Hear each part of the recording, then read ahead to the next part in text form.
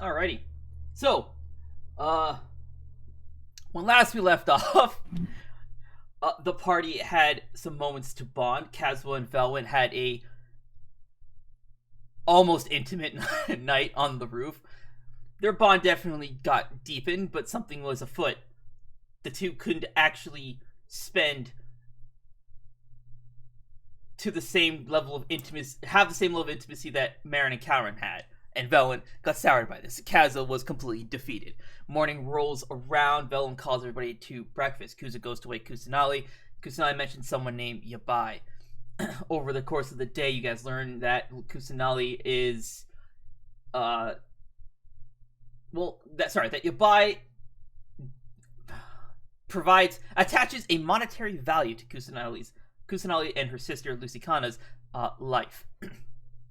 This has become so deeply ingrained into Kusanali that she thinks that this is just how life is. In fact, that she uses it to drive her politeness and proper etiquette, otherwise, because she doesn't want her value to go down. Amica, who caught wind of this, being absolutely infuriated at this, turns to Veilwen and says that, I know it's important you go to Arcadia, but now we must go. We have to go to Torvis. This man needs to die. And she went home to prepare herself for a journey. Meanwhile, Kuzo and Lorsian were having a chat discussing what to do next, how Kuzo should train further, when Amica interrupts their conversation and you see her just go absolutely fucking ballistic on some training dummies. That side of Veilwen's basement is now fucking destroyed. Veilwen had an exam performed by Karen where she learned that she was suffering from soul erosion, and then Veilwen once again threw Karen under the bus. The first time being when she told Marin that Sulex is lost at sea and that Kuzo almost killed her. She threw Karen under the bus? Kuzo under the bus.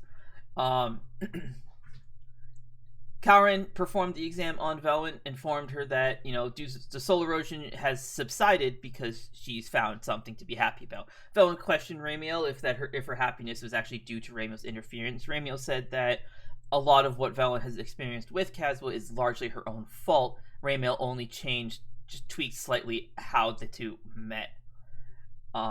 Caswell, taking advice from various people, tried to woo Veilwen, I guess, if that's what you want to call it. Whether or not he was successful is yet to be determined. Karen, after performing his exam on Veilwen, said that he needs to go deal with Kuzo and why Kuzo is weaponizing his body. Veilwen goes down to explain to Kuzo and Lorsian why they need to go to Torvis and what exactly is going on. As the two were heading back upstairs, what was it? What did Kuzo say? I think it was mine telling me. Where was it? I wrote it down. Telling me by the way, why did you tell Karen I was using my soul as a weapon? And that is where we left off. Talara Manor, activate.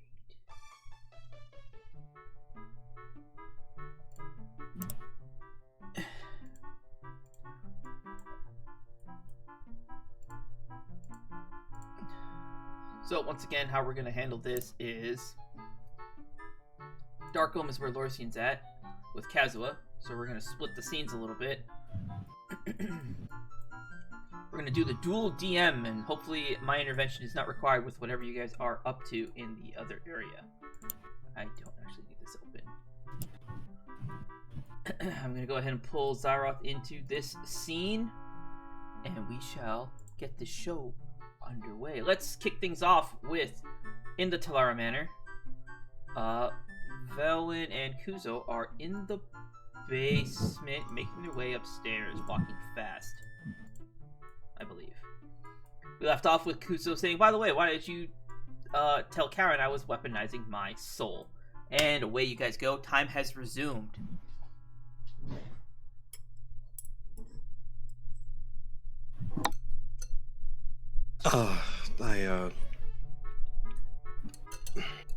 I'm sorry, Kuzo. I didn't mean it. I Didn't you? I just felt that, if the more Coward knows, the more he'll be able to help us. Because as Veilwen says that she did not mean to tell Karen about your soul weapon and how you've been weaponizing the thing you need to exist. It kind of dawns on you. Veilwen also let it slip that Karen was Avron, and what Karen said about needing to control information, and the reason why he's always so secretive. It clicks as to why Karen and Keeler kept the party in the dark. Kuzo just face palms. As it rings true once more, what Karen said about plausible deniability. This is gonna fucking piss me off all day, guarantee it. The fucking sunlight is shining through the crack in my window. There's nothing I can do about this. This is gonna be just destroy the sun, Lamo.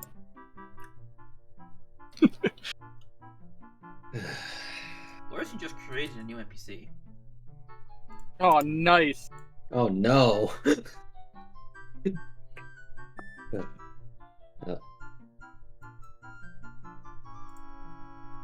Oh, actually, before we continue, question for everybody. Are you guys wanting to go hard so we can actually get as much done as possible? Yes. Yeah. Oh my! Again, no hesitate. Holy shit! All right, let's go. Hell yeah. We're staying up till 4 a.m. tonight, boys. 6. All right, Mary I'm said planning 6. on dying. Remember, I went to sleep at like 5:30 and woke up at 9. Sorry, Mary's mage is gonna make you stay up till 6. Time's a ticking. Yeah, Marius. Listen, Ellen, you really gotta learn. Just keep some details quiet.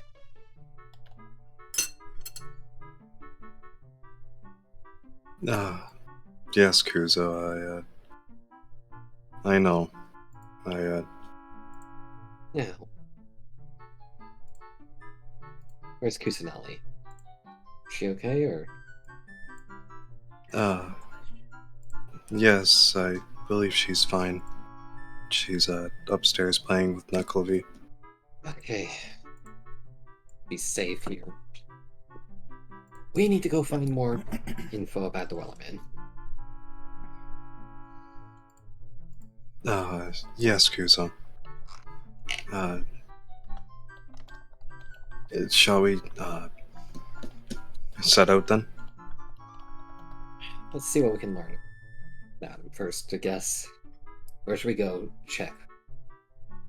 The good place to start would probably be the boat dock, or the dockhouse. The boathouse,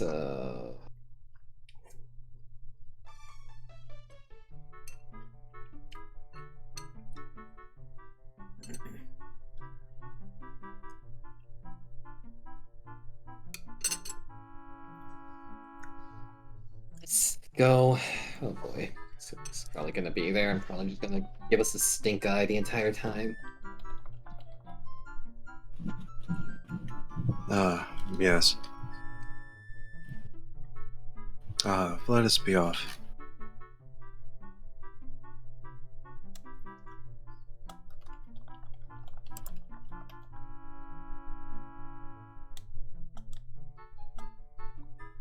You guys can manage your own travel. Fallon, she pulls Beastone out of the sling and looks at him. To see how he was after the incident.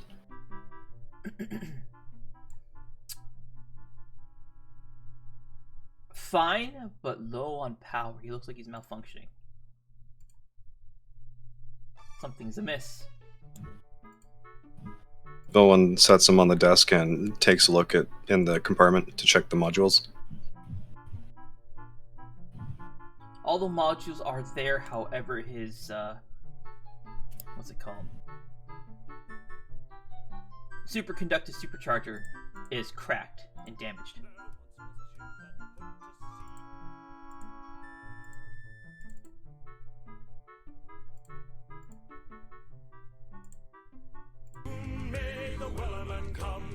bring us sugar and tea. Oh, that is unfortunate. What happened to Beastone? Yeah, I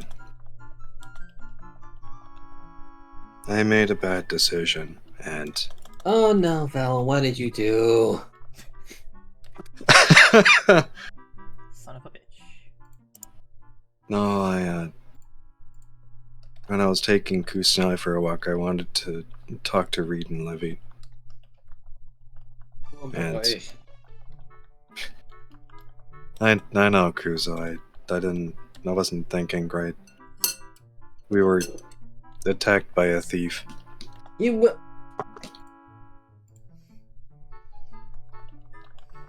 Not It's- going out. None of us are going out alone anymore. It's It- among the group of us here that we're taking. We're going out with one person at every time, at least. I think it'll be fine, Kuzo. I killed him. Sorry. You're a bit too casual with that, but okay.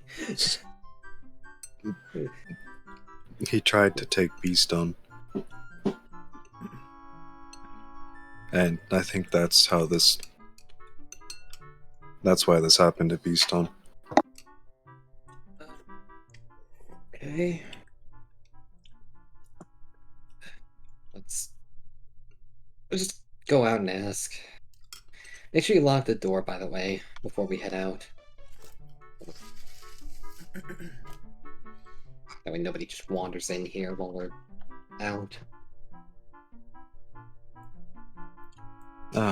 Yes.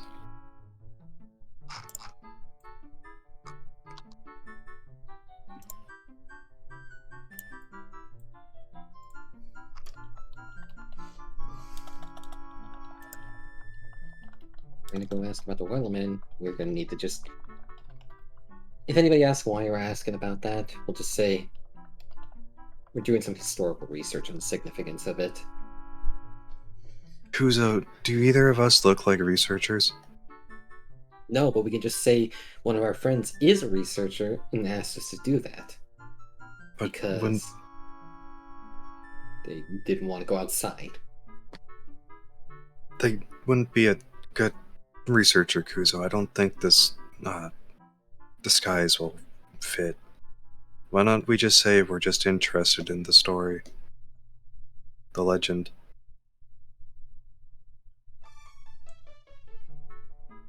That'd be a...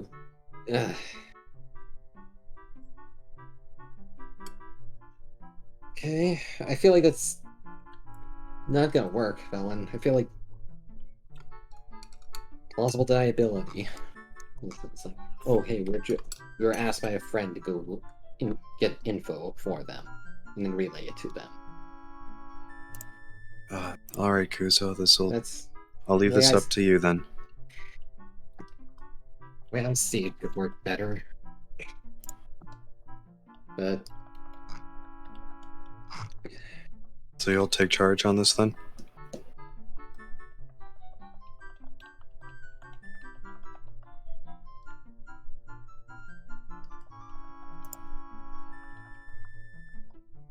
not built to be a leader. Alright. Let's go.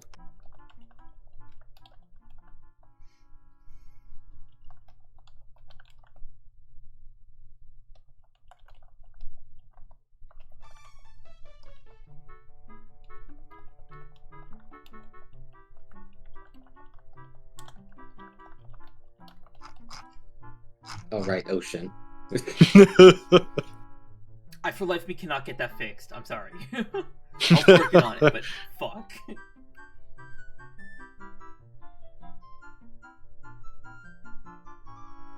I think I definitely put too much soy sauce in the on the meat. But yes, the meat strips. Oh, totally new take on these noodles. Shit. Yeah, it's wonderful. I was iffy about like just them sitting in the hot water would cook them, but no, they cook pretty well.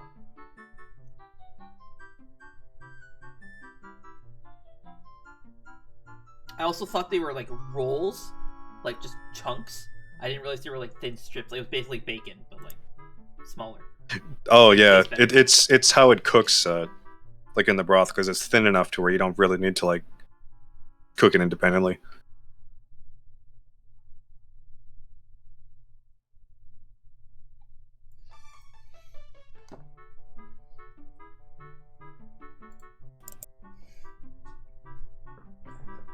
Veilwen and Kuzo begin heading over to the docks.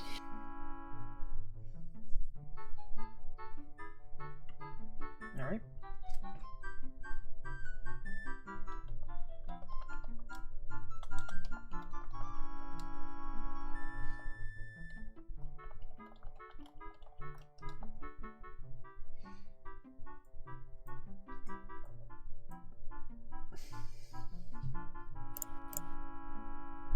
I think I just defeated Lorsian. Maybe, maybe not.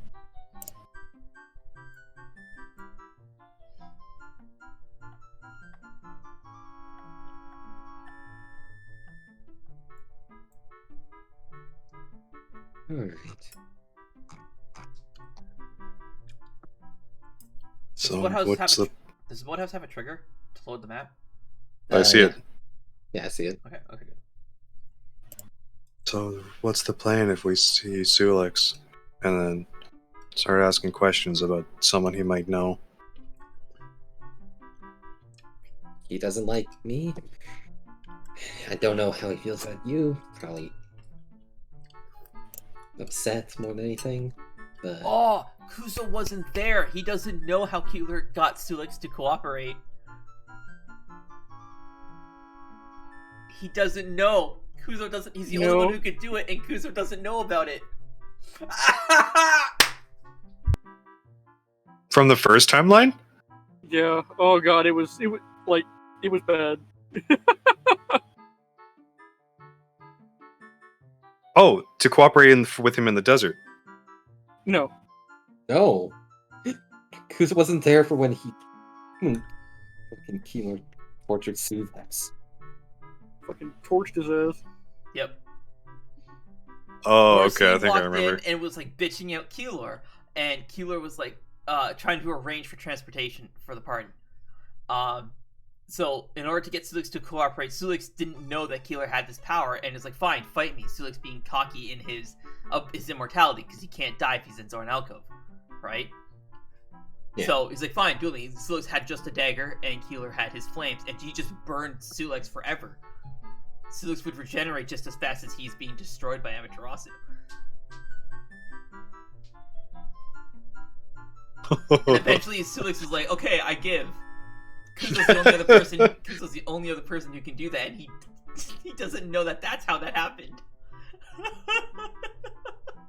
I win. I fucking beat the party. Eat my ass. All right, let's go. See him in there. Let's just not. Let's not try to talk to him unless he talks to us first. I suppose. In this case. But what if he does, Kuzo? What if he does?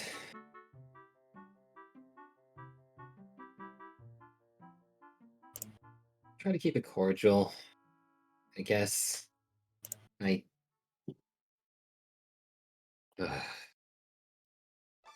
typically don't have good experience talking with people that hate my guts. I don't think any of us are, Kuzo. I mean, you got experience with that a little bit more, I suppose. Well, with Usually, nearby. everyone... yeah, I was just trying to hint towards. But that doesn't mean that it's any easier to No, communicate with him. no, it isn't. All right, let's go.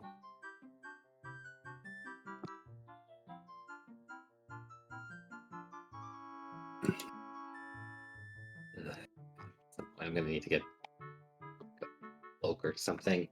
Just cover myself up when we're in public. Realize Pardon? No, I was saying gonna need like some manner of just casual disguise while in public. Future. But Arcadia. Who knows what'll be after us there? You got the And- outfit, so you can at least mask yourself a bit. I don't got anything on this outfit. And do you know what traits, like, do any of your physical traits set you apart from the other demons? That, since if you're a full blood, then maybe you stand out to the other demons? I have no clue. Well, I'll have to ask Marin and Kyron about it.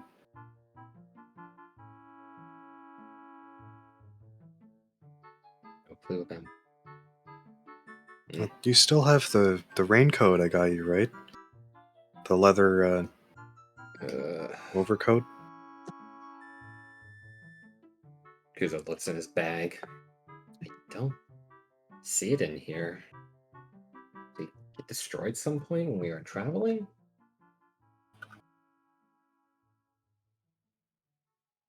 Ugh. Yeah, I don't see it, Veilwen. Alright. Anyway, let us head inside. Yeah.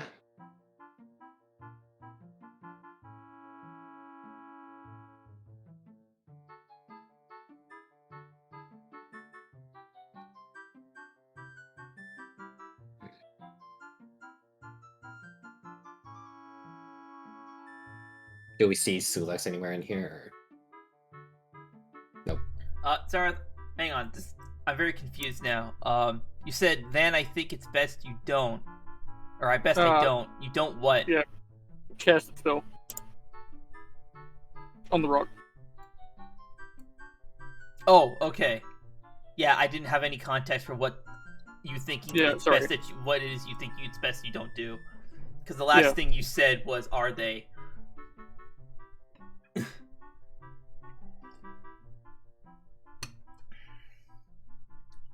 Okay, let me jump over to the boathouse for these guys. I'm sure you guys hear it. 40 days or even more, the line went slack. The song? The Wellerman song? Yeah. Yeah. So you guys enter the chant. It seems all the sailors are like holding up an ale, an obligatory ale, all downing it as they all like sing this or chant this shanty. You don't see Sulex anywhere though.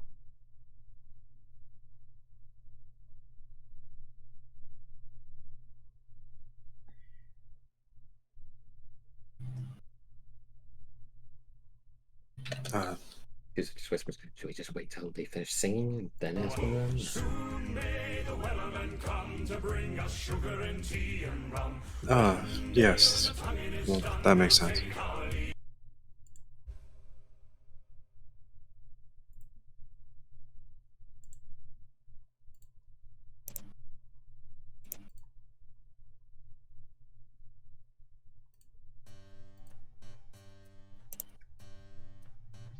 They have finished singing. Alright. Oh.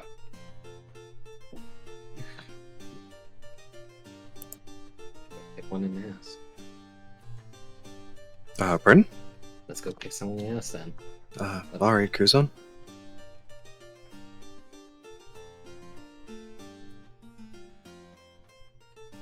I'll follow your lead. Oh, the game's paused. I was wondering, like, why couldn't I move? Yeah, I probably should do that.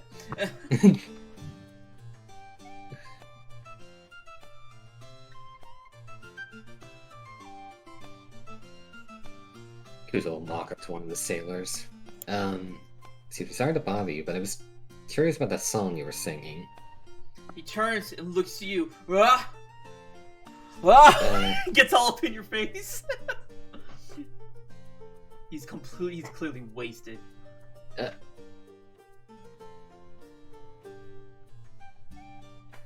was just curious of. Ah! Kuzo like points which ear. Is he like hard of hearing in one ear, or like you're like No, giving he's- signs of that? He's just grunting at you. Yeah. Never mind. Never mind. Sorry. I see you're. I'll let you get back to what you're doing. Okay, that guy was lost. He's too wasted. How about that one over there? He seems to be less intoxicated. Svelin points to one near the back of the room. Don't Pearl Street in the sobriety of my sailors. Okay, Piece of well, shit. no, it's Velin's perspective. Okay, that's fine. Which way did he point? I don't know, just pick somewhere. I don't have generic tokens for sailors. At one point, I did think about using the Sailor Moon characters, just because I thought it'd be funny. But then I figured Kuzo might try and seduce them all.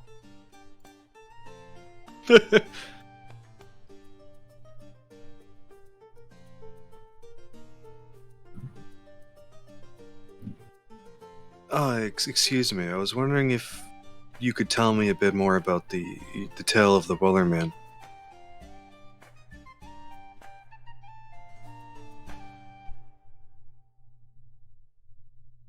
Maris, can I get you to roll charisma? Oh boy. And you're gonna want to hope for a low roll. Yeah, pray for a 1. Here comes an nat 20, right when you don't need it. Just charisma check. Charisma check, yeah, roll the flat stat.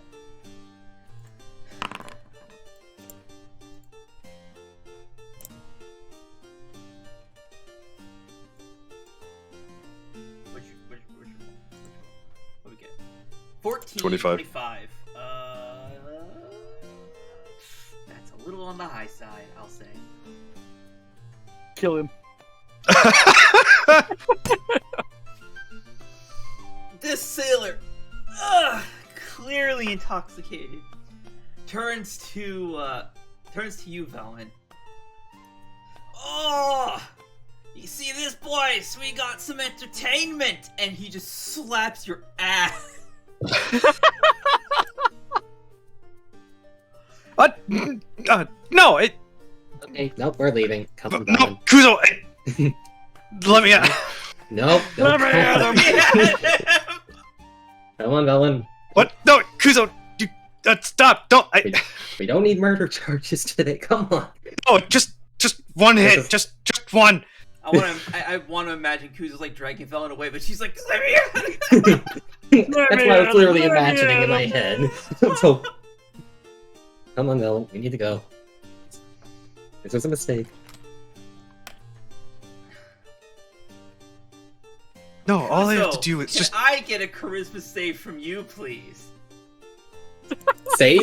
Charisma check, and you're gonna want to roll high. It's the bard, isn't it? Cole, what have you done? Are there any cards to play? No, there isn't. Shit! Oh, fuck! Boy, am I glad I'm there, not there. I get Again. to go play with Rock the Kazua.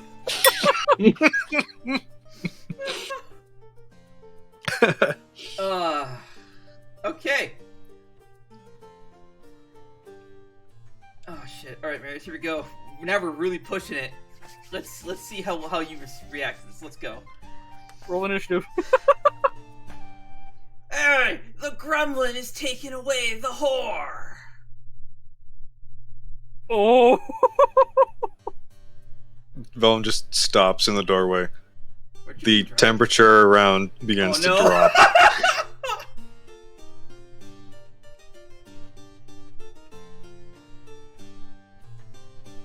Velen is glaring at the man who yelled that out. What's Kuzo doing? Which way is Kuzo facing? Is he like? I assume he's just watching. He's like dragging Velen back. Realize, wait, just got called a fucking gremlin. Are they both about to go on a fucking killing spree? Kuzo got called a gremlin. Fuck! That's like, Every that's... time I leave the children unattended, this happens.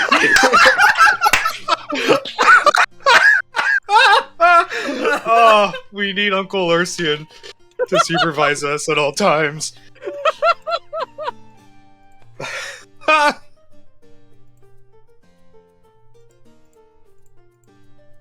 Velen's demeanor changes, and she begins walking towards him. Is Kuzo still like? Which way is Kuzo facing? It was facing into the doorway. So Like, you're both he's facing trying- the same direction, okay. As Veilwen is walking away, Kuzo, you feel a tap on your shoulder. Just like a... Yeah, it's what. Oh, He's just doing this. like move out of the way. Yeah. Yeah. Oh. Kuzo shut. Moves Val to the side a bit while standing. Anyways, Veilwen, who's about to fucking kill a man, again. Valen's gonna start walking towards this man. Okay.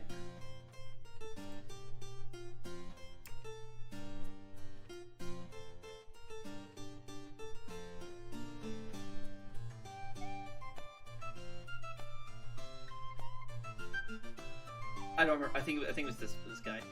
Yeah. It was this chair that insulted you. Just the chair, not the guy in it. Here's what we'll do. 1 second. Let's now you have someone to target. Please tell me you named him Training Dummy. Just testing NPC. Damn.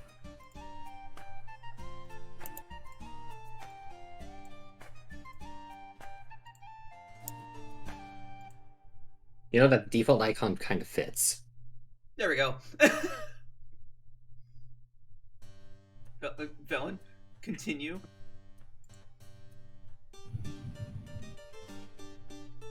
Or did you start this pain train and not know how to stop it? No, I'm just making sure I know what I'm doing. Don't worry about mechanics, just go with it. I'll figure it out. So Velen, she hasn't manifested the claw, but her right arm is icy. She approaches this man. Her eyes are glazed over with rage.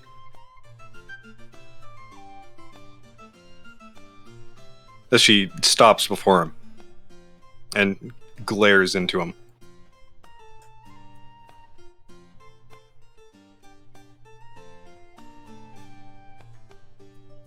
In a quick moment, she reaches out for him. As soon as you reach out, you feel a hand on your shoulder.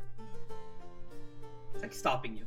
So you get to about here when you feel it. Velen flips around and glares at who's trying to stop her. It's Sulex. He doesn't meet your gaze. Instead, with his hand still on your shoulder, he steps in front of you and just fucking uppercuts this guy right out of his chair.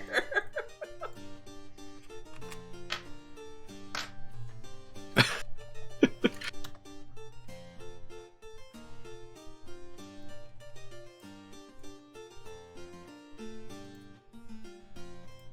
think he just...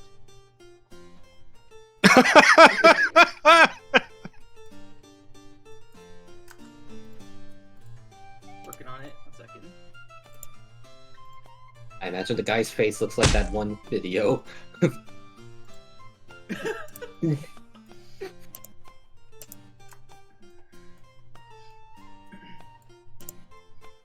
He just like leans over. He's now like looking down at this guy, stepping on his face. Sulex is like twisting his foot right on this guy's face.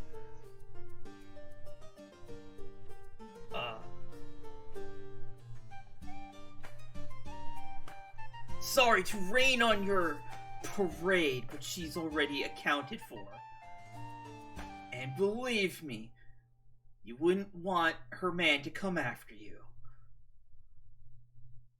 This guy looks absolutely horrified to see that Sulex is alive. You hear him, his speech is muffled under Sulex's fucking foot. You just hear, Sulex, you're supposed to be dead.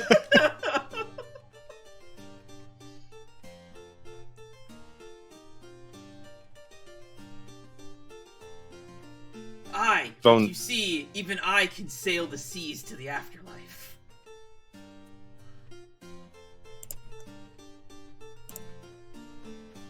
Did Sulex just say that? Yes. Even though Kuzo knows exactly what he was like when bringing him back, he was clingy. He was like a fucking half-mile goddamn Heimlich. Kuzo's not gonna say a word. He's just thinking to himself, "Yeah, I'm just gonna let Like him a- intimidate everybody." Like a cat stuck in a tree, just.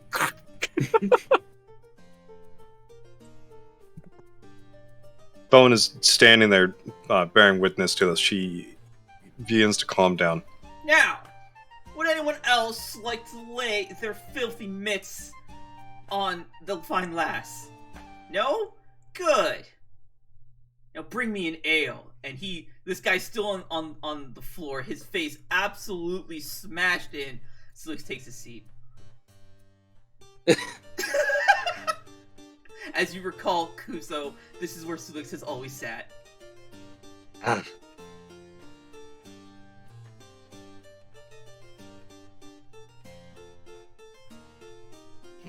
Velen returns to her senses. As it rings true what Marin said about Sulex and how he's a family friend. You can't help but feel even worse about sinking his ship. you right, Velen? Ah, You're not gonna Yes. freeze everything around, are you? no, I am all right now. Hey, Thank you, Sulex. He's like leaning back in his chair with his feet, his feet up on the table. One foot is covered in that man's blood. Doesn't really say anything.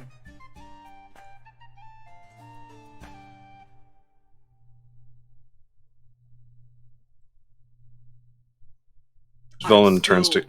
rather pissed. You sank my ship, Veilwen. But I'll be damned if I let anyone lay a finger on my niece.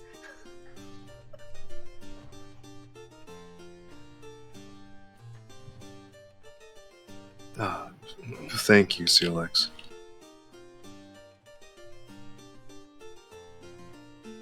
I admit I didn't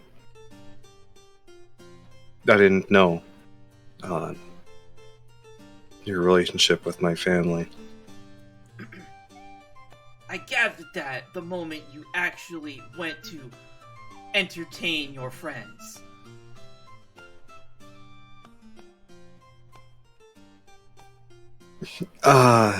Yes.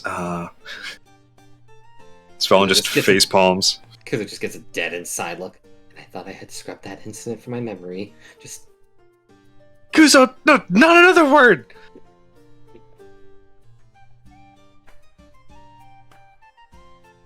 We're glad you're back, Sulex.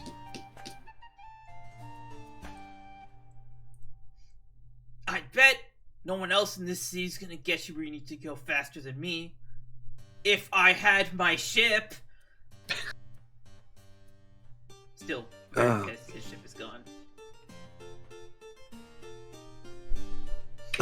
May I ask how you acquired such a ship? I had it built, custom made in Arcadia.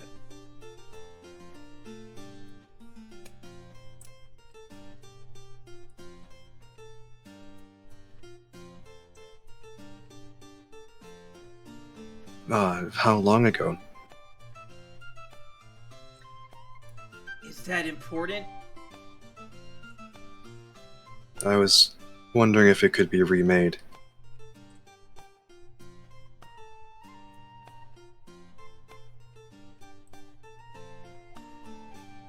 Are you offering to have it remade for me? And then I guess you're also hoping I will sail you somewhere in exchange? I might as well sink the ship myself.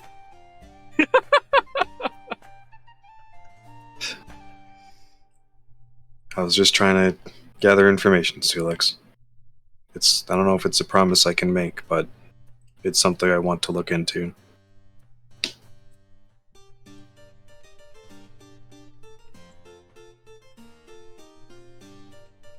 He kind of just scratches the back of his head, I guess.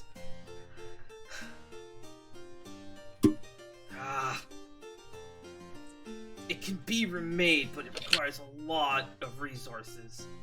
And it can only be built in Arcadia. And I'm stuck here. Well, we were planning on making a stop in Arcadia here. Soon's part of why we came here. We were trying to find information on a figure so we could get fast transport, since didn't know where if you made it out of the ocean or what. Well, I'm here now, and I imagine the figure you were looking into was me. So what is it you need? Where is it you need to go? It wasn't you in particular we were looking for. We were looking for, well, information regarding the original Wellerman. Are you sure you want to tell him that?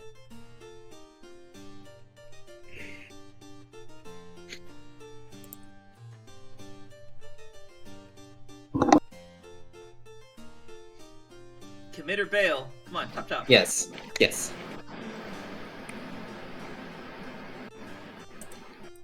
The original Wellerman. You mean you know of a fake? Well, what we learned from is the first one died 4,000 years ago, and The first and only Wellerman. and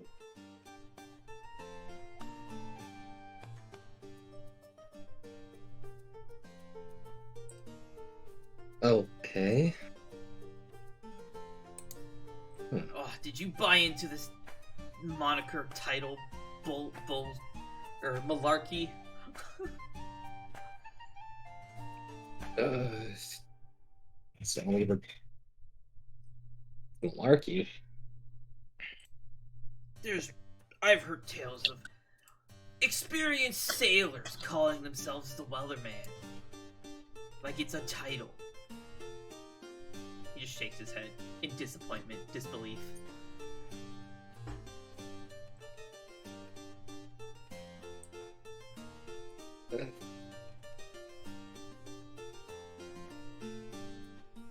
Okay then, well... Wait, if you're the original one, what was Akyr trying to... I mean, I'm trying to find and revive. The original. No. Sulex never said he was the Oh, original. yes. Oh, okay. Oh, Okay. damn, I shouldn't have cried. I should just let you believe that. Damn it. Ugh. I may have saved him. So, Sulex, this fake Wellerman is the one that's buried out at the Southern Sea Gate? You watch as his blue scales kind of rest flat against his skin, and he, like, goes pale.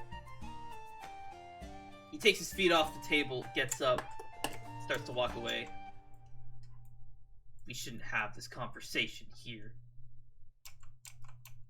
Right. Oh boy.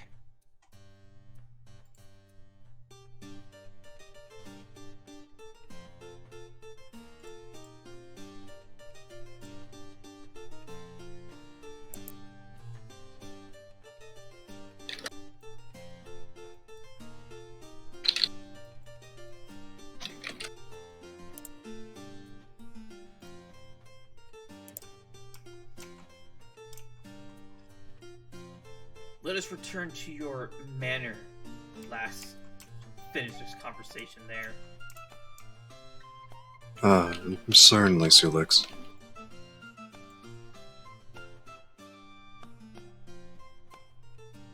Now, will he collide with any of the wrong triggers if I just send him straight to Veilwen's house?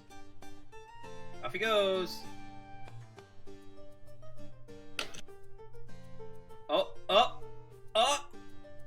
Oh, he's just scared. Oh, he Oh. skated past it.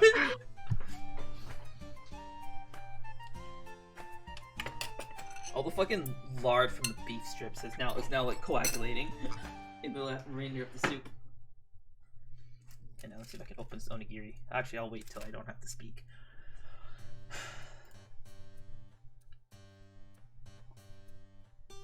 Sorry, just I'm focusing on them right now because they're talking to an NPC. Yeah, it's fine.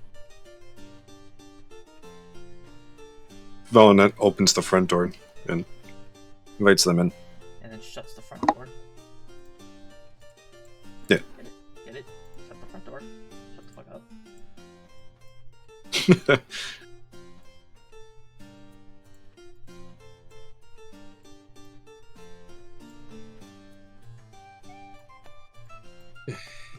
Good.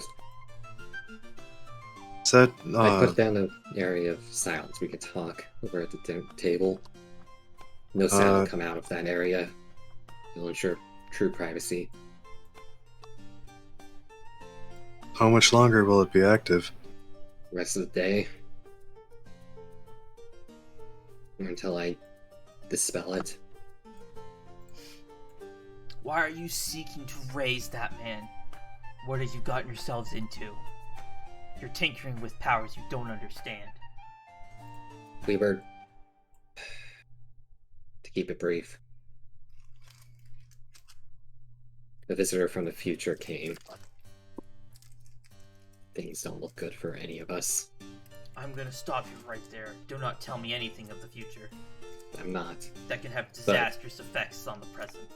I'm not saying a thing, but I'll keep this quick.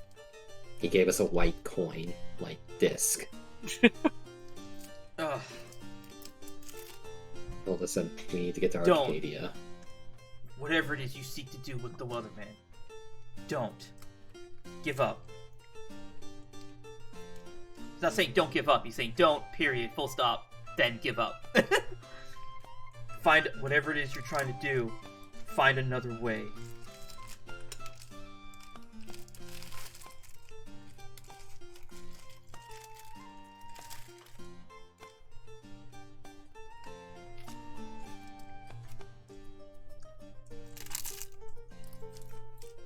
There's no other way there and safe in time.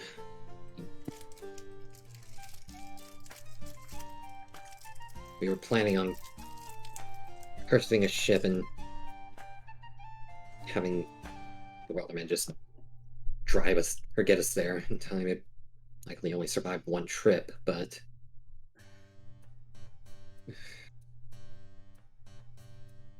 probably wouldn't end well considering the ship that we could afford. The boatmaster said was likely cursed. What?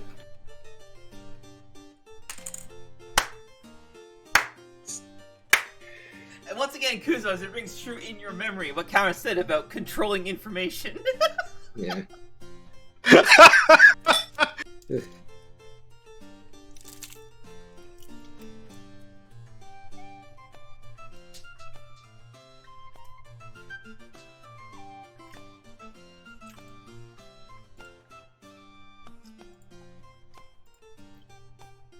Alright, so we're gonna continue our text chat while I DM their conversation because these guys aren't moving right now. Alright.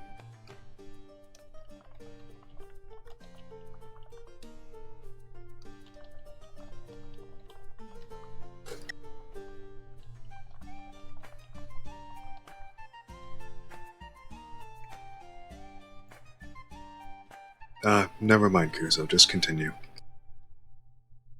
Wait, as we were gonna get the transporters to... What was that? That was I so don't know. They're gonna have him transport us to Arcadia, because... Don't have time. Lives are in danger. But...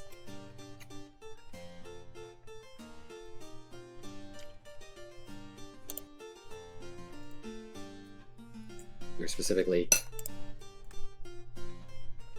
gonna have, well, a friend of ours resurrect him.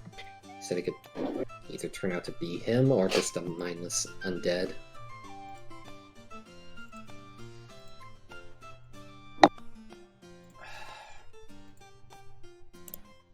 You truly can't just take our standard voyage and just sail to Arcadia. It would take us too long. How long do you need?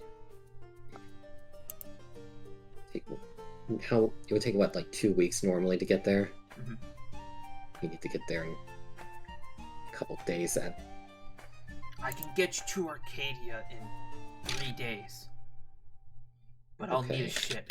Whatever ship you give me, it won't survive a voyage back. All right. I offer you this as an alternative to raising the Wellerman. The Wellerman would be able to get you there in probably a day. But the torment you would have to suffer in his presence, just being around him, would unleash unspeakable evils on you.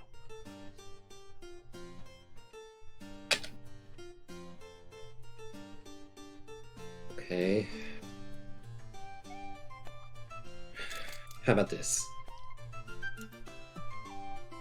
We make our way to Arcadia and do that, and then while we're there, we get you a new ship built.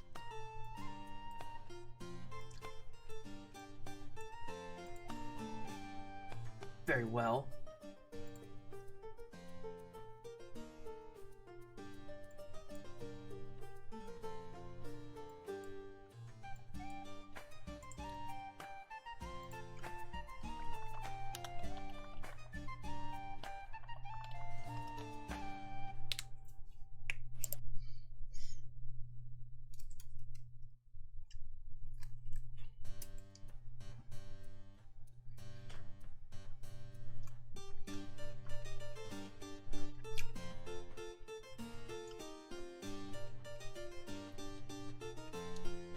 Who has that white coin? Do any of you have it? You should give it to me. I don't have it on me, but I can go get it from the person who does have it right now. Get it and destroy it. Okay.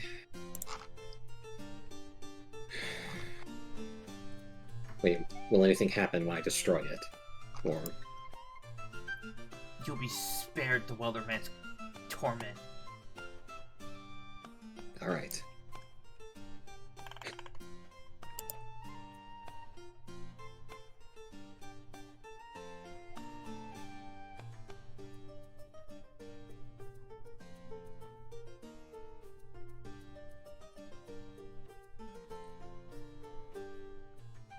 There, you were gonna say something? Go ahead. No. Okay. Rude.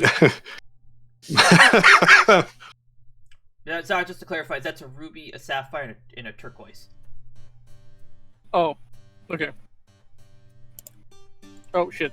Nope, you got the right How do I one. put it? Okay. They're actually here, like they're on the ground. You can pick them up.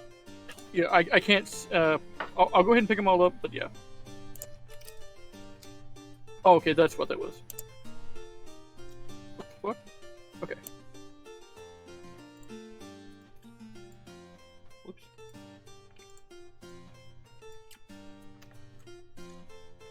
Last, what have you gotten yourself into? It's a long story, Sulex. Kuzo's fiance is in Arcadia, and she's in danger, and it's rumored that my mother might be there as well. Ugh.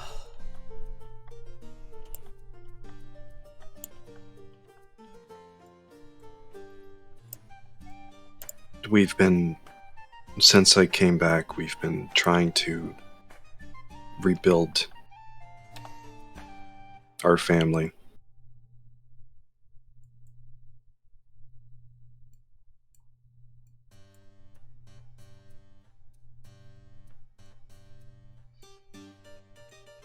I see.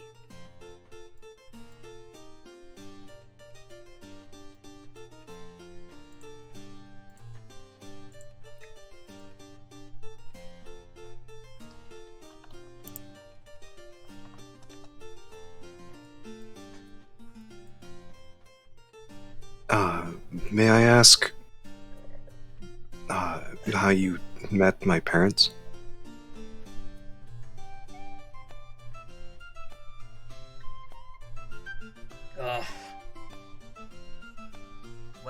your father, he was trying to remove my curse. Your mother was the one who found a way to do it, but they couldn't bring themselves to actually undo my curse.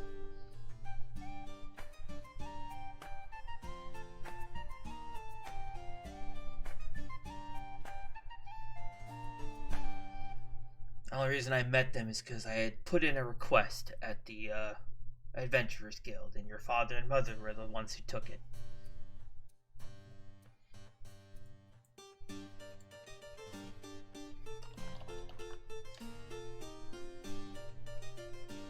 And, what was this curse? It's a curse of immortality. I can't die so long as I'm in Zorn Alcove. And if I do die outside Zorn Alcove, my soul finds its way back here to be reincarnated. It's kind of like being in my own little cycle of life. But every cycle is the same.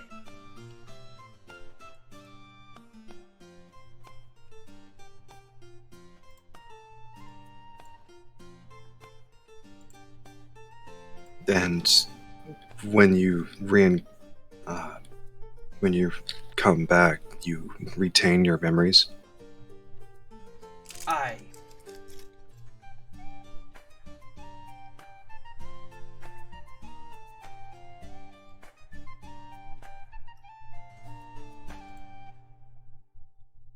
And you wish to return to the cycle of life? The real one? I've been alive for many a millennia. I think my time has long passed. Immortality is not as cracked up as people think it is.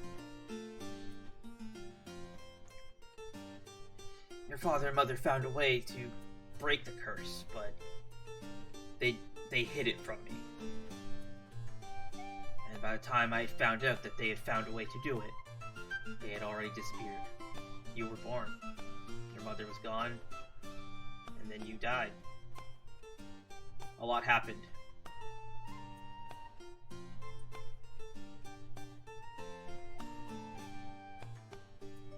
Then there was a calamity that befell Zorn Alcove. Then, as a result of this curse, I watched the entire world go backwards.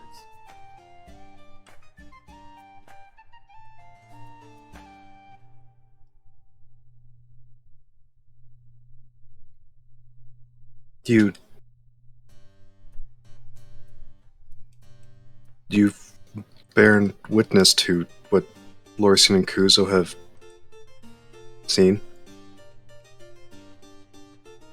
Bear witness, I was there for part of it. This is the first time those two oaks sank my ship.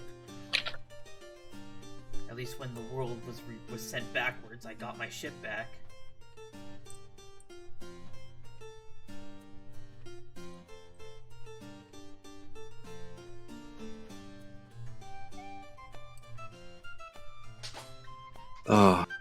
I see.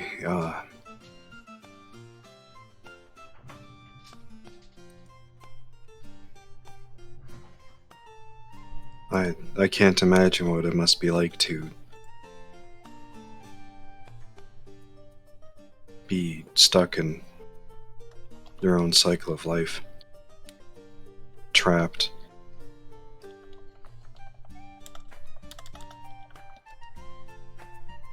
Do you know who might have put this curse on you?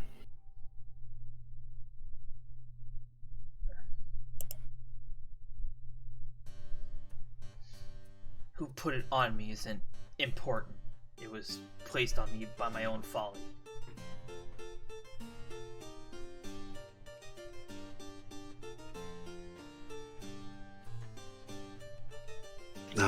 What happened?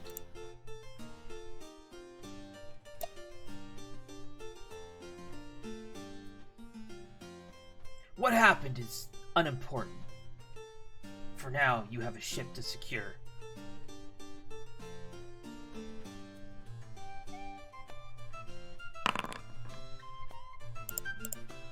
Ah, yes.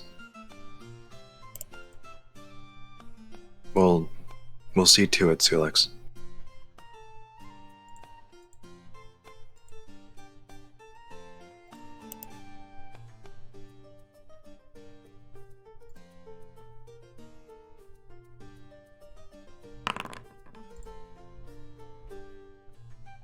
Oh, I see. That's how this worked. Alright. That's actually really cool. The roll tables are animated. I did not know that. That was actually fascinating. Alright. Is Akyr like hollow right now, or? Or are you talking about Akyr? Would you go downstairs? Okay. Yeah. So you enter. You see Akyr. You open the door, right? Yeah. I'm not on that map, so I'm just guessing. All right. Yeah. You enter the room. You see Akyr. Her eyes are hollow. She's completely still. She looks like almost a statue.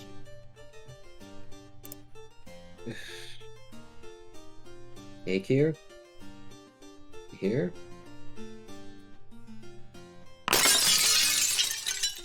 That scared the shit out of me. I fucking just had a heart attack. Hey, Gary here.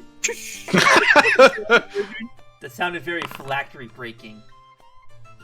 Oh, There you go, Zara. These are the herbs you find with a roll of I 27. I cannot collect them. Right, I have to give them to you. Can I get you to roll me 3d6s? Separately, please. After a few moments, Kuzo... Wow, that's unfortunate. After a few moments, Kuzo, you see the tealish blue flame fly out from the room to the top right into Akyr's body. Her eyes regain life, I guess. Unlife. And she,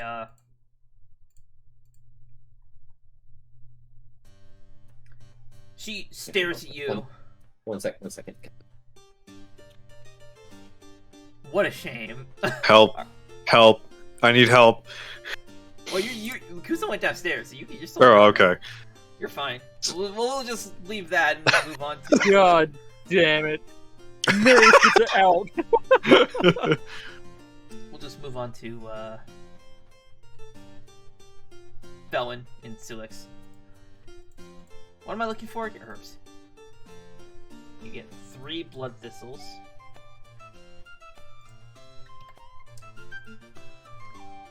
What were the herbs you rolled?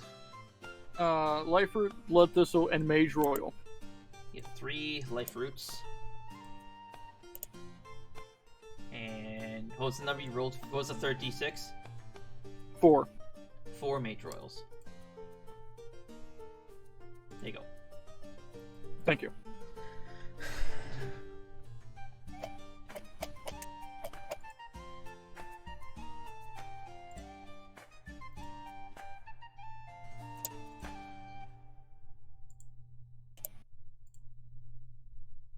Anything else to say, Veilwen? Or are you just gonna stand and stare at him in silence?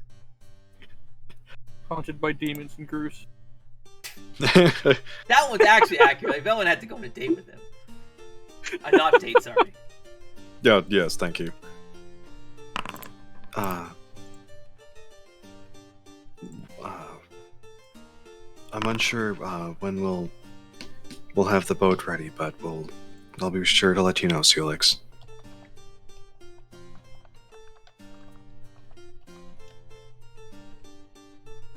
As Kazuo is presenting to you, Lorcian, 6 dragon's teeth. 4 dragon's teeth.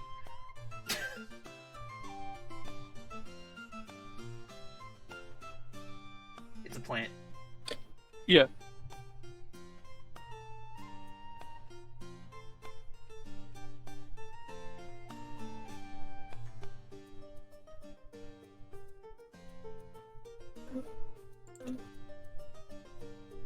Anyways, you're not sure when the ship was ready. What were you saying, Maris? I don't know when we'll have the ship ready, but I'll be sure to let you know. I'm reluctant to return to Arcadia. It's not exactly a pleasant place. But if the alternative is you have to travel to high seas with the Wellerman, I guess it's a price I'm willing to pay.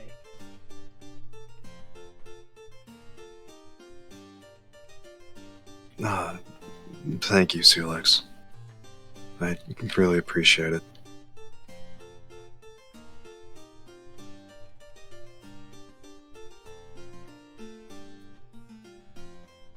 Is the Wellerman really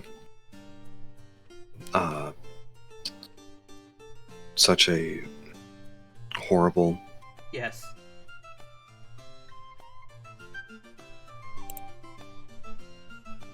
And he was always like that? Yes.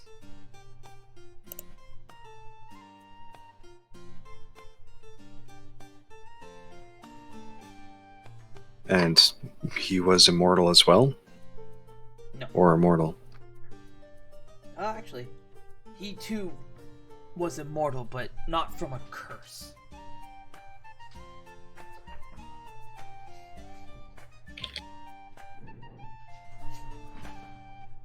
And you've met him?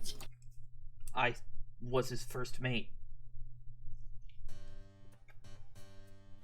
I sailed alongside him. That's how I know the horrors you would have to endure sailing with him.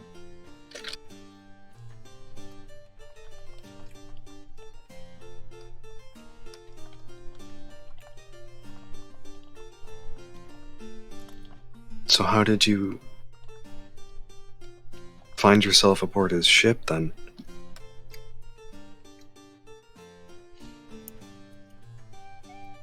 Being a green sailor seeking any means to sail the high seas, the Wellerman was the only one who took me aboard his ship.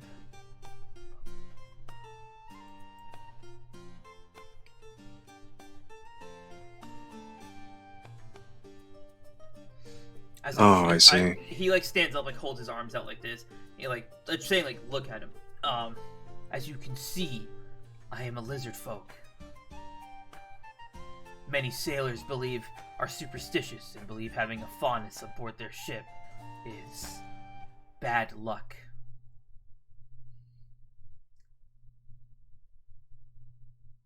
Oh, I understand. That's horrible.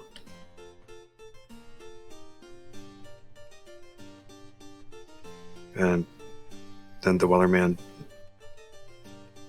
saw no difference between faunus and non-faunus?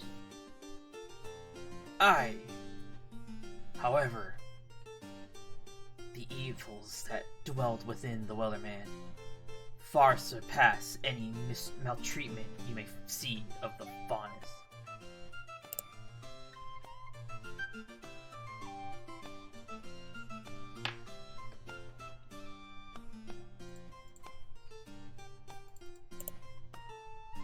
Oh, I see. Meanwhile, in the basement, Akyr is just staring at you. Well, you've been standing here for a while. What do you want? Sorry. Oh my god. Sorry. Looks like change of plans on reviving the Wellerman. We've been informed it's not a good idea to do that.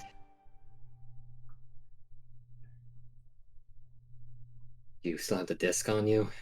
Or did you... I do.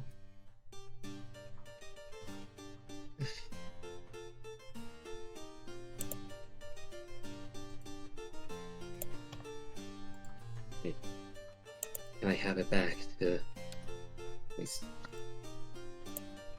properly dispose of it?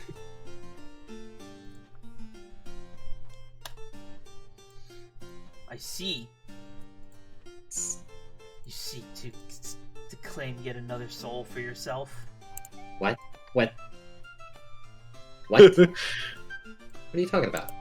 This disc contains the soul of the Wellerman. It does? Why the fuck did Sulex say to destroy it? Okay, that just raises questions.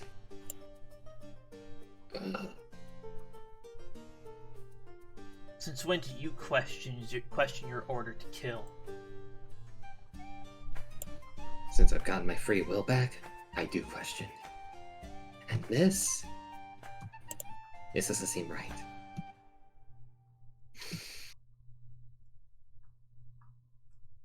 Akyr, what else do you know about the Wellerman at all, by chance? Do you, like, know what he was like in life? Or... I personally have never met him. Okay, stories you might have heard, maybe? I never took an interest in the sailor's life. Alright.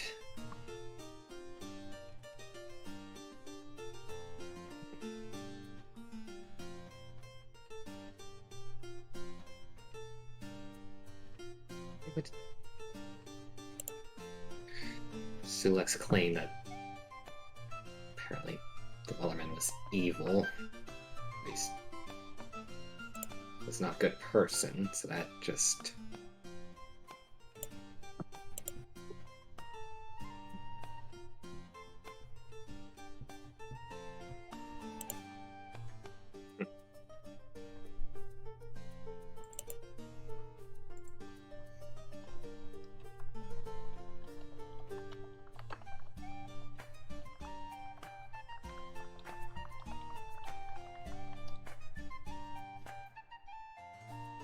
If you did Whoops. able to actually successfully bring him back fully, would he be under your... Would he be completely free will, or would you at least have some sway over him?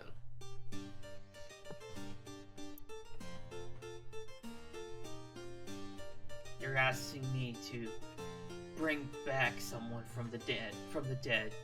Not only allow them to perceive their world around them, but take away their free will. I'm asking if nothing more than a mere puppet. No, I'm asking if it was likely what would end up happening. I don't know what. I'm not saying do that. But you want to know if I can control him. That's what you're really asking.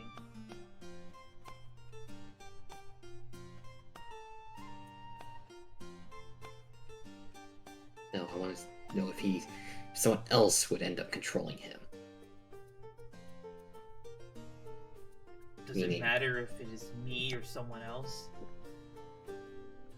The Wellerman would be an undead. He would be as easy to control as you would.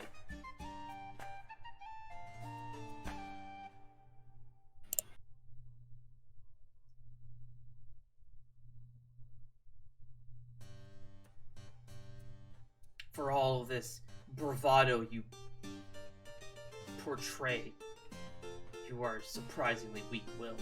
As you watch, she holds up her hand and just like goes to like her hip to pull out, to draw a sword that she doesn't have, and you find your arm moving on its own and you pulling out bloodright.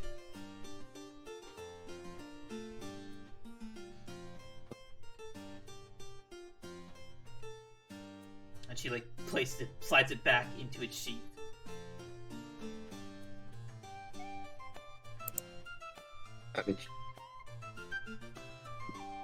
How did you...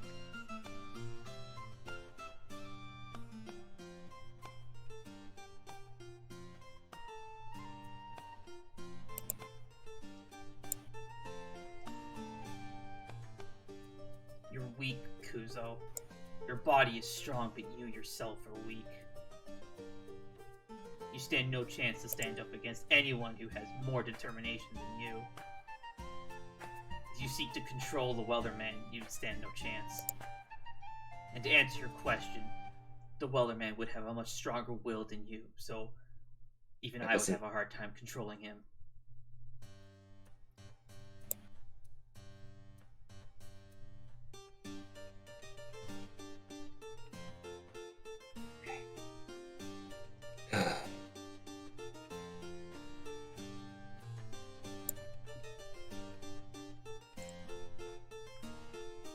Keep that locked up in here for now. Bibles. The Wellerman will have to wait till another time.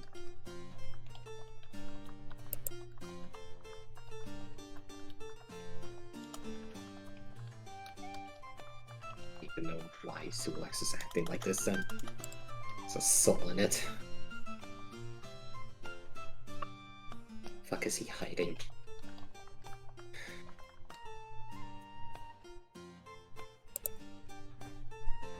You want Akyr? Thank you. Know that I need to focus more on my willpower next.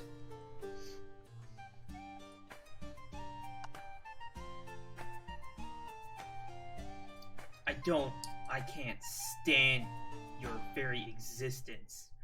Your very presence is an abomination on the face of this planet.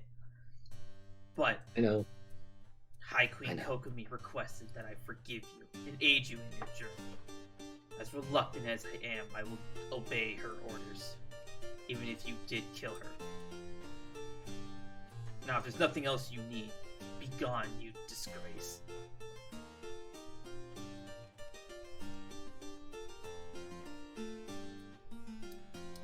With a heavy sigh, Kuzo closes the door, walks out.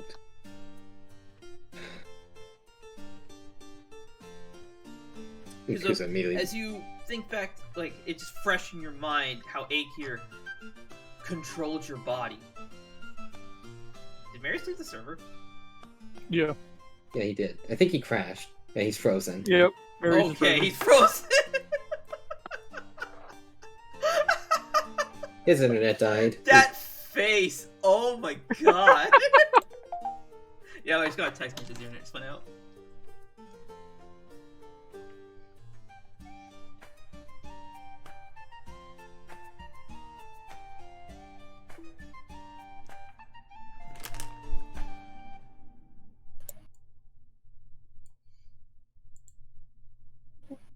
Good, now it's a good time to take 5. Actually, unless Lurcy, you want to fly up to Rangers and go deal with Rangers in the meantime. Yeah, I was gonna do that with Kazuha. Okay.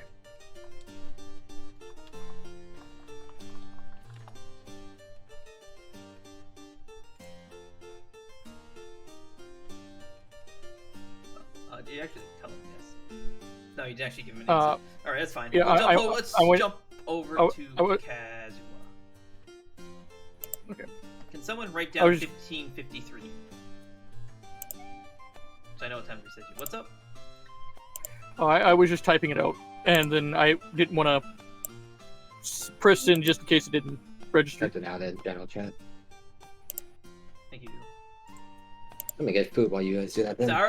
Marius is like gonna have a fucking aneurysm. He's been looking forward to this session so badly. Yeah. Oof. Oh, he's gonna like if we have to kill it because he's not. Oh my god, he's gonna shit as fuck. Oh. He's gonna shit. I'm gonna text him and be like, "Do we need to do like a land session?" And one mic this time. Yeah. I'll be right back. That's what they'll say. Alright. Good thing I'm still recording. So meanwhile, Well, of course, after my... let us be on our Sorry. way. Yeah, well, after my talk with Rangers, I'll be done in Darkholm. Then we can head there unless you're busy after the fact. Head where? Forest Spirits. We have more pressing matters to deal with at the moment. I'm not that concerned with the Forest of Spirits. It's just merely a leisure. And with the severity of what's going on, I do not wish to tarry too long. Let's be on our way. He holds out his hand. Alright. I could teleport us if you would like. Instead of you flying me everywhere, I can offer something here. Oh, of course. And Lorcian will teleport to Ranger's Island. Elkhorn Isle is not a map I have loaded, so give me a second. Alright. Toggle navigation mode. Preload the map.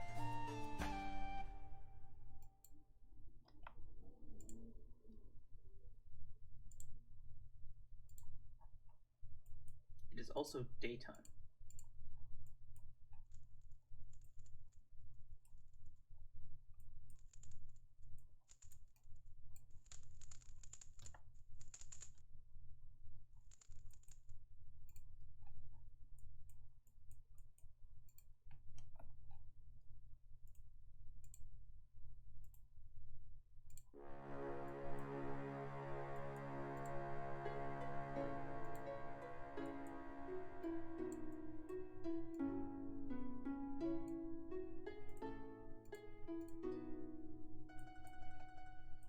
right, so... Well, actually, no, you're still I am not loaded. I see that. Yep.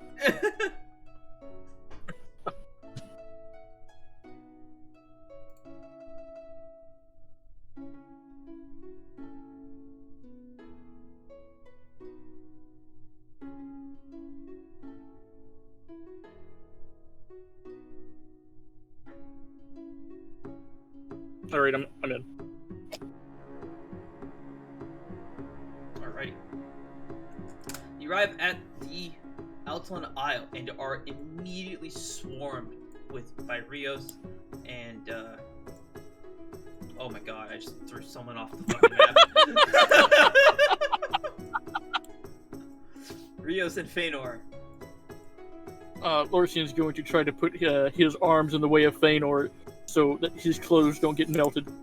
Just like catch Feanor as So he's flying toward Feanor, him. she's flying right at you, and you just kind of hold your hand out. She flies right into your hand like a baseball into the glove, and now she's flapping aggressively, but you're just kind of like holding her back. With your newly increased strength, you were able to do this with ease. Easy, easy, easy. Lorcian will take his other hand and kind of pet the top of her head. She calms down. Over on the distance in the pier, on the fucking pier, you see a lizard folk fishing. Lorcian will give Rios a couple of pats and begin to head over. Caswell will take a seat at the campfire, and the dragons will swarm him instead.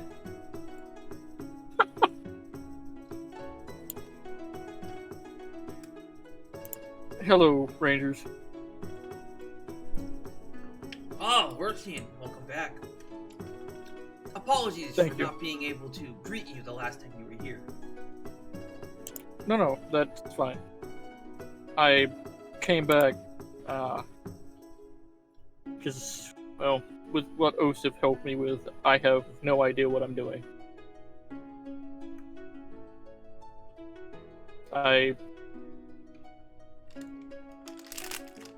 Someone says something to me that clicks, and I think it's time that I take this seriously.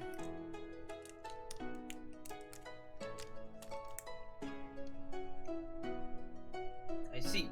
What is it you wish to know? Well, what aid could you offer me that... Because I barely know anything about any of this. I've talked with... By the way, just so you know, when I say, like, context is important, now once have you mentioned that you're talking about being a shaman? Yeah, fuck. This is like, when you have a conversation with someone, you need to Yep. provide context and know what the fuck you're talking about. I'm only doing this because of an assumption, so it's meta level. Yeah, I thought Osif's name would have been enough, since he does know what Osif did for him. Or helped him with. Oh, Ranger knows lots of things. Osif did many things for you. You gotta be more specific on what specifically he did for you. Yeah. You're having a hard time. With the shamanism that he's enlightened me on. I see. So, what is it you would like to know? Well,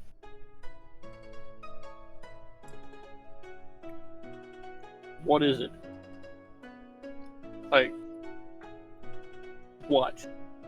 I understand that it's elements, it's seeking something that... It's nothing like what I was taught with Majory. It's different. It's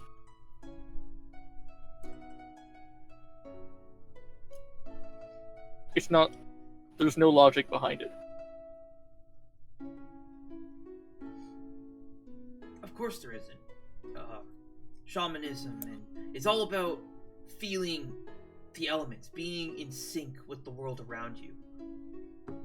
The water flowing in the ocean below, the wind caressing your head, the earth beneath your feet, the fire that keeps you warm. Shamanism is about being in tune with these elements and asking for their aid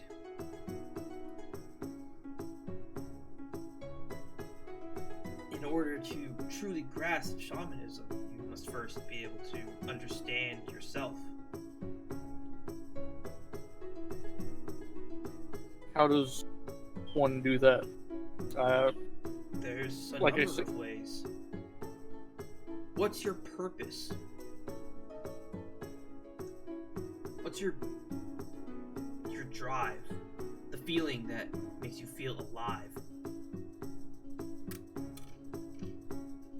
That, for me, is a number of things. It's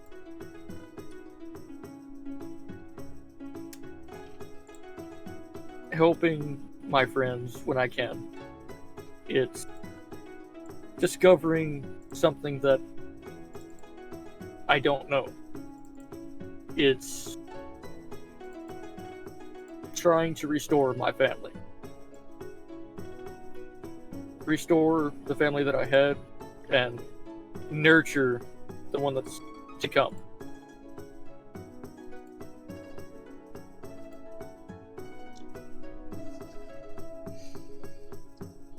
Uncovering the mysteries and the many things you have just listed. A lot of these are fleeting in nature. When you uncover a mystery or discover something you don't know, well, once you know it, you can't unknow it. So that essence of accomplishment is lost once you have attained it. Your purpose or your drive would be something that is ever binding and will push you on through everything. Take your friend Veilwen, for example. What would you say is her purpose?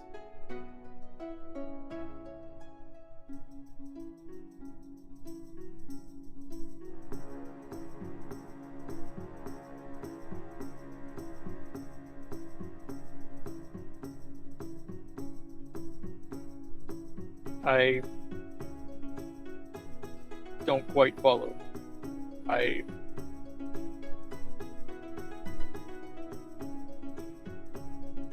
I'm not sure. He gestures To- to the pier for you to take a seat. Lurcian will. He's still sitting, so his feet are like hanging off of the. He never stood up to greet you. He's sitting. His feet are hanging off of the pier. He's got his fishing pole with an incredibly long line that reaches the ground below. Lurcian will have a seat close to him, just not as close to the edge as he is. Yep. That is closer than he is. Oh yeah, That is not almost as close, off. not as close to the edge as he is. Yeah, right off the edge. Just go flying off the pier.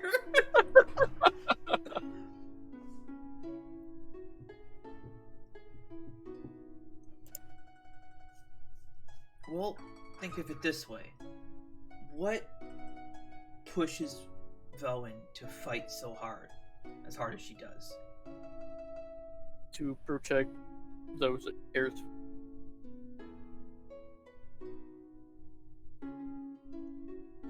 Right.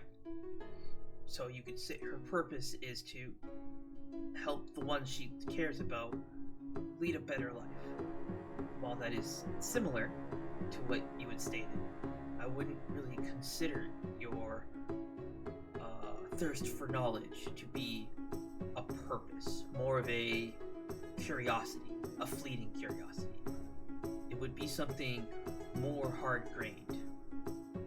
I would agree that wanting to nurture the family you have and perhaps the family to come, those would be good drives. A good purpose.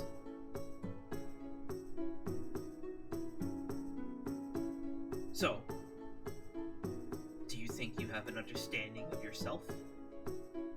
Understand, Lurcian, that shamanism is a powerful thing, but it is a hard thing to master. Many shamans train for hundreds of years to be able to even summon one element to their aid.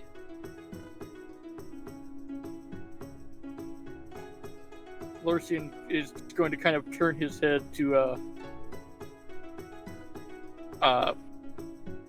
Rangers. Fuck, I almost called him Sulex, and then fucking Man, do all of the lizard folk just look the same to you?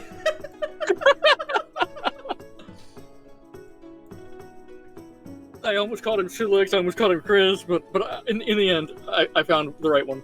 I just want to point out you mixed up 3 lizard folk. Yeah. Good job. Lorsian is a closet racist.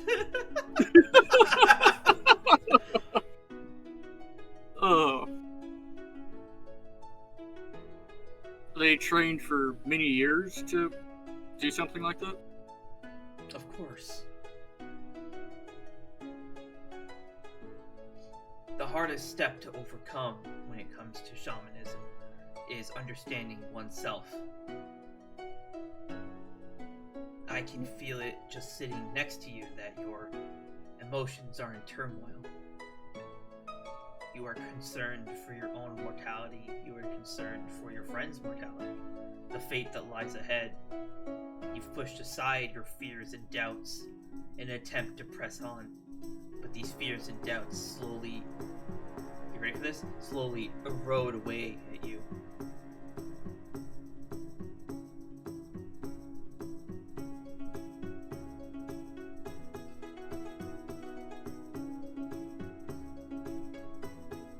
You see, Lorsian, all things are connected. Even young Shaw and her offered to help you if you could find her friends. And how do you know that? As I said, all things are connected.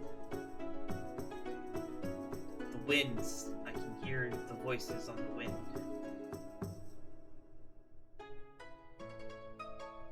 See. Well, my fears and doubts need to be pushed away, or I'm not going to be able to do it.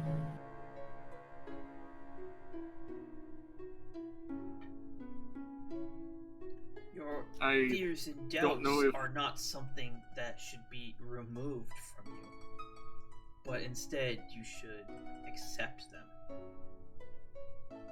Your courage you need courage to conquer your fear, but to conquer doubt, that comes with trust.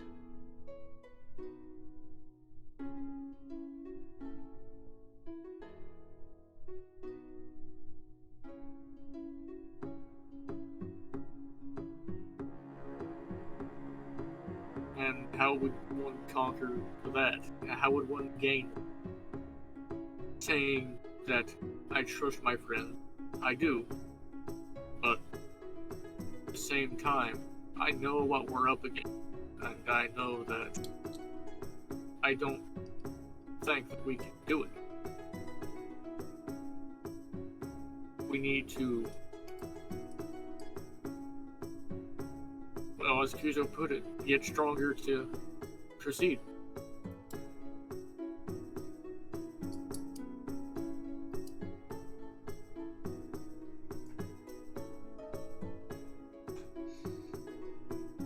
And do you trust yourself to get as strong as you need to be?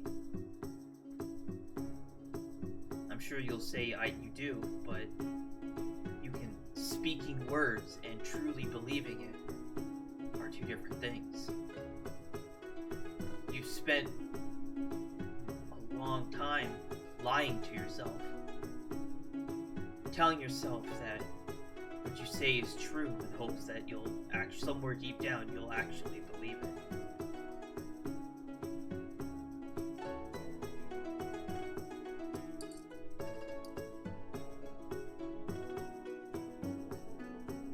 You've become so closed off to your friends and family around you. You are unable to see that they are truly trying to help you. Although, as time has gone on, and the more you've traveled with Kuzo and young Veilwen, it appears that they're starting to break through this hardened shell you've put yourself in.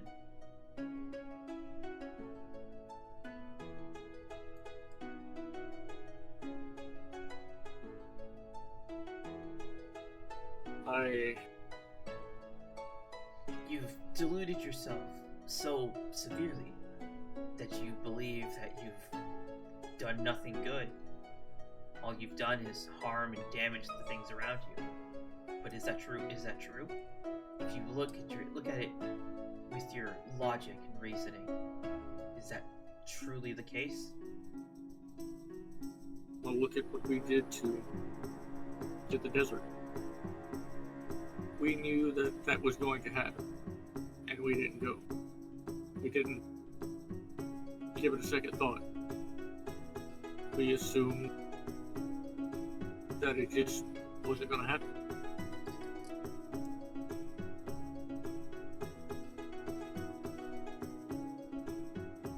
Yes, let us look at the desert. You knew it was going to happen, but instead you sought to save a friend. Would you have preferred to abandon your friend for the desert?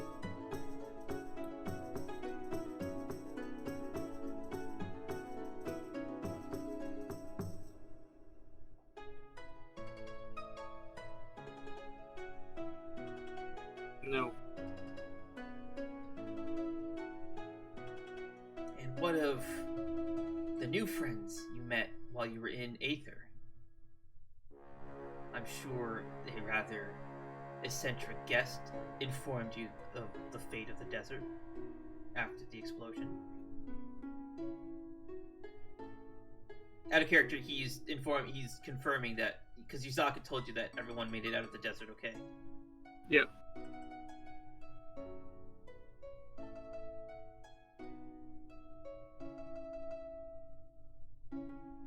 That's still an entire continent.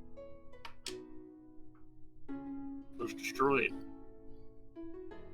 All the people's hard work, all of their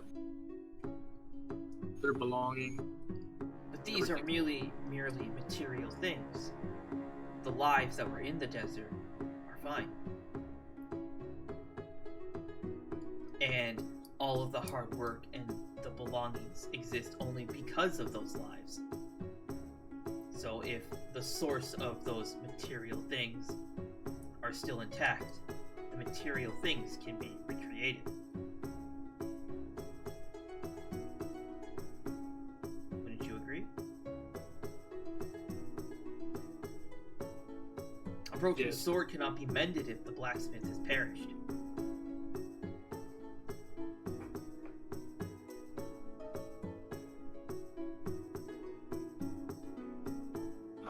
I agree. And after traveling to Aether instead of the desert, you helped young Veilwen obtain more pieces of her past. And by the looks of things, she's even found a semblance of happiness. She's someone who was ready to give up.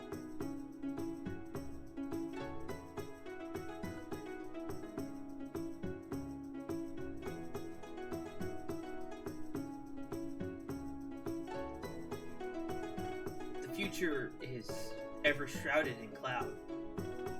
You cannot rely on what someone from the future truly tells you.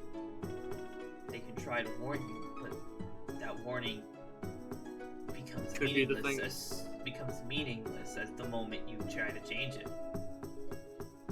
Could be the very thing that caused it in the first place. Right.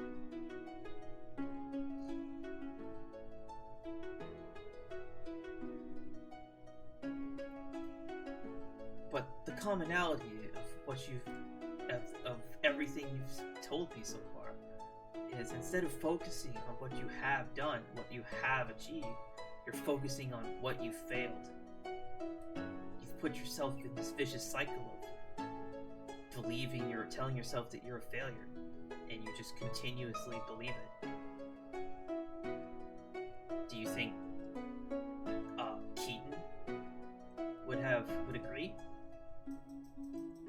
You restored him to his former glory, and he took up his mantle as the guardian deity of Aether.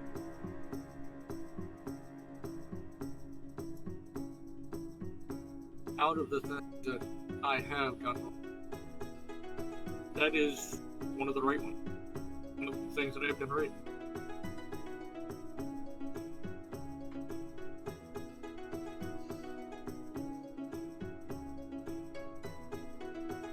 There is no such thing as true right or wrong. There's only doing. Your actions will always affect someone positively and someone else negatively. That is how balance is maintained. Not everyone will agree with your actions. And you can't please everybody. You can't boil the ocean.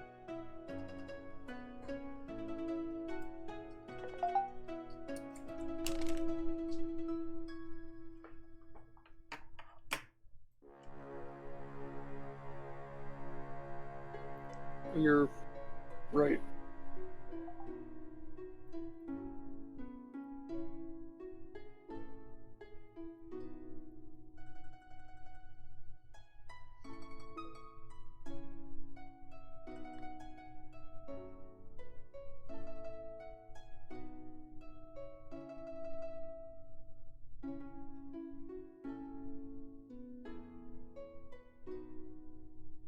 Hey, my stuff arrived. Oh, nice. But you ultimately...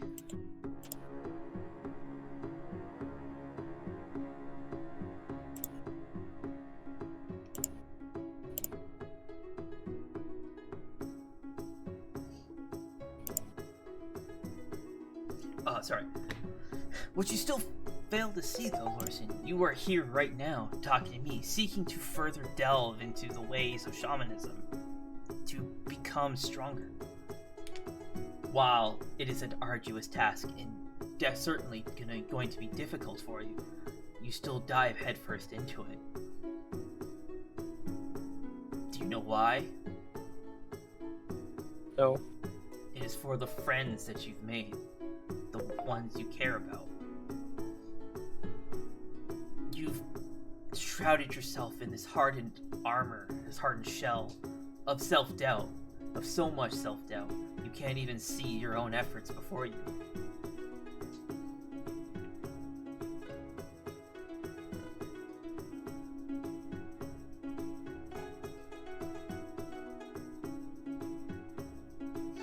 Alright, boys. We're doing a land session. I gotta go rescue Mary's again. Alright, where did we leave off again? Let's see. Oh, yeah. Have you been able to communicate or commune with any of the elements? I've talked with... I know I've talked with the Throne of the Tides. Neptune. Yes. And his daughter, Aquis. I see. I've talked with Earth for a very... The Earth Mother, Therazane. For a very short time. And I went to the Firelands, I believe Akyr called it. You went to the Firelands?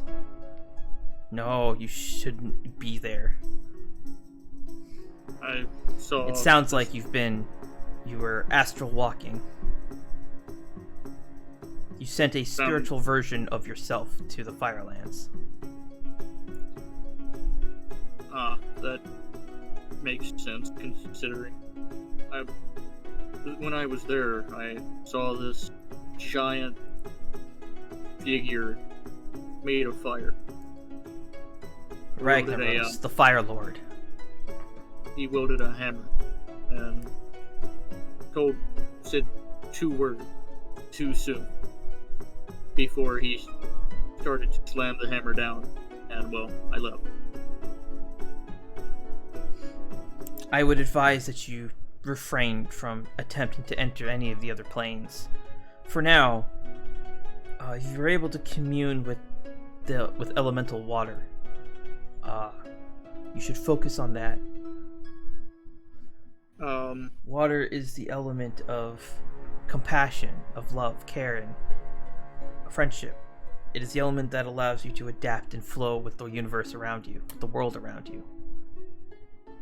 Master the water element, and then come see me again, and we will continue your training and take the next step. Where do I begin?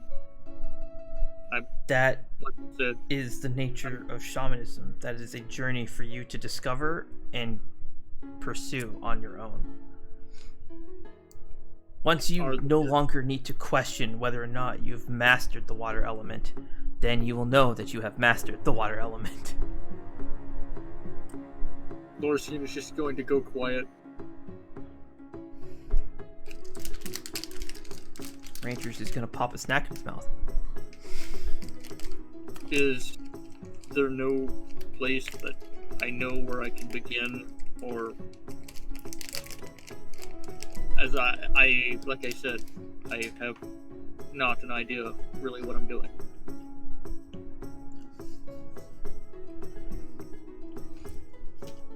Much how the water does not know where it flows, but it just adapts to the land around it. You must do the same. And eventually, you will find what it is you seek.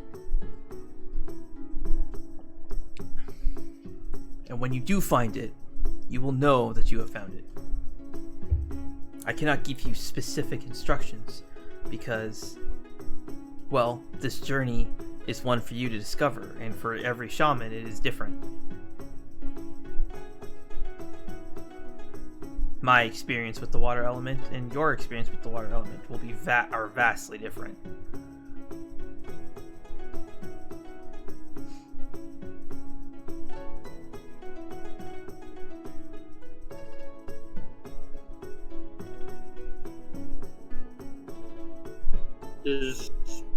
Does this require like study, like measuring, or how do I even begin to know? Like, I've wielded the element before. I've used the new magic that I feel around me, but mastering a certain aspect of that.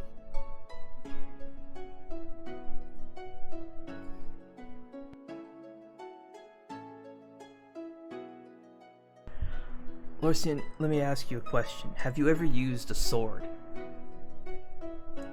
I have held a sword before. I've swung it once or twice. Yeah. And did it feel natural to you? No. How about your friend over there, playing with the dragons? Does he use a sword? Yes.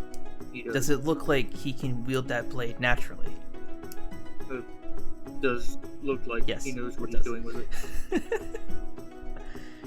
That is the difference between using magic and using the elements. When you use magic, it is very similar to you using a sword. But when you go to use an element, and you have an element that you have mastered, or an element that you are able to fully, truly understand and commune with, it will be like your friend over there wielding his sword.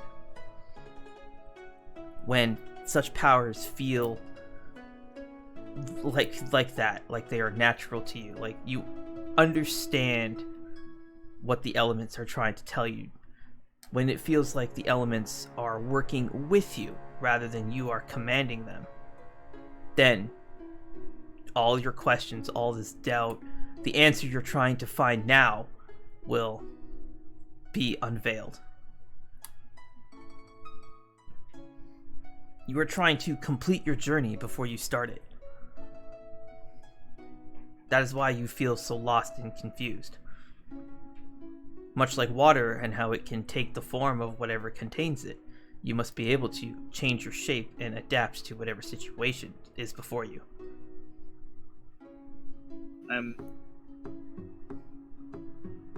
Was just wondering where to begin here. You're looking for a place to begin, but I'm sure you're looking for a place to begin, but you've already started.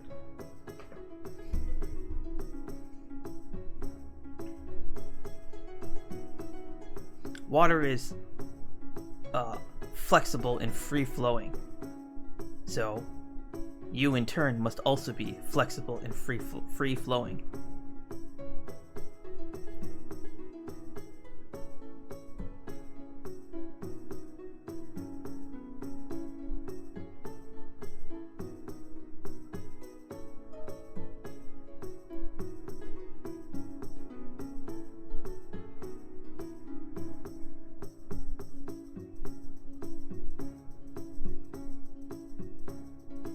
I think I understand. At least a little bit. It will take time, so don't rush the journey. And instead, take the time to examine and truly embrace the journey that you are on. Take the time to assess how your friends are reacting, how they're behaving around things. Understand what they are feeling, what kind of things they are truly suffering from, what kind of things they are truly enjoying. And once you are able to understand that, you will have, in turn, also gained an understanding of elemental water.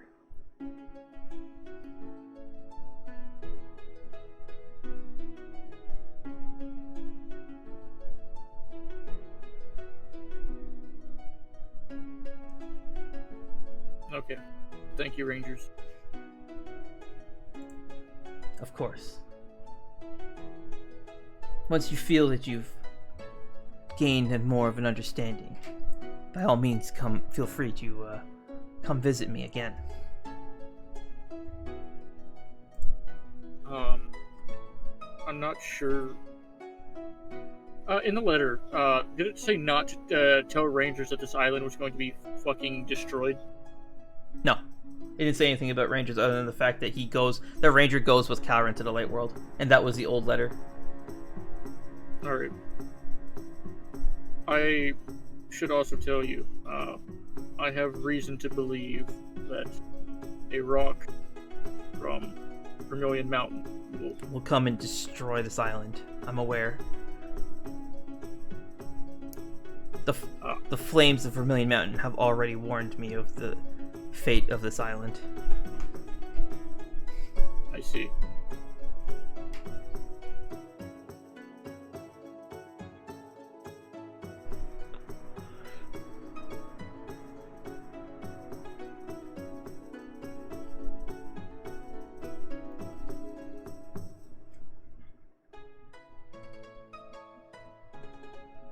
Well, I will continue along my route. Thank you for helping.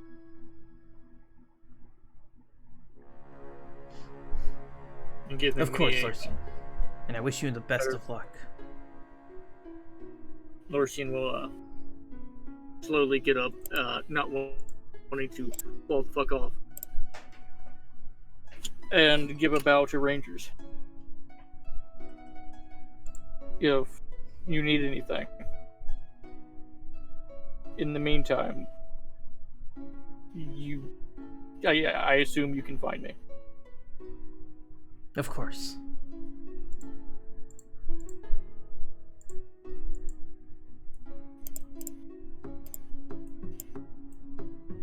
Until then, stay safe.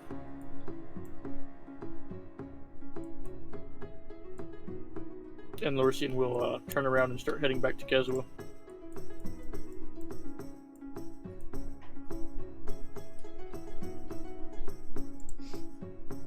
Okay.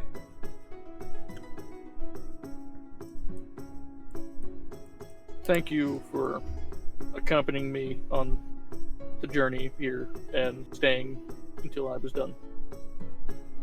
Of course, Lorsian. Are you ready to depart? Yeah.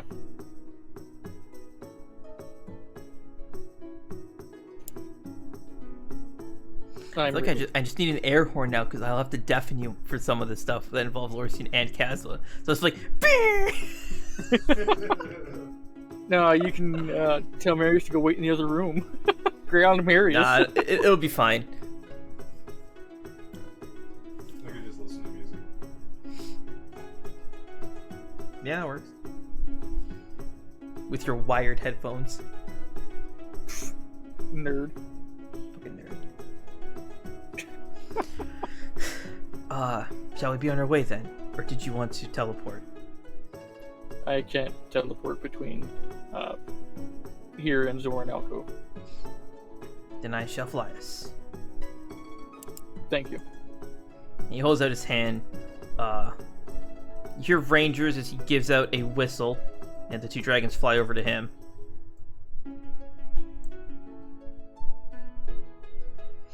Lorcian will help Kazua up. Well, he's already standing. He's standing there with his hand out. Lorcian will take it. And we shall be on our way.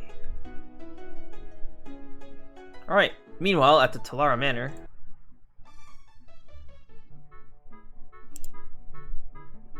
Meanwhile, the Lair of Doom. Kuzo's in the basement having a stroke, so, Veilwen. Oh god, I have a token somewhere in this house.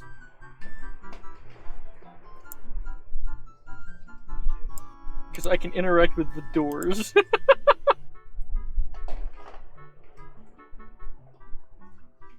And it's somewhere in this location.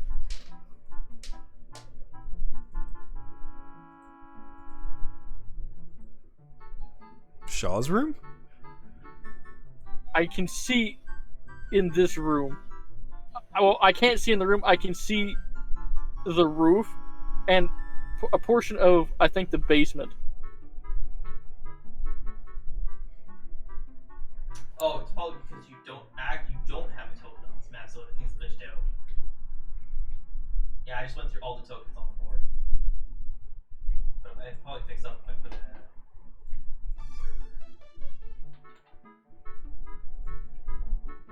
Yes, that has fixed it. Alright, so Veilwen.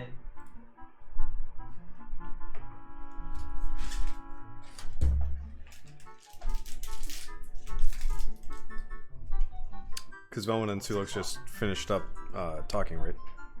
I don't know, you tell me. Alright, so do stuff. Like where we left off. Sulex was telling you to fuck off and don't bother with the Wellerman.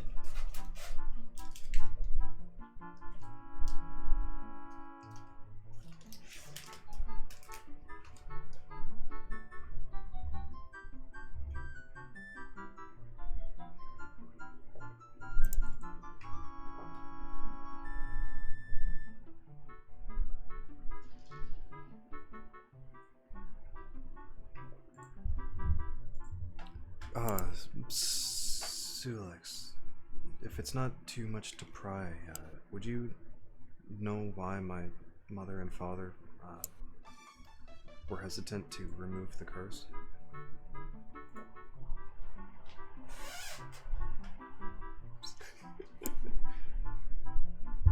I was hoping you'd ask me this. Does it really matter if you know the answer?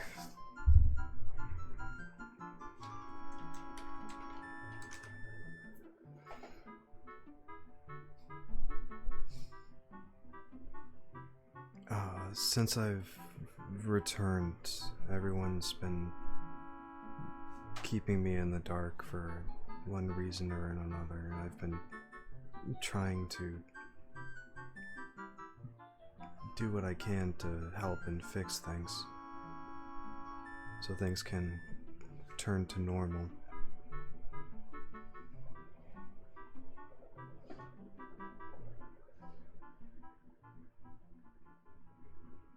You're just gonna have to like swing the mic to me when you're done.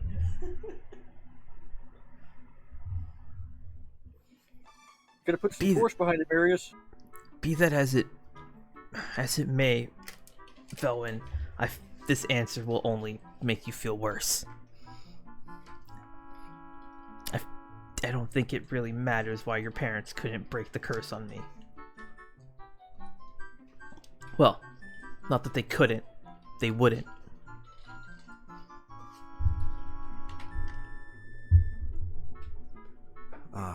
Oh, I see.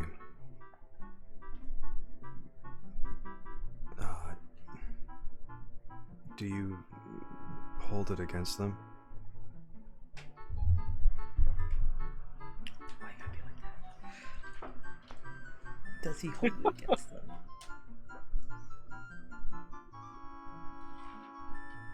Marius just crosses his arms like he burnt you.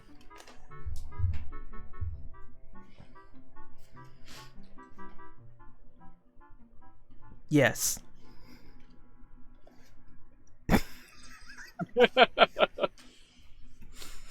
Though, it is not as though I do not understand their reasoning.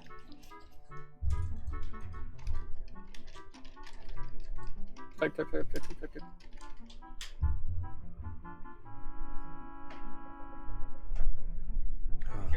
the edge of that thing is actually shocking little gabs of shit on your knee.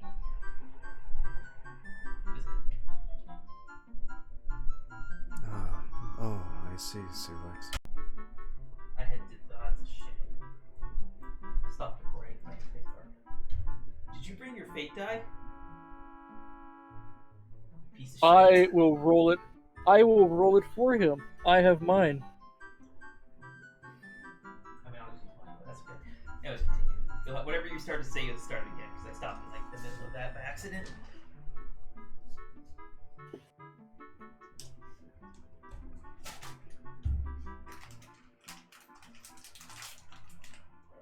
And this is something that you wish to pursue, Sulex?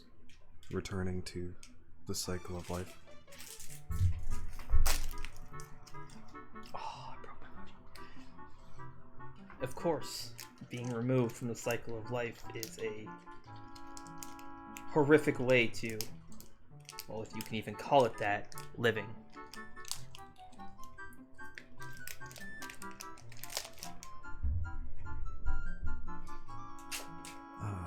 Of course, I see how that would be a curse.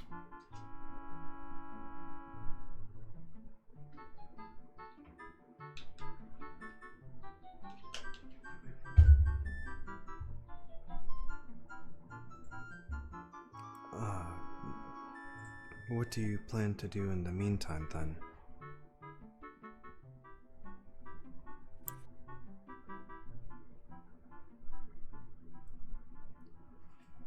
Have you searched of any other methods of removing this curse?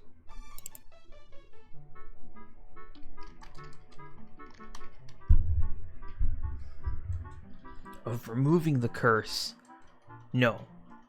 Of overpowering it, yes.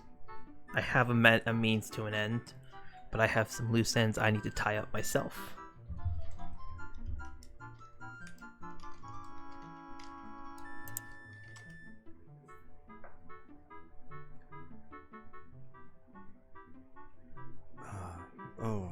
I see. I can understand that. Yeah, you're gonna have to talk a little bit louder, dude. I can't barely hear what Oh, you're okay. saying. I'm right next to you.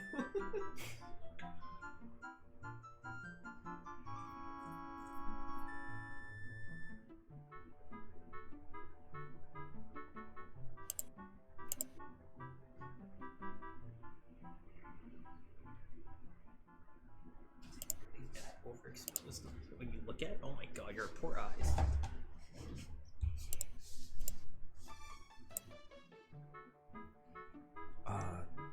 On the topic of rebuilding your ship,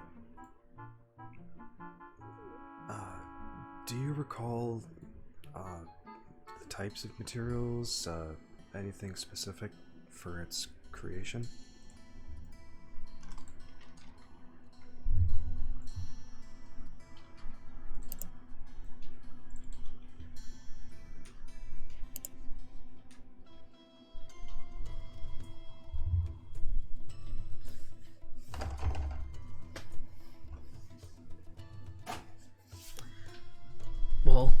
The hull of the ship was made out of silicate. I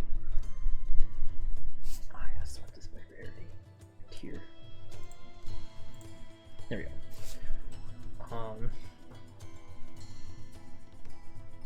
The turbines that powered it, made out of rye steel, and its internal power core completely structured of arcanite. And those are just to build the frame of the ship. There's some other more intricate components that need to be handcrafted. And unfortunately, the mage who could handcraft it has been missing for a few years.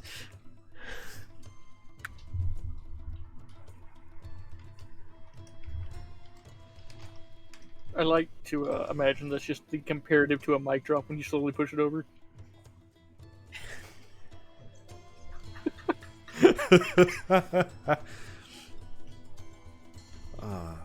My father.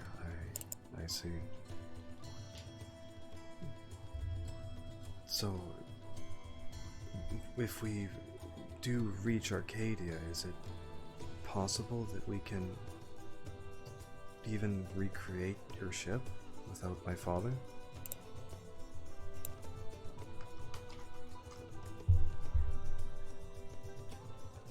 To recreate the ship is a simple task. Gathering the materials would be a harder one. Silicate is a very rare metal, and to build a ship's hull out of it, you would need a lot. Not to mention a blacksmith talented enough to actually work with such metal. Then, as for the special components, without those special components, the ship is just a mere ordinary ship that's made of metal instead of wood.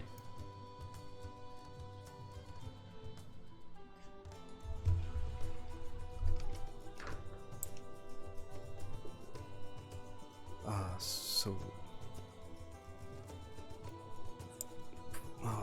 would you say that these special components utilized golemancy in their creation?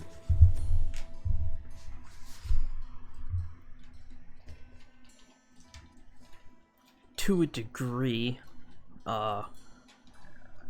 However, as I said, the mage who can craft those special components has been missing for a few years. Even your father wasn't able to make these components.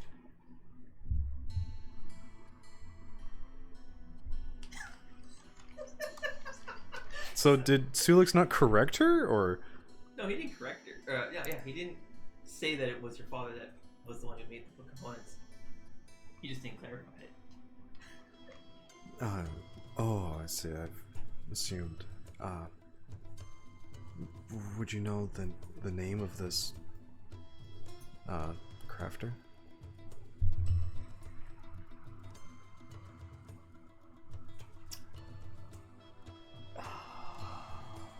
Do I want it to play it this way?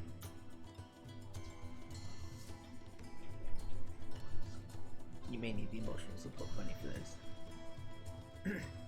The crafter who... well, rather, the mage who constructed these components is a master of golemancy himself. And he's also the one who trained your father.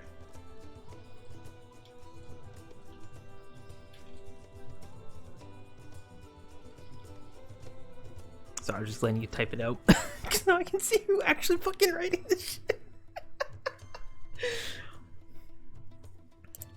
He was also the one who persuaded, air quotes, me to help your friend Kuzo and Lorsian, or, well, at the time he was Ryozo, aid them on their quest. You watch as Sulex kind of shudders a bit.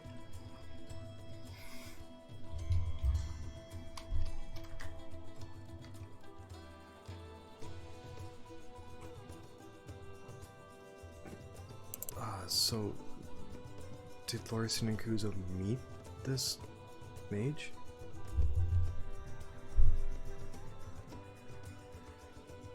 Oh, they certainly did.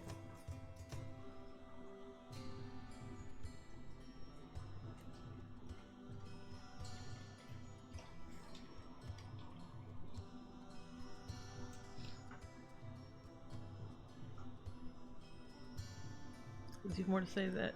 No, let's see how long I can drag this out.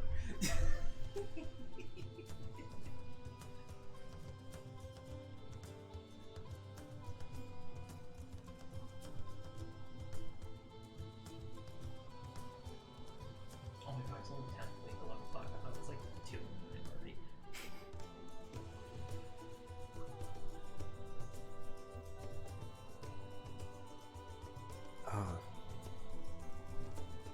And there's no lead on where this mage might have gone, or what might have happened to him.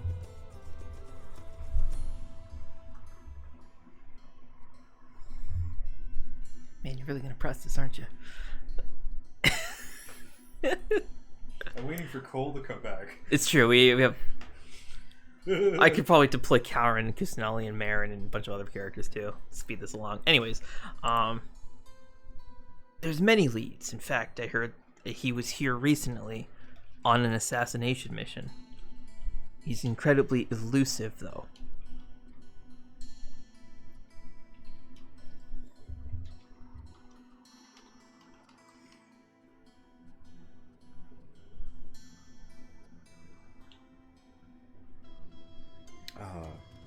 Did he have green hair and a hood? Really? That's all you got? Green hair and a hood? Hey, who else has green hair? Sucrose. No one hasn't met her. Kooky. Oh, Shinobu. Fuck! Okay. Shinobu also has a hood? Oh, she also has a check, though. And Sulex did say he, so. You know that it's a hot dog, not a talk together before. Wait, Sulex said a he? He said he. Literally the last thing he said is, you even wrote it, he's elusive. Yeah, sorry, I thought you said she had, No. like, you were re-clarifying. No, he. Shinobu's not a mage.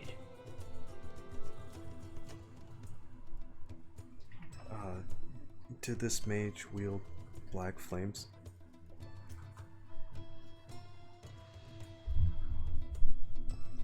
Ah, it sounds like you've met him already.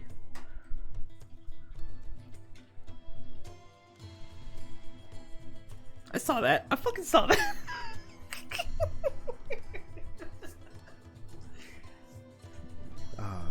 So it is Keeler then.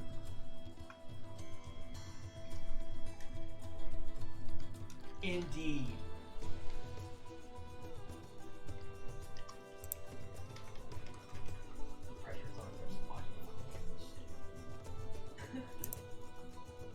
And he was able to craft these components?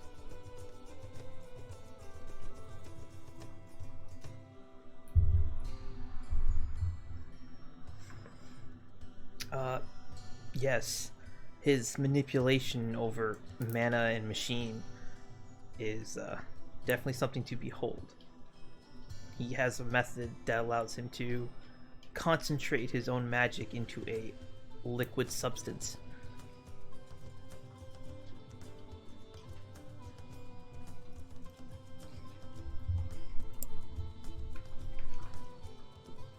Oh, I see. I've never heard of such a thing before. Unbeknownst to Velvet, she has. It's because Orpheus suck at explaining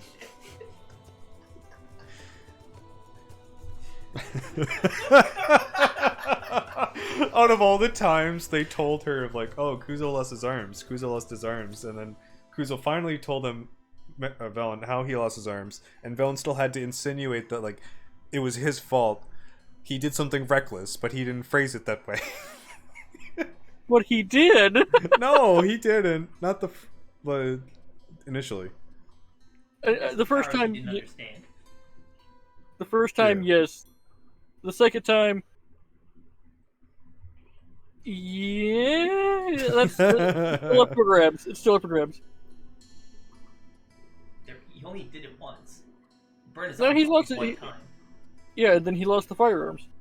Yeah, because he had no way of knowing that the cage was an anti-magic cage, and he was trying to Yeah. help Ken with being a dickhead. So he meant well, but there was no possible way for him to know that the cage was anti-magic. He's never dealt with anti-magic before, so he's touched it, and his one arm just fucking detonated. So I would say he's not at fault the second time. First time, 100%. Hey, this is mana that's in liquid form. That's weird. Maybe I should deconstruct it at a molecular level. In a tavern. When there's a mage's guild like 20 minutes down the road. Yeah, and that like who's a dumbass. Do it, try and tell me I'm wrong. Every time Lorsian leaves the party, something happens. Every fucking time. We need help. Where's Uncle Lursian?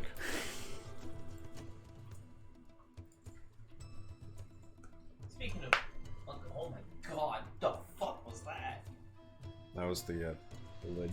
Oh my jeez, I The- thought you the like lid? cocked a knuckle or something, just like blew your hand apart. I thought you lost your arms now too. Shit. Just cracks his knuckle, his fucking arm falls off.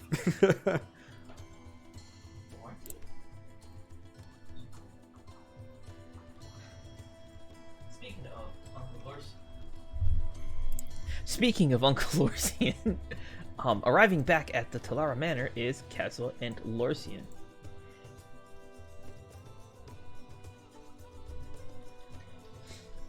Why?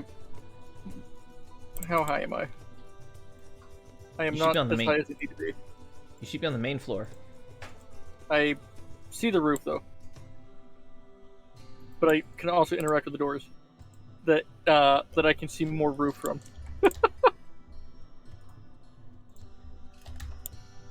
There we go.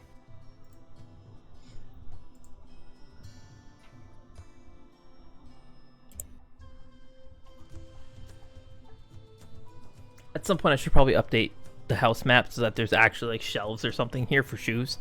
'Cause everyone just walks up to these suits of armor for no reason. You know, we put the shoes inside the armor. We Oh, I protect see. them. Armor storage. Ah, there's Miss Veilwen. She seems busy though. And Veilwen, you would see, you can kind of see it. Guys are just like peeking around the corner with Lorsian. Perhaps we should leave her be for the time being. Yeah, she seems to be busy talking with Sulex. And Veilwen, you see Lorsian just kind of slither on by like a fucking snake in the grass after Sulex just explained that he was, one, a different person back then, and two, he knows what happened to... No, he knows... Oh, fuck, no. The mage that I know mage everything! That taught your father Golomancy. Oh, right. The bigger picture here, you dumb shit. Oh, you would.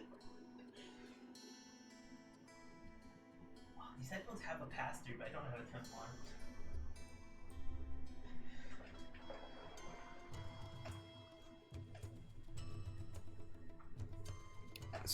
Velen, she reaches into the golem sling and pulls out Beastone. Kill him. Oh.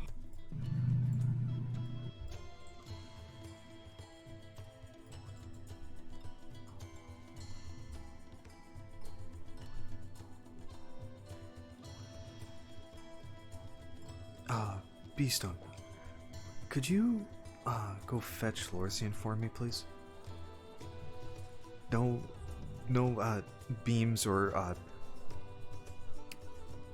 just guide him back here. Get his attention. Alright. Thank you, Beastone. You want to control Beastone, please? Want me to do it? You can do it.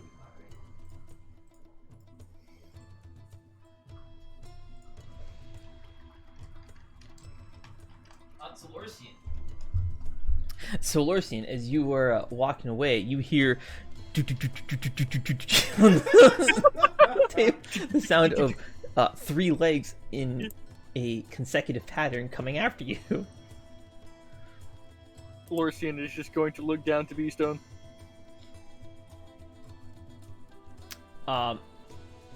Weren't you facing the other? I guess so. You turned around. Okay.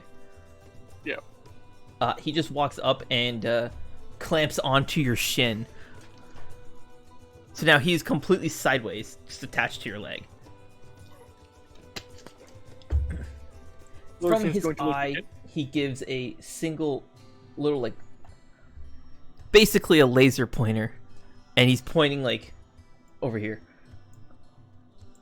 Lorcian's going to look to Kazuo. It seems I am being requested.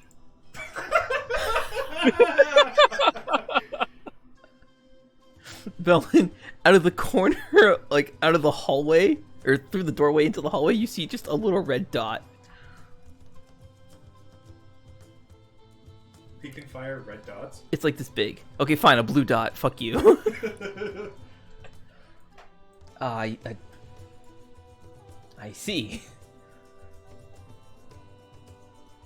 I appreciate the help today. I really do. Of course. I will be in the backyard. Alright. Be careful back there. Telling everyone to be careful everywhere. What the fuck is up with this shit? No. Like that's the thing. I tell everybody to be careful. I understand. I think I told Rangers to be careful when I left. I understand immediately. Also, there's a problem with this So- door. I so- should probably fix. So that way, if they're not careful, then Anyways, Lorcian. And you watch Lorcian watch the dot start moving like up and down like this. As Lorcian takes a step, and you see like everywhere Lorcian's going, the red dot is just in front of him.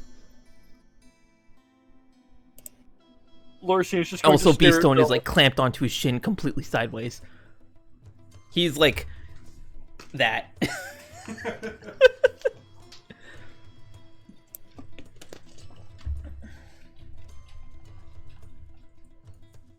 Yes, Veilwen. Lorcian's just going to try to peel Beastone from his leg and just hand him back to Veilwen.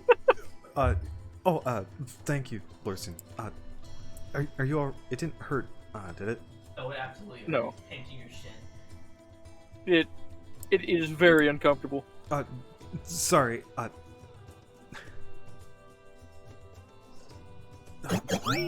No. Yes, thank you, Beastone, but I. All right.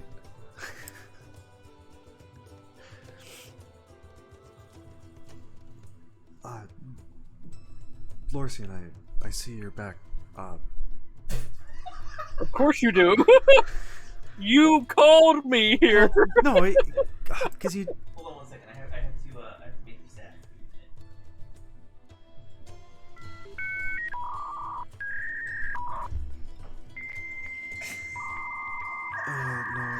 No, Beastone, it's all right. No, we need the cube.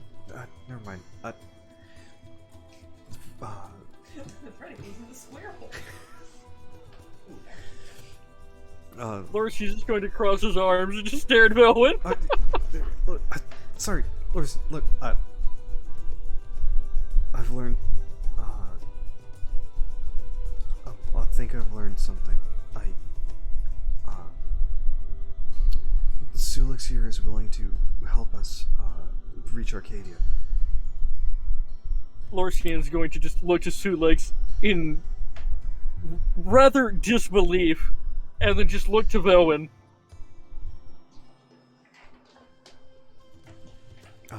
But we'd also see what we could do about remaking his ship. Okay. Though that would still require us to have a ship on as a one-way trip. Kuzo said he has that under control, I believe. Lorcian, did Kuzo tell you that the ship is haunted? First. Cursed? No, he did not. Felon, immediately face palms. Oh, by the 12th. I love so much that you've gotten that phrase. Because I also just learned about that. Lorsian's going to turn to Sulex. So what is this curse on the ship? I asked you as well. You're down there a lot. The fuck do you think I would know? I don't even know what ship you're talking about. Have you seen the port? There are many ships there. The cursed one. Yeah, which one's the cursed one? Well, I thought you would know, so that's why I asked. Well, clearly I don't. Clearly. And Sulex is very clearly frustrated.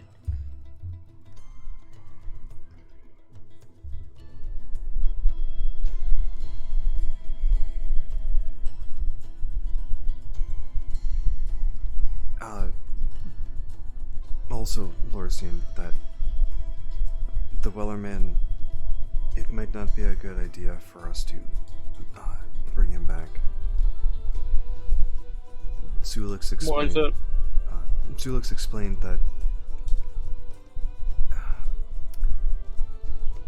the crew and passengers bear witness to horrors while traveling with the Wellerman.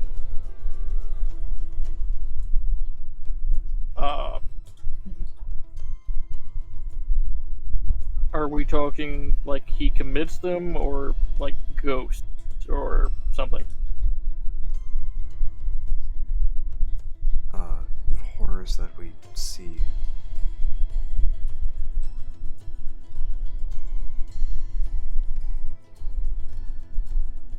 Okay. And that it just might not be a good idea to bring him back in general.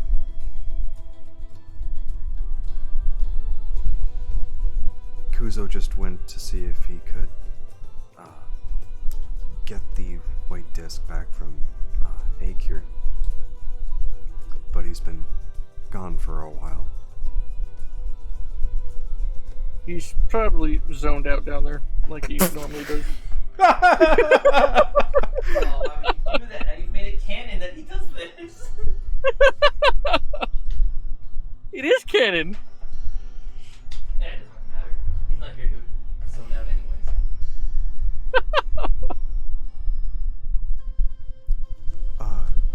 Sulex, is it true that that white disc contains the Wellerman's soul?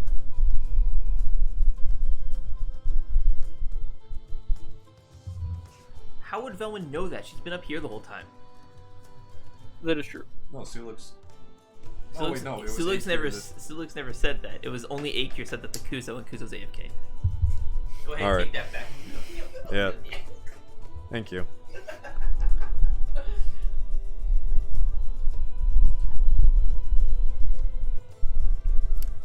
But I'm still concerned, though, Lorsian, if Yuzaka took the time to give us that disc, the sacrifice he made, and for us to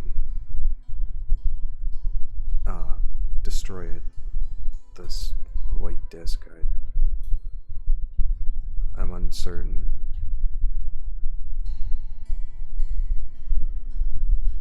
Well, how bad is this man, Sulex? If you seek to raise the Wellerman from his grave, you will become victim to unimaginable evils, unimaginable horrors. I couldn't even begin to describe any of what you would face, but it would haunt you, the both of you, all of you, for the rest of your mortal lives.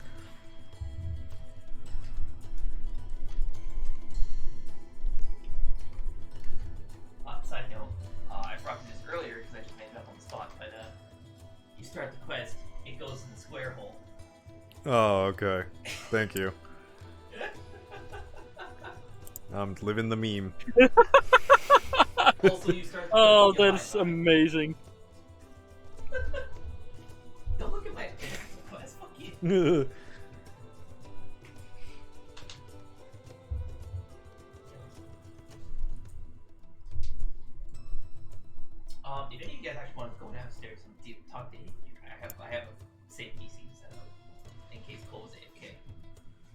We just walk by and do this. If we don't see him, he's not real.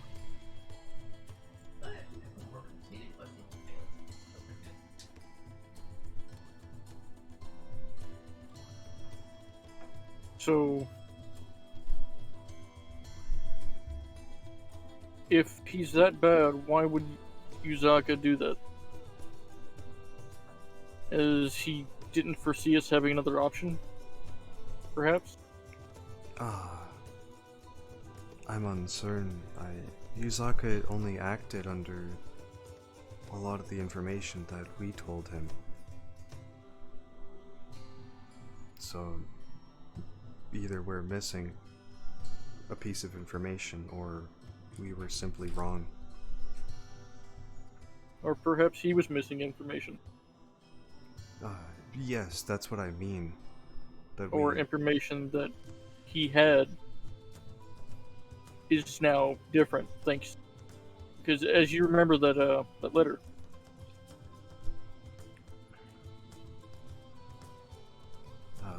Yes, of course.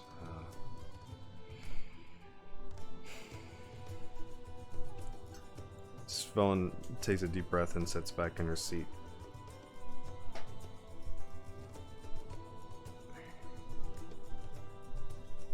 Oh wait, you just sitting this whole time? Oh damn. It's too late. I'll just say your butt cheek was stinging.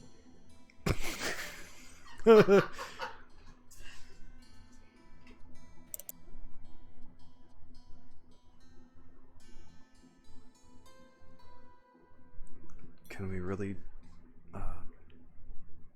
trust Akyr, Elysia?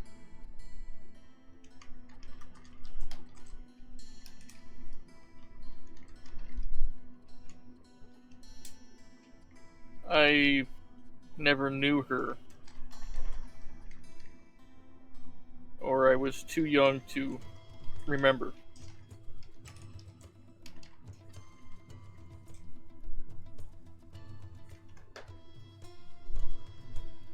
I am hesitant myself, but so far she's done more for us than a lot of people.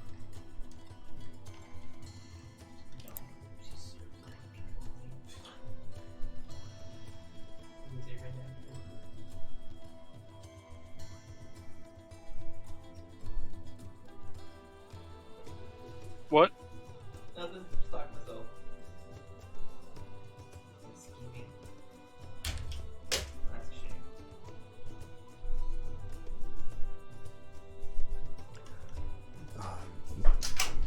I see.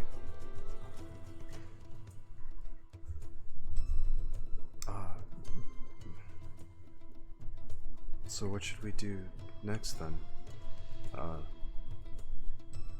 I guess we'll have to go to see what we can do about this cursed ship. Yeah. I'd also like to learn the terms of the deal that Kuzo made. That 10 gold for a cursed ship. 10,000 10? gold. It was 10,000 gold. What'd I say? 10 gold. 10. Okay. Yeah, that's why I'm like, 10? 10,000 gold seems a lot for a cursed ship.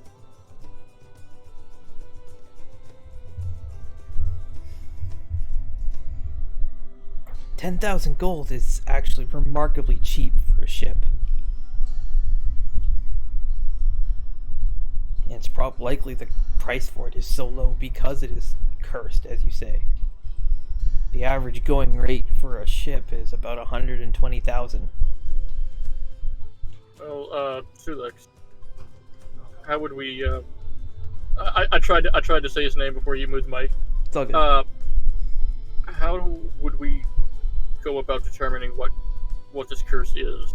I understand that the people down there, they don't much like people who aren't sailors. Or won't tell them really anything. Are you simple? Do I look like a mage? Do I look like I know anything about curses? Well, I'm I'm sure a this is- sailor. I sail the seas. That's it. You want to go uncurse or curse this ship? That's all you, bud. Well, there was no rumors or anything about it? Or how would I go to find out a rumor is what I'm asking, sorry. If we just go back to the boathouse, Lorsian. Uh-oh. Oh god, someone's about to die. Lorsian, a chill runs down your spine as Veilwen says that with like a cold fury. Lorsian's just going to look at Sulex. She's right. Maybe you should go with her. As Sulex pulls out a chair from under the table, sits down, his one bloody foot on the table.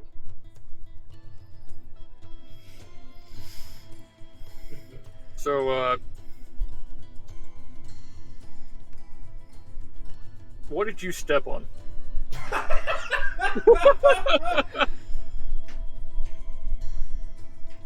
Go to the boathouse Because- and find out. If you're hurt, I could fix that. Oh, I'm fine. You should see the other guy. Ah, Isn't that right, Veilwen?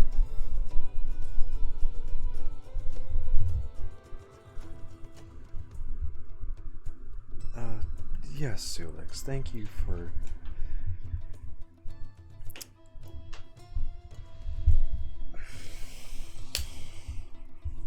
for stepping on that other guy. Yeah, I had a line going, but no. Fucking do it. No balls. Come on. Look at the shit you had me do yesterday, okay, you piece of shit? Fucking do it.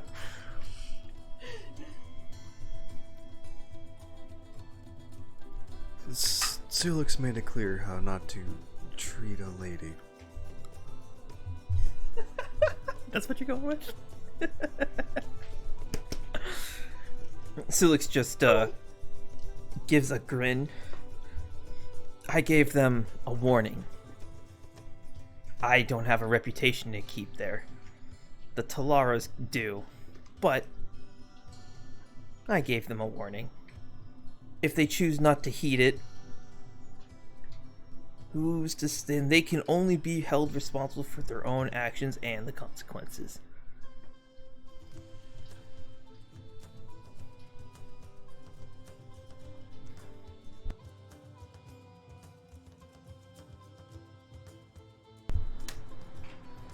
I muted for that, don't worry. No, alright then. Well, Veilwen? Alright, Lorsian. But if anything happens, you'll have to be the one to stop me. You see, Veilwen,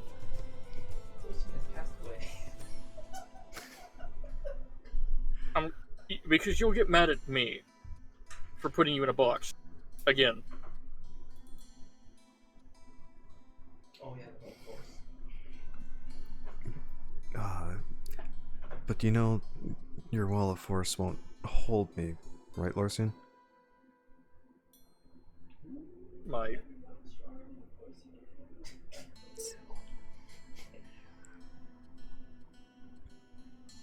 You recall the first time we met? whenever you really wanted to get out? Oh, right, I know what you're talking about now, okay. When you teleported out? What? No, Velen shifts Mir to Nestor on her side.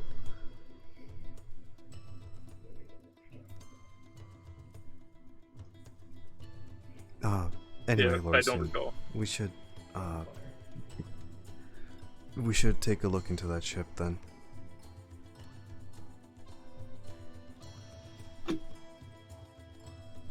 Alright.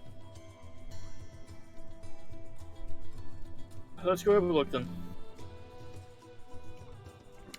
We should Fetch Kuzo before we head out. He'll be the one that knows who the ship belongs to. Nope, he's gone again. He did, Yep. but then left the moment I said. Oh, there he is. He went to go get a fucking drink because he's got a goddamn fucking piece of shit mini fridge having motherfucker. Okay, meanwhile, let's fucking jump downstairs while Kuzo's still fucking here. Jesus Christ. And I can actually put this one back on screen. Jesus Christ, that scared the shit out of me. This way just... Oh, hey, Lord sent a message at some point. The What? Angel of Dominion. What about it? Oh yeah, that. No, never mind. I was going on nothing. Never mind. It's fine.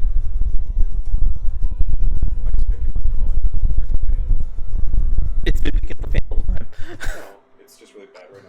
Oh yeah, because the fan's here, and you swung it right into the fucking jet stream. Anyway, so Kuzo, what's her name again? Akyr was fucking tearing you a new one. Or are you leaving? Or is that as far as you got? I was walking out and you said, "Oh, it occurs to you." Something Akyr said. Then technical difficulties happened. What the fuck occurred to Kuzo? That Akyr said. What did Akyr say to you? Something about willpower, Kuzo being too weak-willed. It occurs to Being you controlled that like if- that. Yeah. Oh yeah, it occurs to you. Not Akyr, it was Keeler. When he set your arms on fire, you tried to will his flames out, and he knew that's what you were trying to do. And he questioned your actual willpower. Do you really think your will is stronger than mine? And your focus, your own willpower, had no effect on the flames that consumed your arms.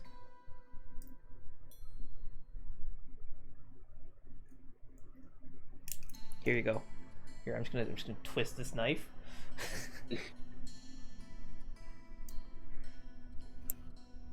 Okay, so Veilwen and Lorsian can move around. We're just gonna say the Kuzo spaced out the entire time while you were AFK, Alright. pondering The mysteries of life. pondering Akyr's words, I guess. I guess we'll call it that.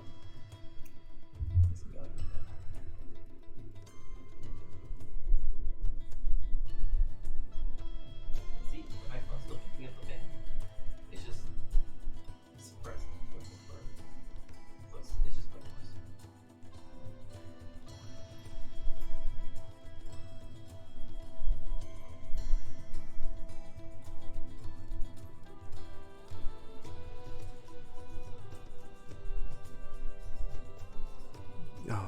How did it go, Kuzo?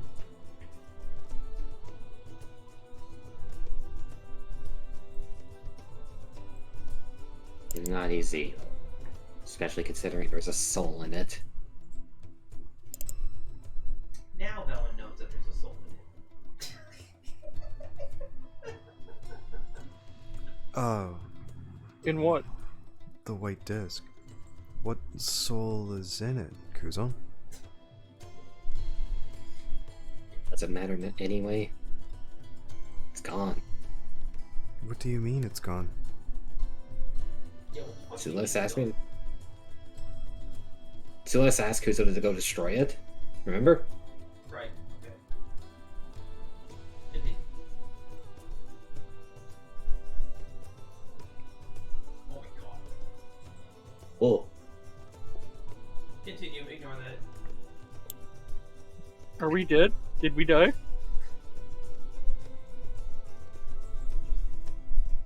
Find a better effect for So, Kuzo, is Akyr keeping the disc, or what's going on? just say That one. it's gone. It's gone.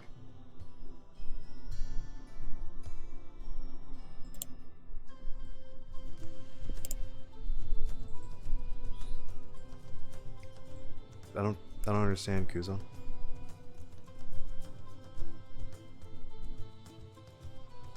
Sulex told Kuzo to go destroy it. Don was there. What's that have to do with it? I thought he was gonna go get it.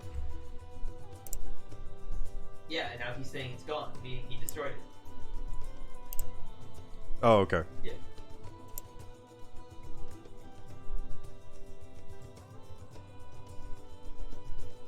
Oh my god.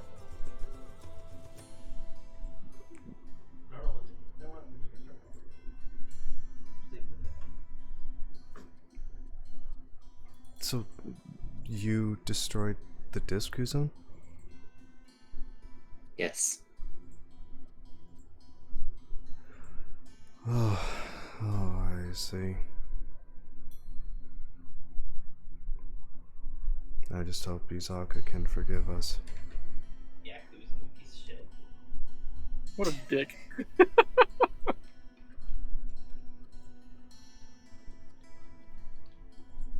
What have I missed? Well, do you Wait, when did you get back? How long Oh, I got back a little bit ago. I went back and talked with rangers. I went out, completed my test for the day that I had planned. I got the materials I needed.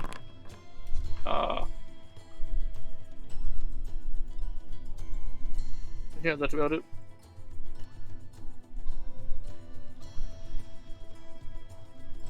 That's all I did anyway.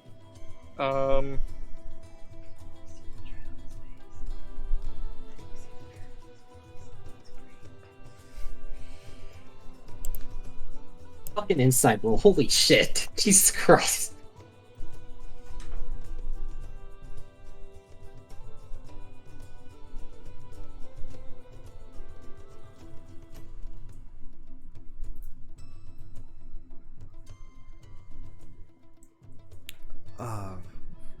We were talking about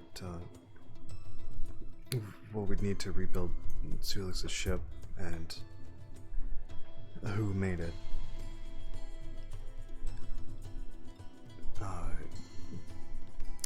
The ship had a bunch of special components and they were crafted by Keylord. I keep.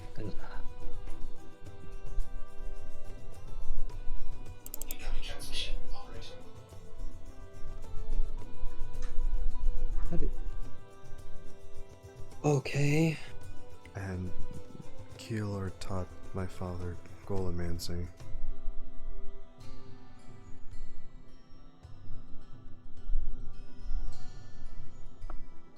Okay.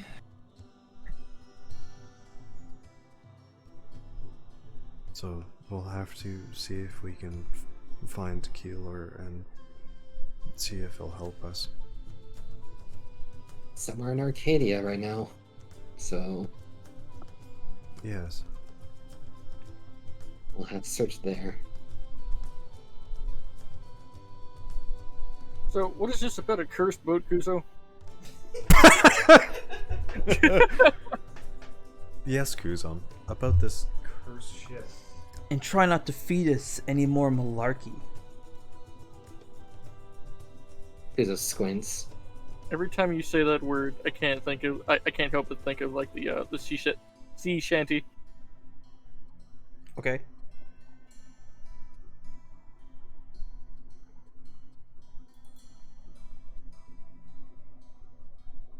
Kuzo, the moment Sulex says that, Kuzo squints.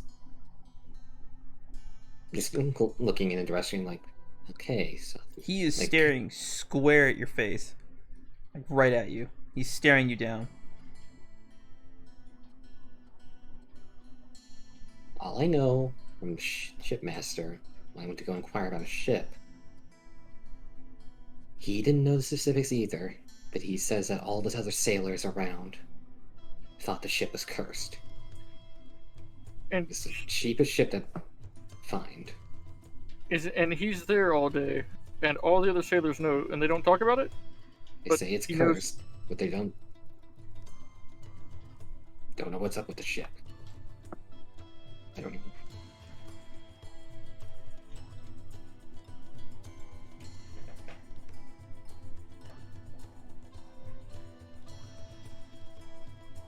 Well, sailors tend to be superstitious, and if they believe that a ship is cursed, they tend to want to avoid talking about it lest the curse spread to them.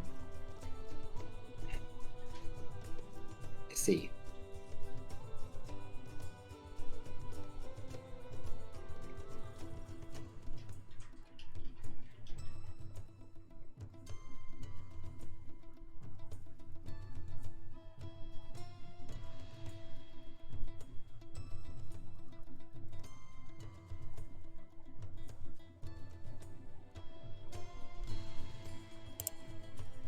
No way to really know what the curse is then, unless we go find which ship it is and go take a look at it ourselves.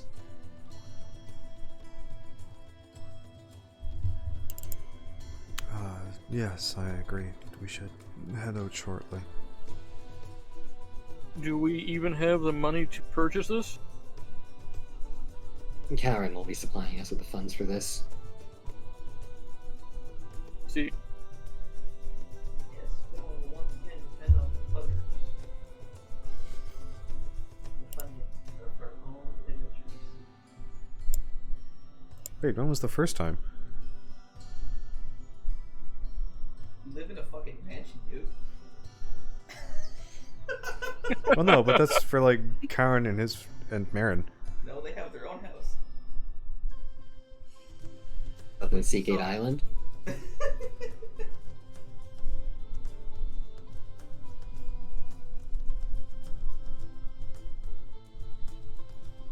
Oh shit, that reminds me. I have to set up. What for set ups. Thank you for the information, Sulex. It's helped a lot.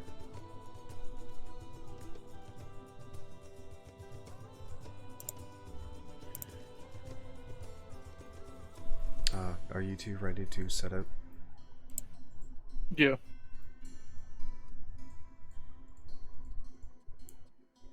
In a minute. And the last time they met Sulex.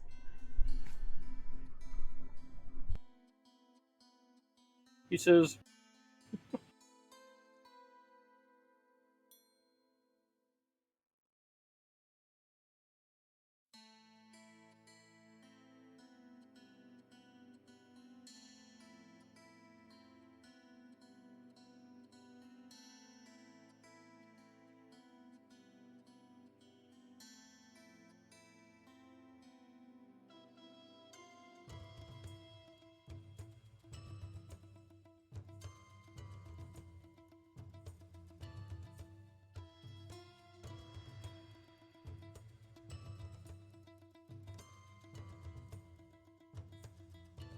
Fucking devastating moment. Just nonchalantly, I'm just gonna annihilate everything you know and care about. Just real quick. So Veilwen, as you were preparing to, and well, the three of you are preparing to move out, I guess. Karen enters the space of discussion. oh shit. He looks. Ah, Sulex, I see you've returned safely to your homeland. Sulex, with his foot still on the table, just kind of turns his head. He kind of just cocks his head, scoffs. Karen turns to the three of you. There's something more I should explain to the three of you about Kilo, perhaps about his past.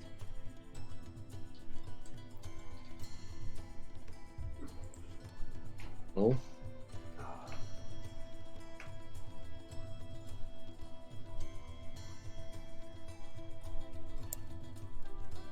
I know I wrote this down. Where is it? There's.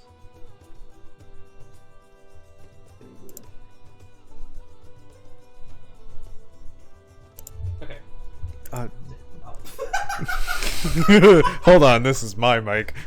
Find the arms, of course. And I have my own arm over there. It's fucking It's Soviet microphone. Power mic.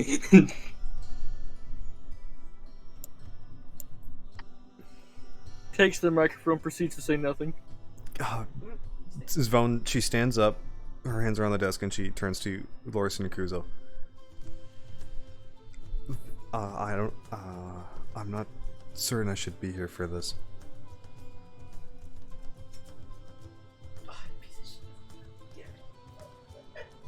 And why not?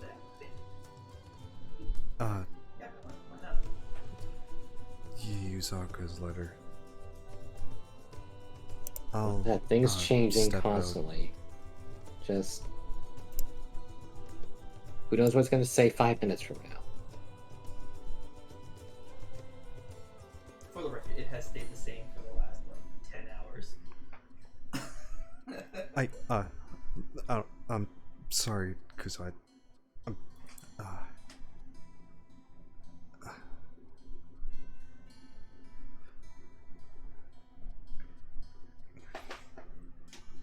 I can't. I'll wait at the entrance.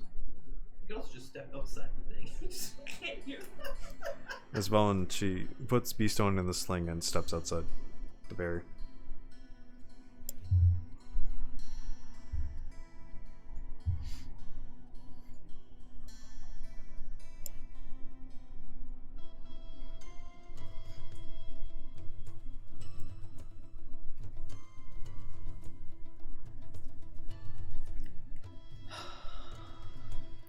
Damn it, and Karen trusts Veilwen's judgment.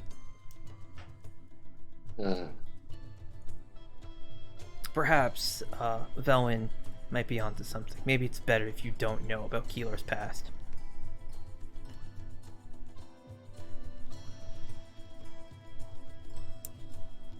Oh. According to Veilwen here, if we're gonna just help Sulex here get a new ship, we're gonna need to know what he knows regarding some of those parts. Maybe there's some hint there we can glean some information from. Wait, sorry, what the fuck are you trying to ask him? I said, according to Veilwen, apparently Keeler had a hand in building Sulex's ship, so maybe there's something there that can help us get what we need. Help get Sulex a new ship. Are you still confused on that, or? Yeah, I don't really understand what you're trying to say. How do I rephrase this?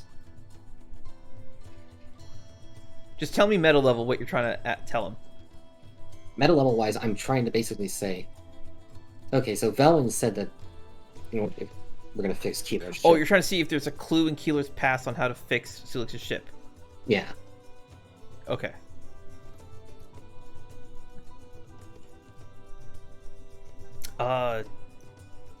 No, I don't think, at least from what I would know, there wouldn't be anything that regards building anything about ships.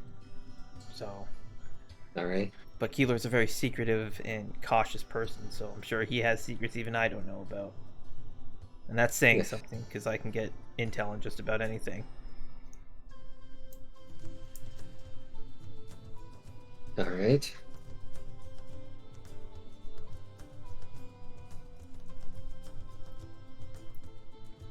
Are you fucking scheming?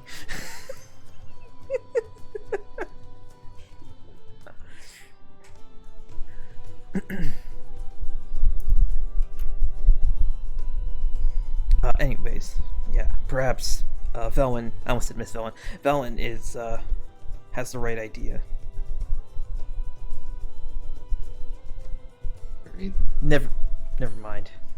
It's best I keep this to myself. Well, actually, he steps out in the middle of that, so it says, but you actually hear, it's best I keep this too. And then he walks away.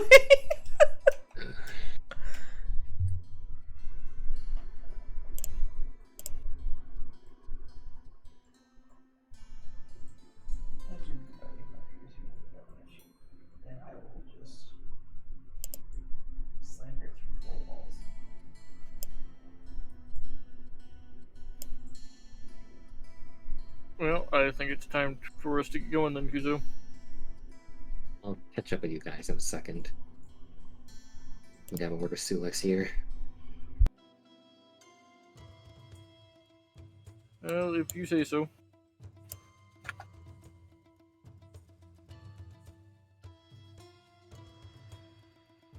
I have one more thing to. Oh my god.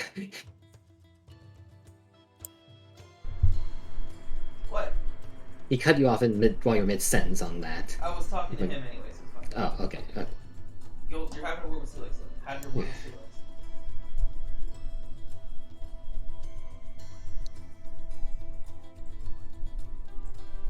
But still not good at bullshitting details. So, Yes.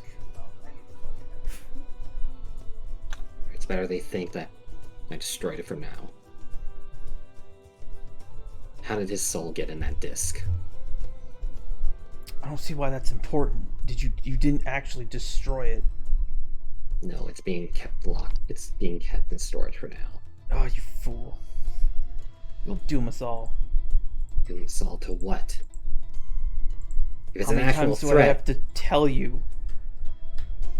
Unspeakable evil. not all evil's unspeakable. Now, you tell me. Not what all exactly evil is unspeakable, sure, but his evil is. Shit.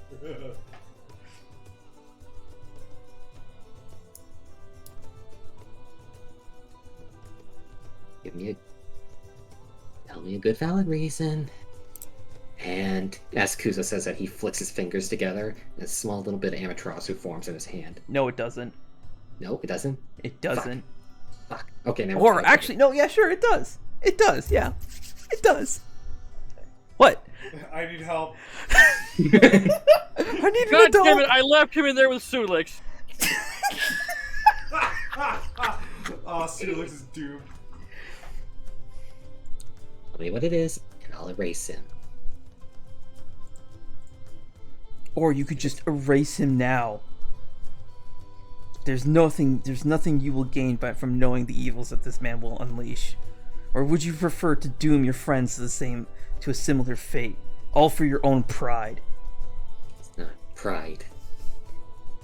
I'm tired of taking lives that don't deserve it.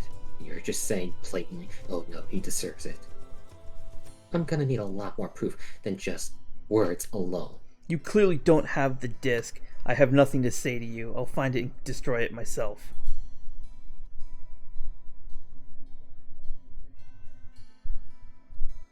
By the way, your Amaterasu flames are still out. Okay. He just lifts his hand back up in the camera. Sorry. Kuzo's arm in real life was getting tired of holding the flames up.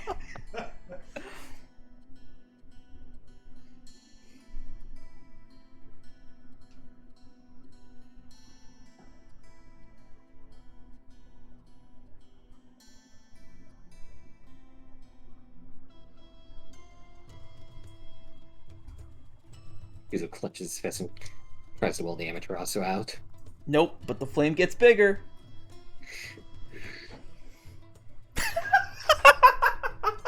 There goes fucking Mary's house again. We just lost the workshop. Find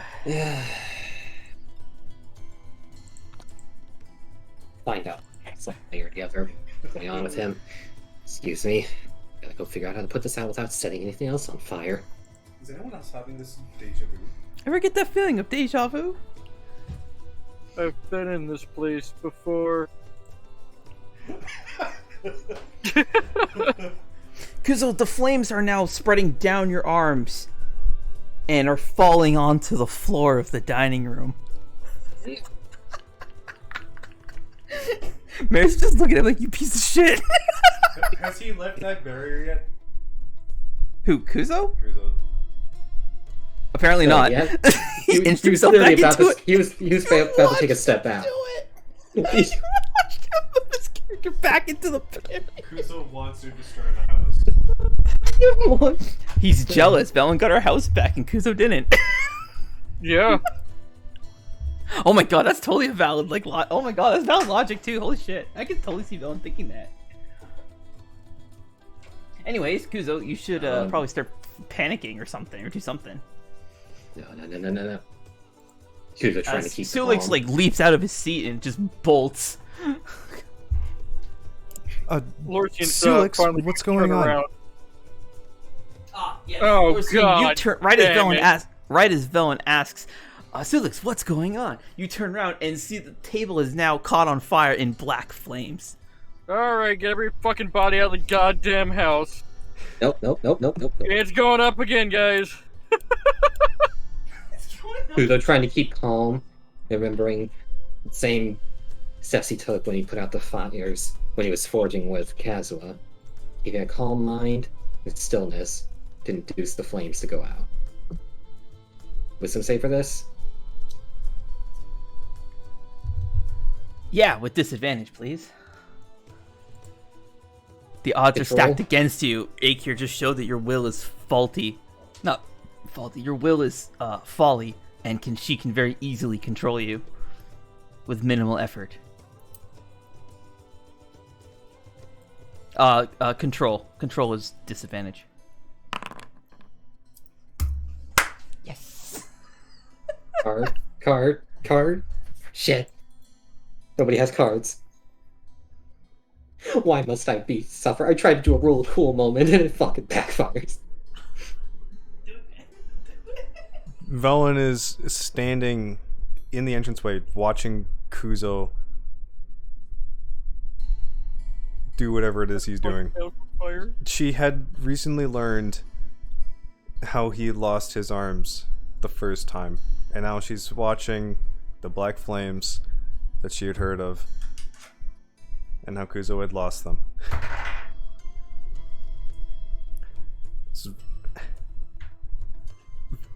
A panic expression crosses Veilwen's face as she runs for the door.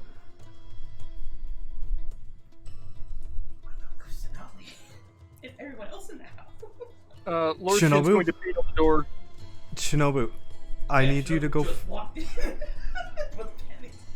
Shinobu, can you please go find everyone else in the house and get them out? I have to call someone. Oh, okay. This is already taking a very interesting turn. Alright, let's go. Sure. Stay away from the black flames. Black flames. Is the house on fire? Oh my god, by the 12, what is that? Oh my god, the server is shitting a brick. Woo. Oh, because I have Incarnate open. That's why. Now for Kuzo a fun is- game of what's currently in the house. Or who's in the house. I think it's just a party.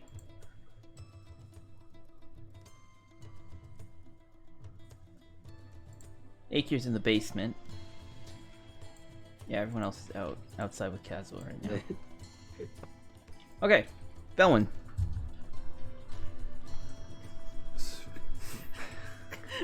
I thought you just correct because so fucked up.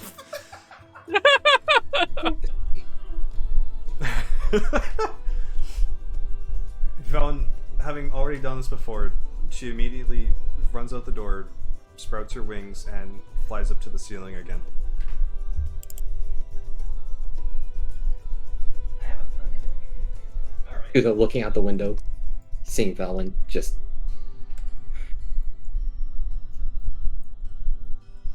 Is anyone responding to the door? Oh, no. Lorson, you would already know that room. There's nothing in that room. No. And what about Damn these it, down damn- here? damn it. Down where? Oh, you're on the second floor. Yeah. Yeah. All the rooms on this floor have been cleared out. Aaron's also not here. Oh, she's not even in the house. She's departed somewhere. We'll say she went outside.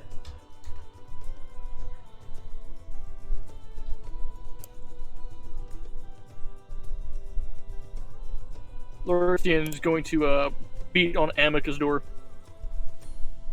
No response. You open the door and the room is empty.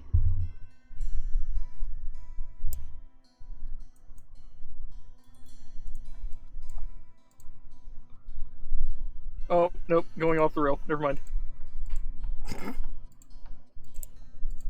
Damn it. Damn it. Damn it. Damn it! Oh yeah, Veilwen. Go do stuff. While Lorcy is clearing out the doors. In state of panic, Veilwen, she flies up to the roof, to the same spot, the highest point. With Beastone in the sling, she unsheaths Mir Tenaster and aims it towards the sky.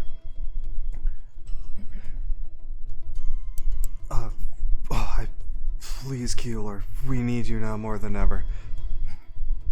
I'll retract. I really hope Keeler sees this. Ramiel, please, I need help again.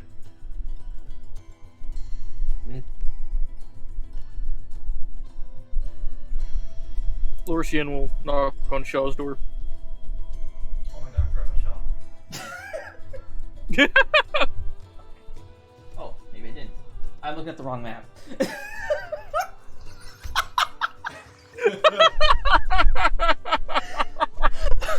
I just went and changed Shaw's action. Fucking damn it. This is the life of being a DM, multitasking like a motherfucker, dude. Okay, on the foundry Okay, now, so I'm pretty reach sure it- Shaw is in there. You're downstairs. So recheck and see if there was anybody in the rooms that I had visited before. No, yeah, Shaw's the only one that was still in the house. Okay. She opens the door, still looking kind of sad. If you have anything valuable, you might want to grab it. Kuzo's burning down the house. She doesn't say a word, but you see like she just like holds her hand like behind her like this, and everything in that room disappears. Just poof, gone. And she just walks out. Alright. That is a dead end.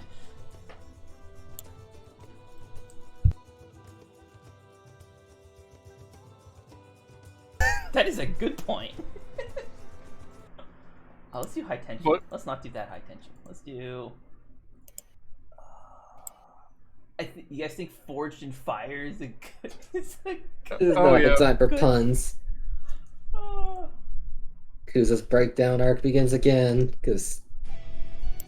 No, we need something more intense. And here I thought I could have Kuzo on the upswing. Nope, he's going right back into depression. We told you not to do it in the house. You can't do anything right. You can't even exist right.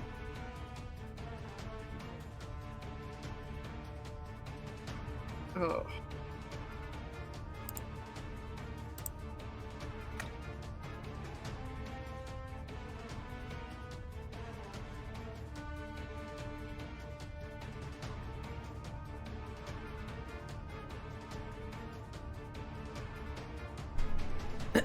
Anyways, Lorcine, where are you taking Shaw so I can speed this up?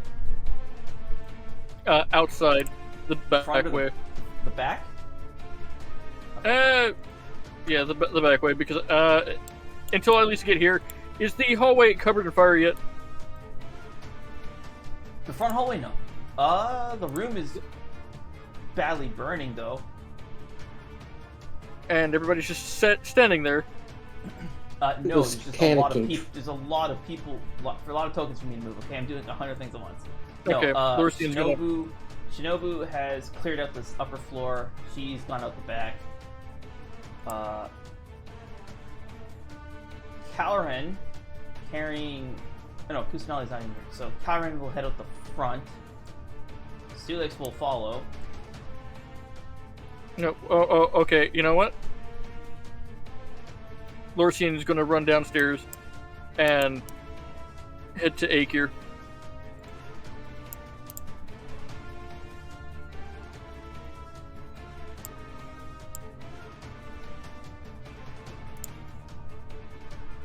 The entire time the Savin Kuzo's just mentally snapping.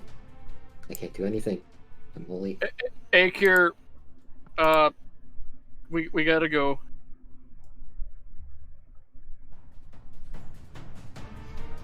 Grab anything that you value. We gotta get out of here. Phylactery.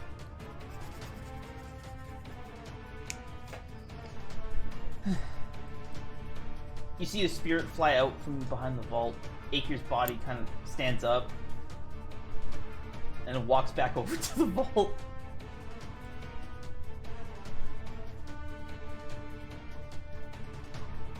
She comes out carrying a big urn.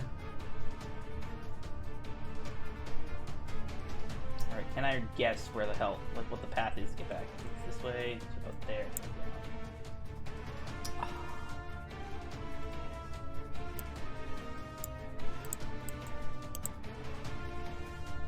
Almost got it.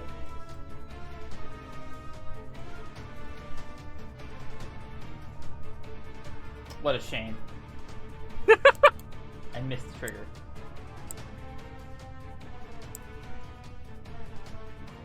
Okay, I'm just gonna have her face as well. Let's speed this up. Meanwhile, Kuzo. You fuck. What you can do Don't is look get the at fuck out of here. Come on. Nothing but I can't do anything but just cause destruction. God damn it.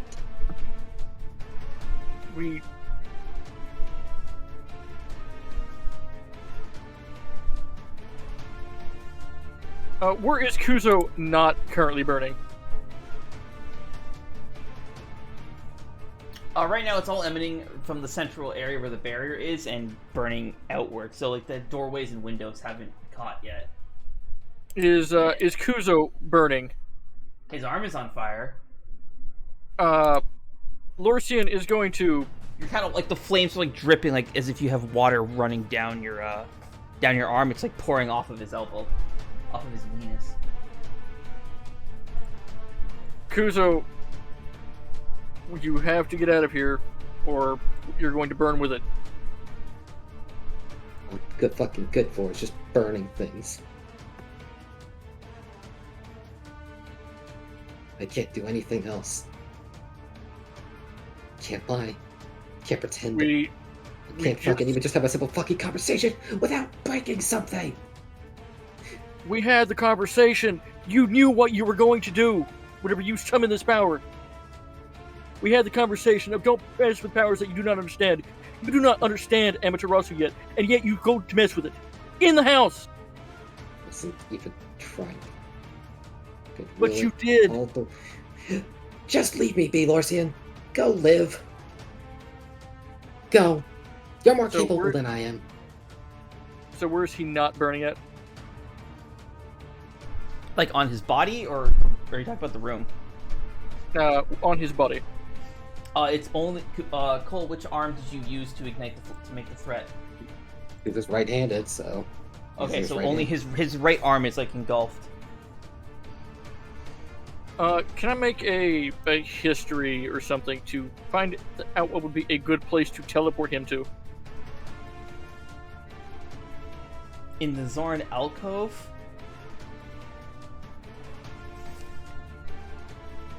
Anywhere that isn't the city. The Sea Shrine, Southern Sea Gate are like the only two places you've really been to. Nui Rock, where the Thieves Guild is. It's also an option. But the fires aren't put out by water, though, right? No. So that's why I'm trying to get him a spot where there'd be more fire. Yes, but I'm trying to not make him go outside so he spreads the fire to the city. He's trying to make Glorsian's trying to contain the flame. If he sets Nui Rock on fire, it's better than setting all of Zorn Alcove on fire in flames of absolute destruction. Ooh, that gives me an idea. Veilwen, you are beginning to feel like you're forgetting something. A portion of your house, maybe.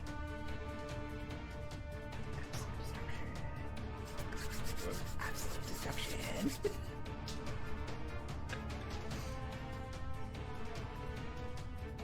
I wonder how long before it spreads to the office. There goes the book on the Pantheon. Meanwhile, on the roof, did you ready fire the beam? I was about to. Okay, go ahead. Darcy, if you're gonna teleport Kuzo, make your decision. Or don't, and wait for me. What? I can't hear you. Sorry, I said Larson, if you're gonna teleport Kuzo, just make your decision, or you can halt, stall, and wait for Veilwen to do it, because Larson would have seen Veilwen just charge outside and fly up onto the roof. Yeah, I'm gonna wait for Veilwen, but if things get too bad, Lorcine will teleport him to New Rock. Okay. Ramiel, please, I need your help again. Of course, Veilwen. Veilwen begins channeling all of the divine she has, all the mana, to fire a beam into the sky again, signaling for help.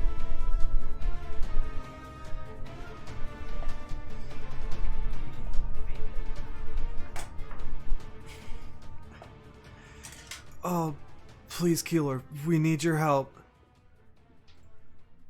As Veilwen calls out, she fires this massive beam straight into the sky.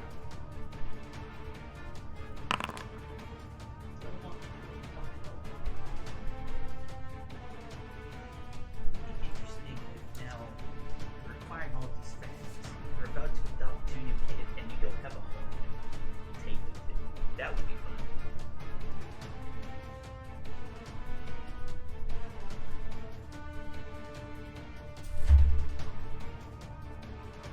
It's a rapper saying the whole thing. Oh. It's like Akyr control so it stops that.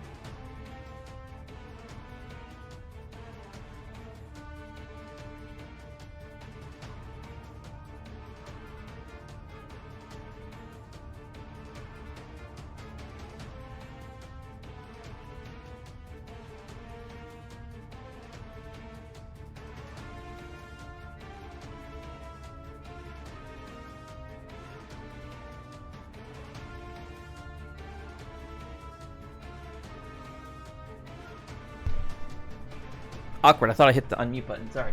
Kuzo, Marius has talked me out of using a fate tide to decide what happens. I will let you decide if that is a good thing or not. You owe me $5. Say $5 or dogs. I couldn't hear understand you. I don't know who loses, like 5 dogs is really expensive to take care of. Yeah, that's...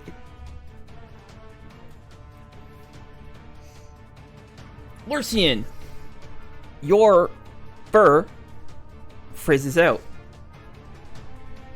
Veilwen, you feel the air grow electric and heavy. Get out of here now, Lorcian. I'm not going anywhere. I said... I don't get. care what you fucking said. I talk to you all the time and look what fucking happened. Destruction 100. Oh my god. Holy shit. Yeah, if you want me to leave, put this fire out. Ooh. Maybe Killer doesn't.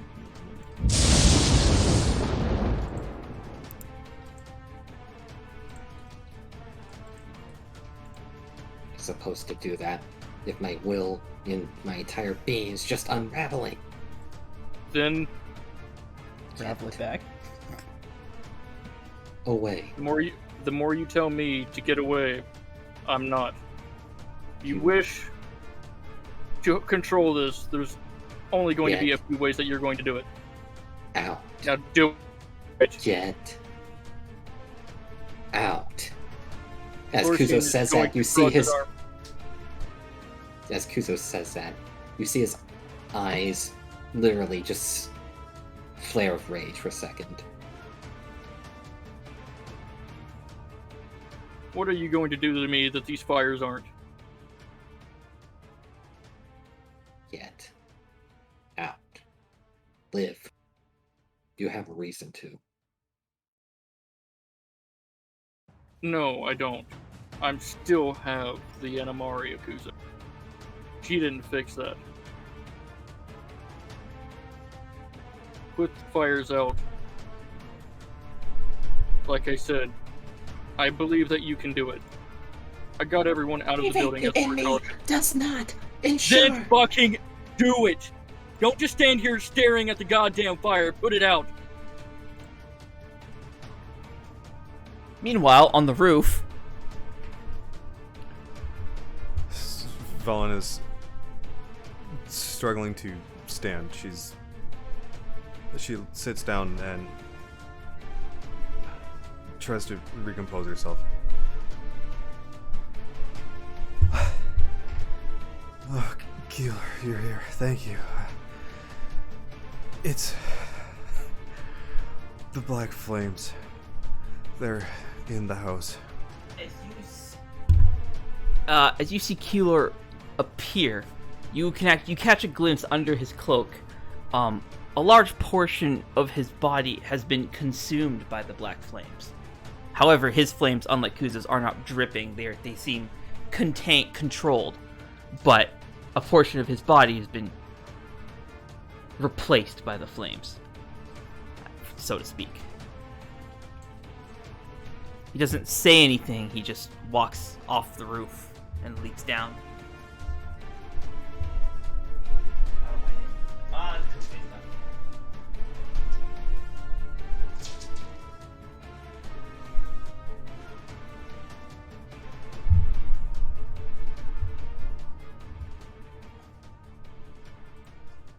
Meanwhile, inside, Lorson and Kuzo.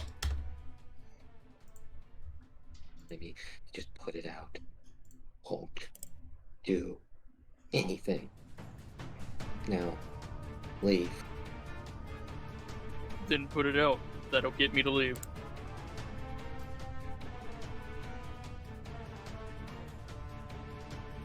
Well, I've already fucked up again. It's only thing I'm apparently good at. Where is staying it in burning here currently? and going. I want to know the radius of the burn. Okay. I can do you one better. Give me 1 second. Let me pause the game. Give me 1 second. Alright. Right, there is no background image because I have to edit the main floor.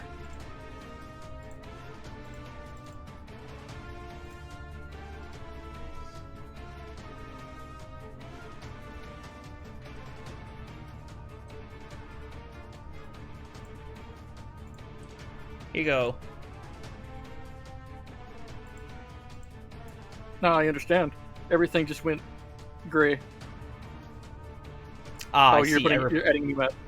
I replaced the, awesome. Because it's Manor first floor. I used the wrong fucking map. It's in the M's. There we go. Do you see it now? No. Nope. It's probably gonna take a minute to load.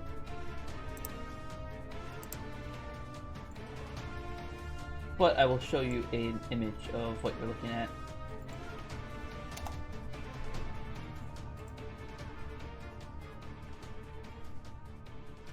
Alright.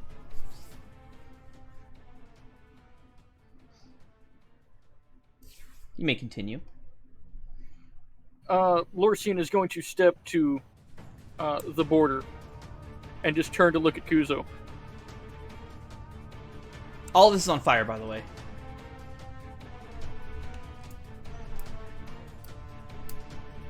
I did not want Like to I hit the reload said- button. Kuzo just leaves. I accidentally hit the refresh page button. Oh, I mean, that might cause the map to update. True. It's probably just gonna try and download upload the map and then download it for you guys. It really was Oh, just there we 'cause go. the router didn't have any juice. Yep. Yep, it's loaded for me now. Kuzo, Get out of here. Put it out and save me. Because I will not be moving. Whatever. You made him. Kuzo turns, grabs Lorsian with his arm that isn't on fire, and then tosses him, or tries to throw him this direction. Which way? This way. You want me to roll anything for this, DM, or? First up, I'm gonna need a dex save to see if the flames dripping off your arm that are kind of starting to get out of control get onto Lorsian.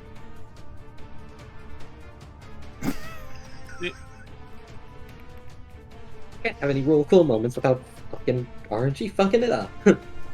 Your arm is on fire. You like this is a crisis. I said I was using my other arm. I know, like, but like you have, it's like pouring out of your fucking hand at this point. Think of it like water.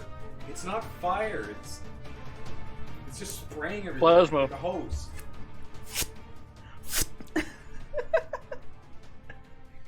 Kuzo has no control over it. Imagine, yeah, like think of it this way. Like imagine, it's like a clogged hose and there's fire spraying or water spraying out.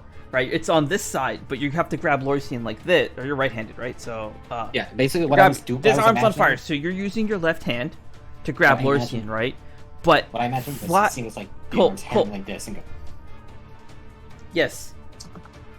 Yeah, you see that twisting motion?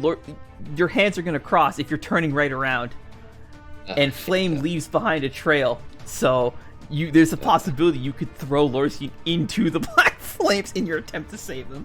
But you rolled a 19, so you're oh my god, that's a 2. Oh, that's bullshit. Nah, you managed to not get any flames on Lorsian. You could just throw him. Lorsian's pretty light. Yeah. The dex save was just to see if you set him on fire. As you turn around, you see staring at you with complete disappointment is Akyr.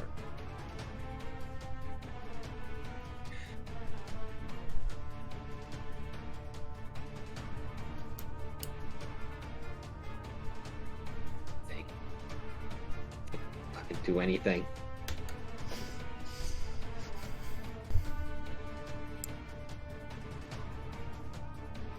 Was I muted that whole time? I hope not. Yeah. You just like you said Kuzo turns around and stares at Keeler. He's just in disappointment. Yeah, Which okay, Kuzo good. Just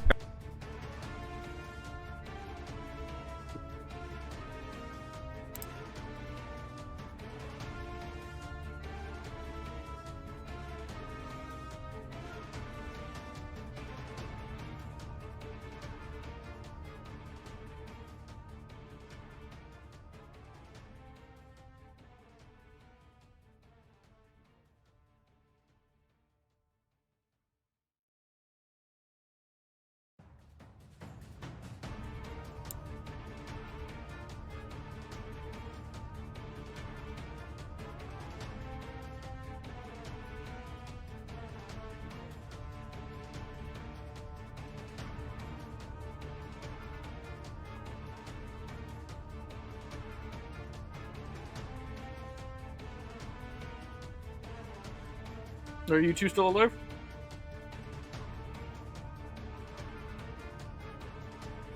Guess not. they're having behind the scenes talks. Yeah.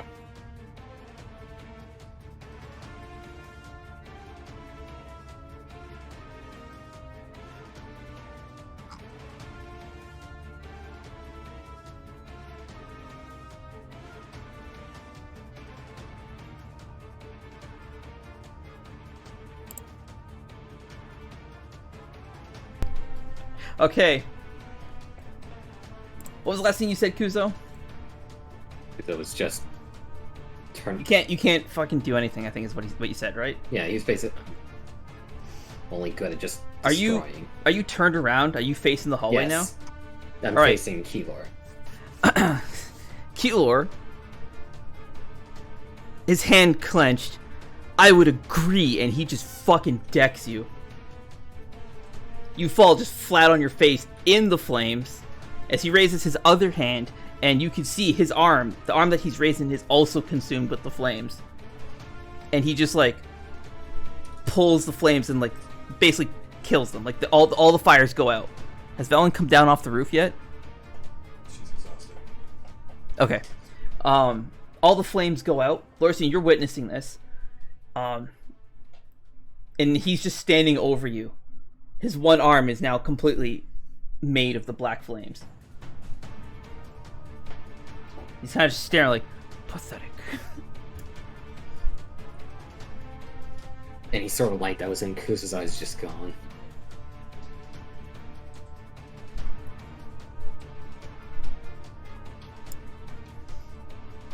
How many times do I have to tell you not to mess with powers you don't understand? You wanted to experiment with this. Why did you do it in this house? There's innocence here. If your friend didn't call me here, what was your plan? Burn the whole city to ash? Kuzo doesn't respond.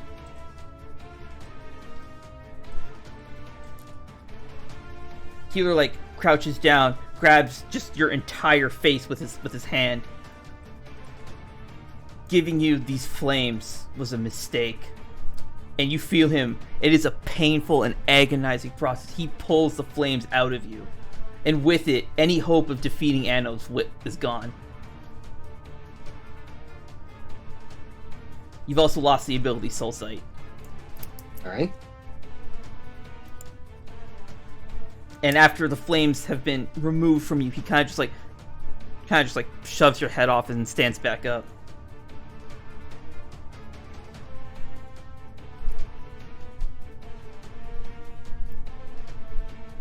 Kuzo doesn't even react.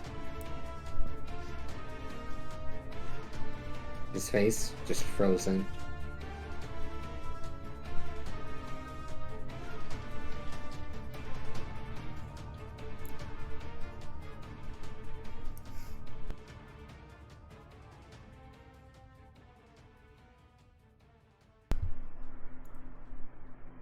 Keeler just like turns around.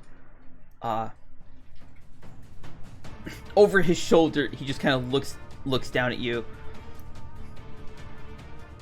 Astra was a fool to fall in love with such a buffoon. And he walks off.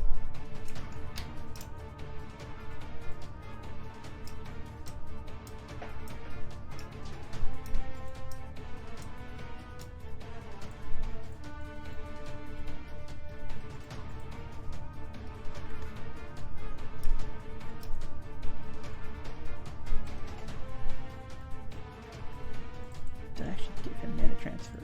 I think I did. Because he should know it. Oh, he doesn't know it. I'm going to steal it off your page.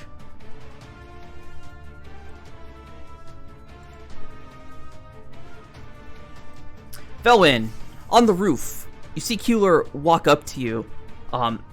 His one hand completely bathed in the flames as he reaches out and like goes to like basically grab your forehead, kind of just like this.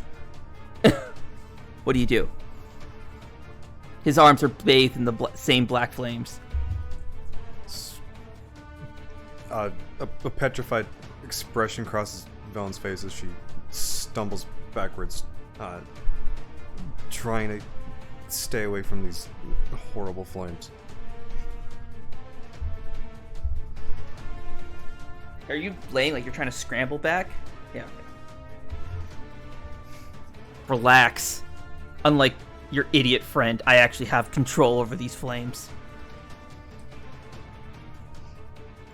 And in your state, you have work to do.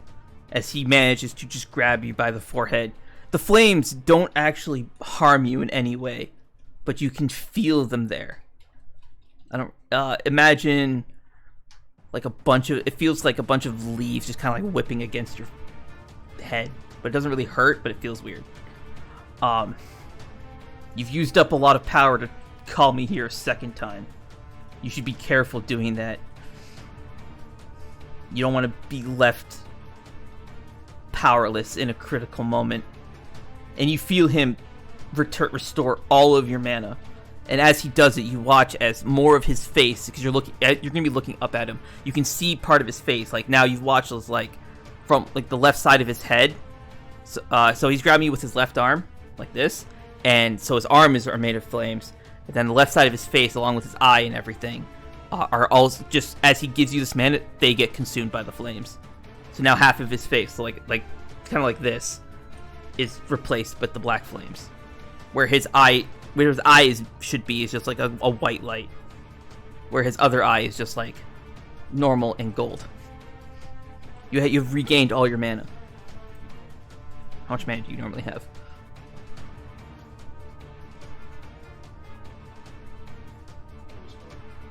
Yeah, I just fell it. And I fell through the floor.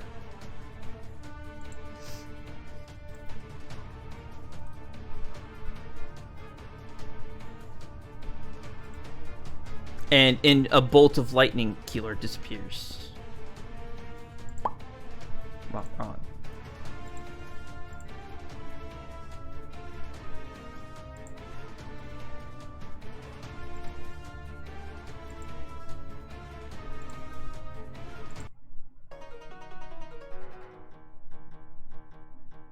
No.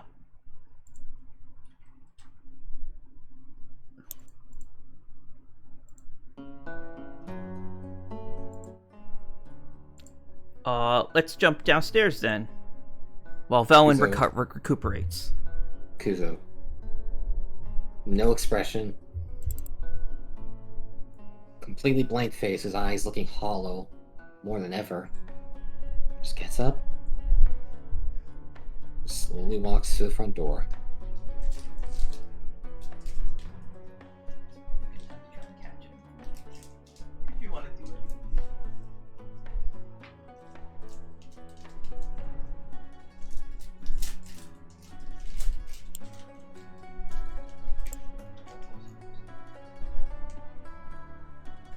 Kuzo,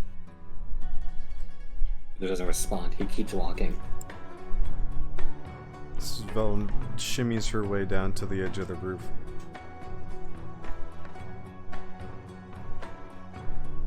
Looking downward, she attempts to manifest her wings, but it's strained.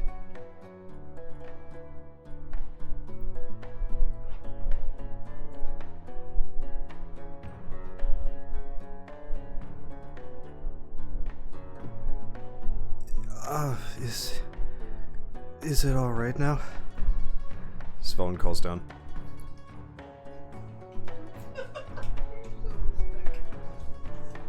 Lorsian will look up at the roof and nod.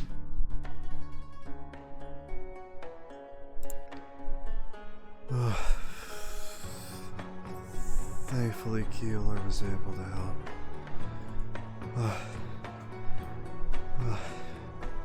Is everyone all right?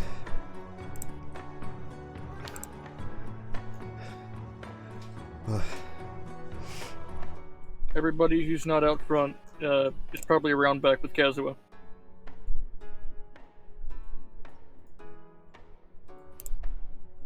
You'll have to go check back there. All right. I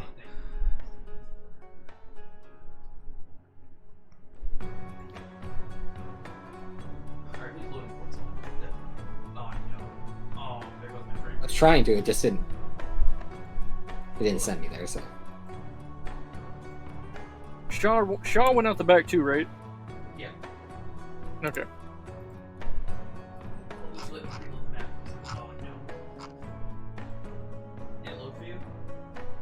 Yep, it loaded.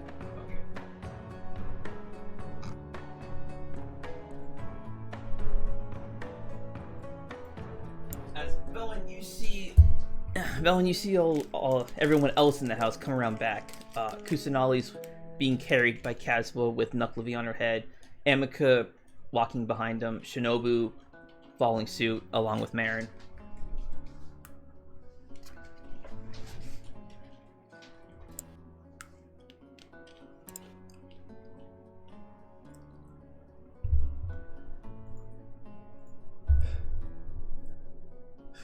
Exhausted, Veilwen, she places a hand on her leg and she slips off of the roof and begins gently floating downwards.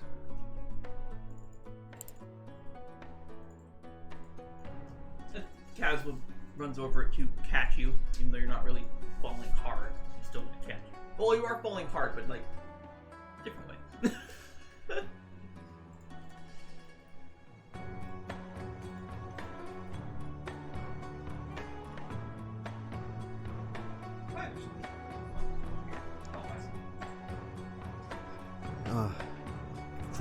Thank you, Kazuha. Is everyone alright? Everyone gives a nod. If you can set me down, Kazuha. I want to sit down. He gently sets you down.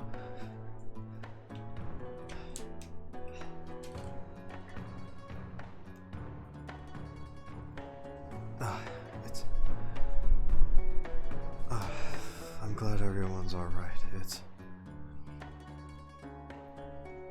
Veilwen looks around for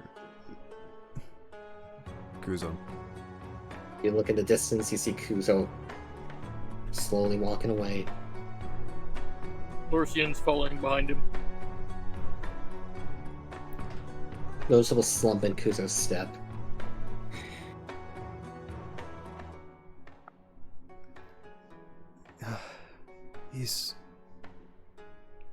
He's running away again. Kazuha, I thought he had learned to not do that.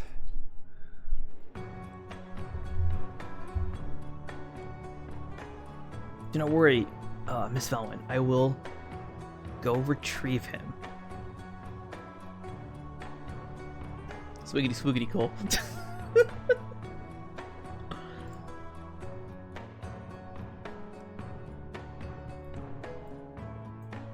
Oh, son of a bitch. That's right, it's all the way over here.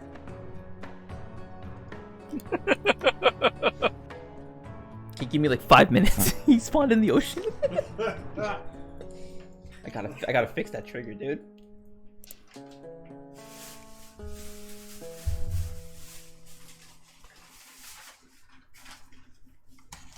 Oh damn, I still have one pack though. Okay, I see. You just have an extra one. I will accept your offering. Marius is over here, pay to win.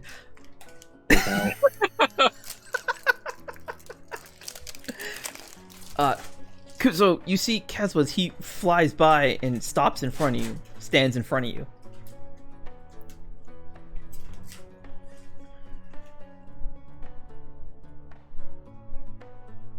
You're gonna drag me back. Don't. I'm nothing but a menace. Menace or not, do you care for Veilwen, or Miss Veilwen at all? I do. You wish to hurt her better. again? No. That's why I'm leaving. So you're repeating your mistake? No. This is her I'm not father's repeating my workshop all... Shut up, Kuzo. This is her father's workshop all over again. You destroyed it and ran away. Because that's all I'm fucking good for. You send this message to the others. Live your lives, but make sure I stay the hell out of it. Oh shit! Oh damn! And then Kuzo swings and flies off. Cole, real quick, I am going to give you a card for that. You already have one? You don't already have one, right? Nope, I don't. Yeah, okay. Oh, I gotta fucking press the button. 1 second.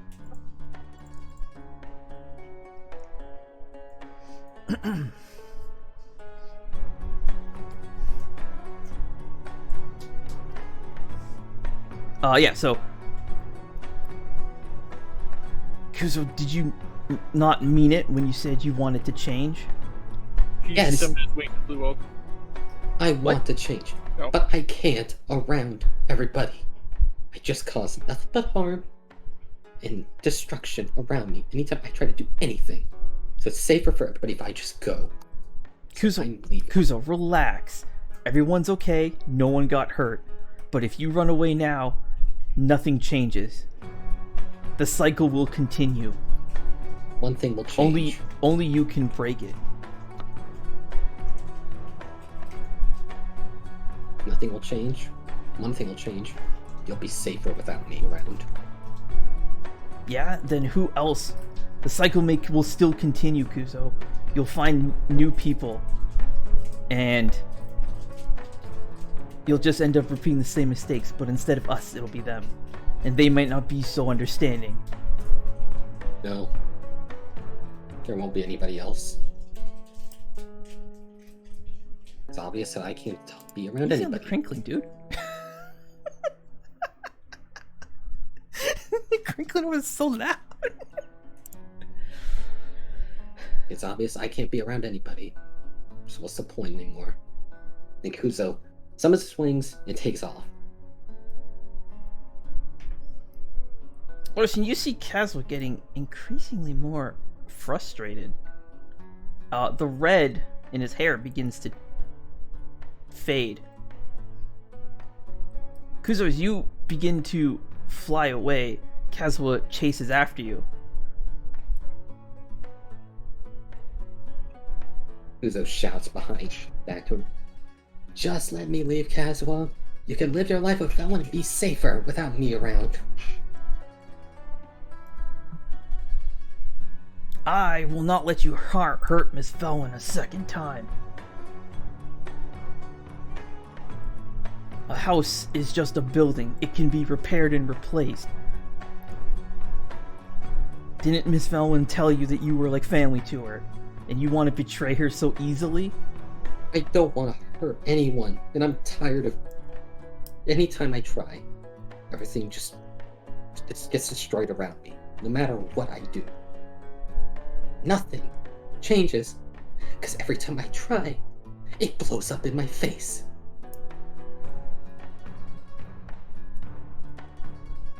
I'm nothing but just a source of destruction and death, and that's all I'll ever be.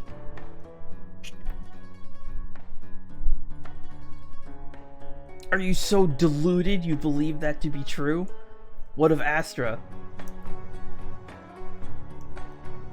If that were truly the case, do you really think her so pathetic that she would fall for such a monster?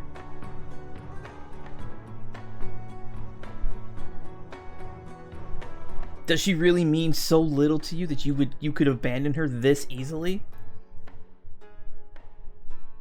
No, I never could. But how the hell am I supposed to face anyone if all I'm doing is just disrupting their lives and putting them in danger non-stop? I am nothing. This is a journey you need to make, but it's not a journey you need to make alone, Kuzo. Alone would be safer for everybody.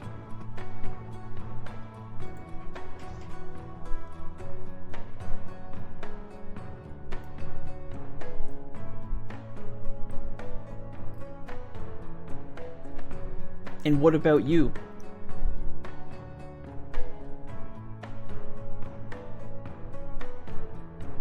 Already doomed anyway. Next time I die, that's it. World would probably be better off anyway. I told you, Someone- Kuzo, I told you. Material things can be replaced, but the damage you're about to deal to Miss Veilwen and Astra, that will never be undone. So what? You've damaged her house a little bit. We have Desireen. He's an expert carpenter. He can very easily fix it. But there's no material in the world that will fix the ache that you are about to instill in Miss Veilwen. If you truly want to part ways, do you really want it to be this way? Does Miss Veilwen mean so little to you that you can't even offer her a decent goodbye? And as you were trying to fly away, you see Kazuha, he appears just right in your face, and you catch just for a glimpse that same... His face is starting to change, kind of similar to when you were in the Thieves Guild, but it's only just around his one eye. And he grabs you by the head and just whips you straight into the ground. Right into Veilwen's, I guess, like the front lawn. Thanks, Kazuha. So, Lorsian, what is Lorsian doing, by the way? Realizing You that totally he can't 100% fly, witnessed this. Witnessed this. realizing that he can't fly, he's just gonna stand there and just watch Kuzo shoot like a fucking meteor into the ground. Again. Again. Are you gonna go back to the house then? Yeah.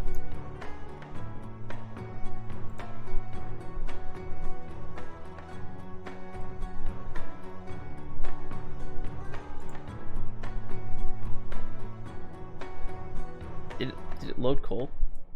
Look at me. Okay, good, you're loaded. So, Veilwen, you see Kuzo sprout his wings and start to fly off. You see Kazuo just almost instantaneously appear in front of him, and Kuzo comes flying towards your house like a fucking meteor. Slams to the ground.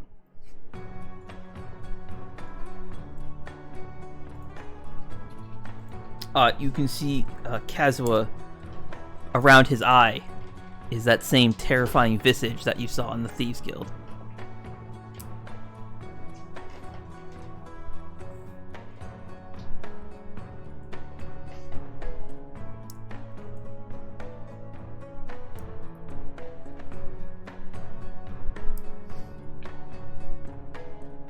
This is all you, bud. Svelin, she struggles to pull herself to her feet. With Mirtanaster, she sticks it in the ground and sits up and stands up.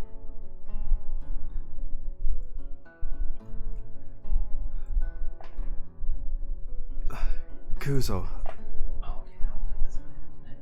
Go for the kill. Kuzo, what? What? Why? Why did it have to happen this way? Because I'm nothing but just a source of destruction. Kuzo, that's not even it at all. Why would you think to summon such awful flames in at all? Even as if it was a minor joke or accident or whatever it was.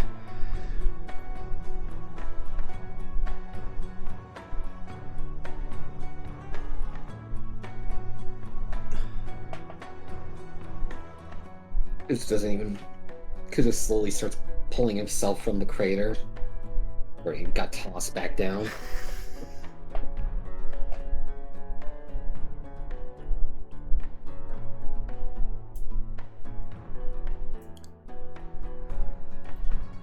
Svelin, she, with Mirtanaster as a support, she shifts over to Kuzo.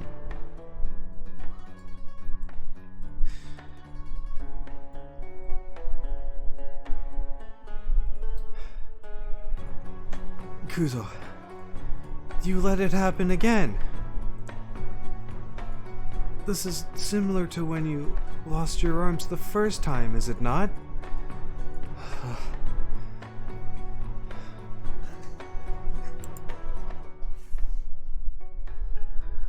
Kuzo, answer me.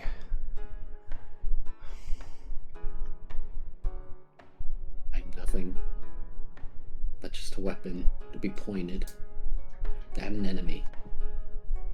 And that's all I'll ever be. Kuzo, you're not listening.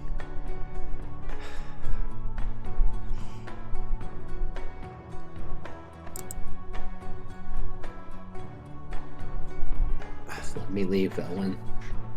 It's safer for you and Kazuha than everybody else. Kuzo, after everything we've been through, and you still want to just leave? Because it's easier than facing your problems? Every time I face my problems, something breaks around me.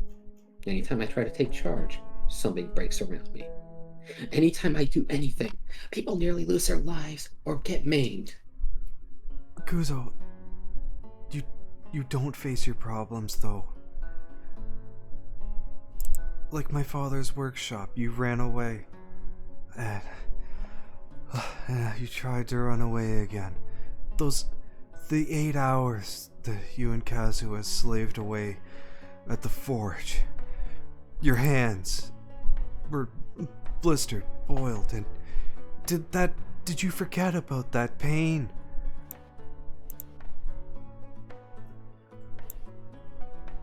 Didn't even register the pain.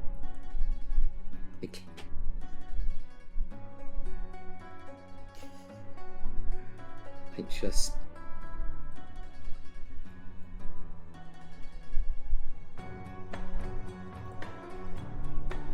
Kuzo, Keylor had to come save you again.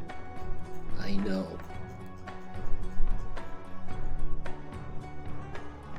That's the problem.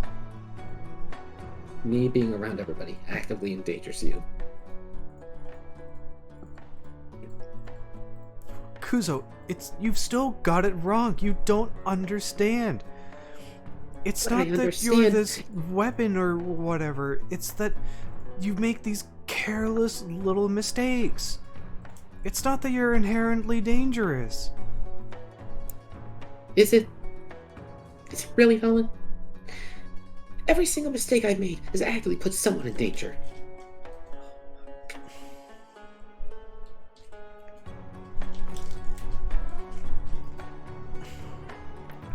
Kuzo, but what about all the times you saved us? The time that Lorsian, Karen, and I were downed, and you were the one that was carrying the three of us out. Fendrana, you saved us. You are completely capable. I could Of have saving just people. told us all to just run there. No, told us to stay and fight. We should have ran. But in the end, you got us out. Doesn't matter. You made up. I was the for one your in the mistake. charge there, and I decided that we should stay. Doesn't fucking matter. You are not the only one who has made those mistakes. I I've know, made them as well. but I have made countless lifetimes more than you have, Lorsian. You only get your one life. And that's it. I get my one life. Doesn't matter what I say.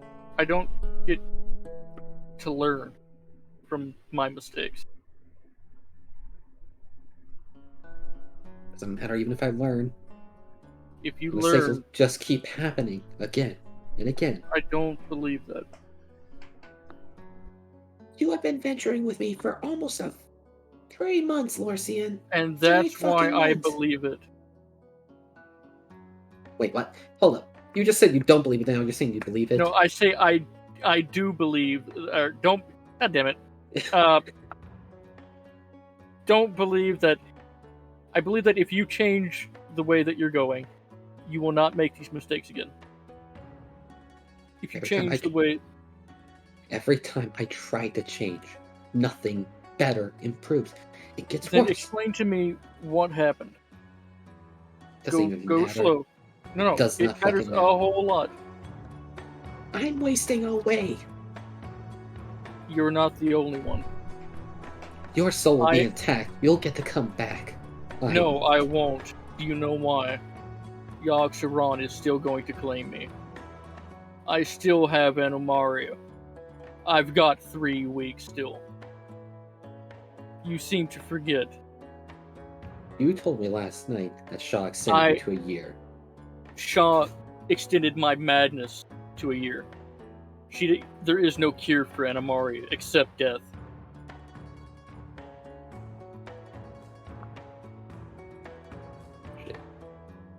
If you were really 3 weeks to death from Mario, you would be bedridden right by now. You'd have lost the ability to use your legs already. Then why would Nirvan lie to me about that?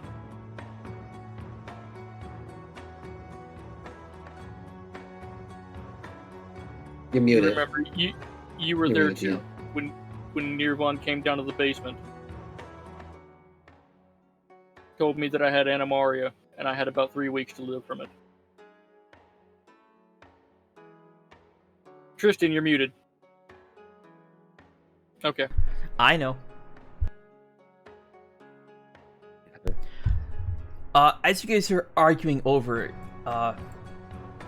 you watch as Veilwen, she's starting to lose her consciousness. You guys, as you two are bickering, Veilwen desperately trying to cling to consciousness in a desperate attempt to keep Lorsian, or not Lorsian, damn it, wrong person, Kuzo around. She eventually, her strength gives out. Kazuha rushes to her to catch her so she doesn't on the ground. Her body glows with the reddish yellow glow, and your old buddy Ramiel takes over. Veilwen, your body is unconscious, sort of, but you are still able to bear witness to what's going on. Is this the first time Caswell sees this? Yes. Yes, it is. Did I think about that? No. No, I did not. Anyways, Kazuha takes a step back as Ramiel steps forward in Veilwen's body, but she still has her red hair and her large wings.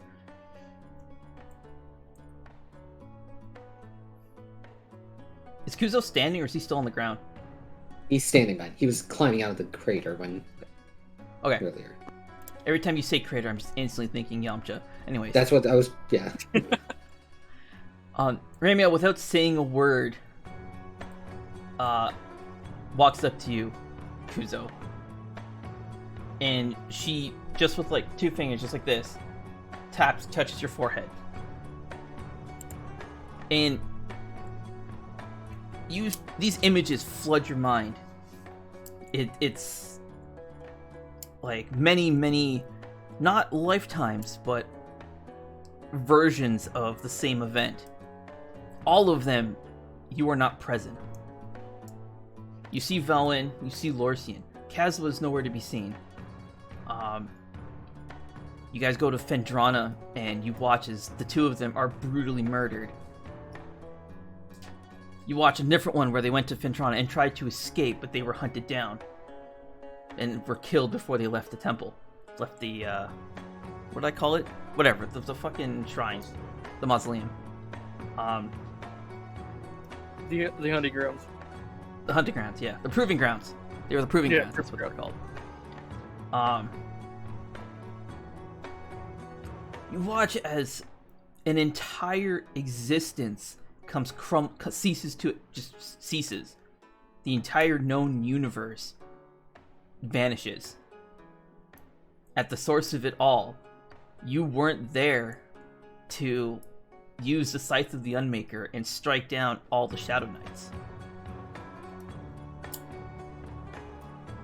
As you return consciousness, Ramiel, softly, she says, Kuzo, what I have just shown you are the many versions of their lives where you weren't there.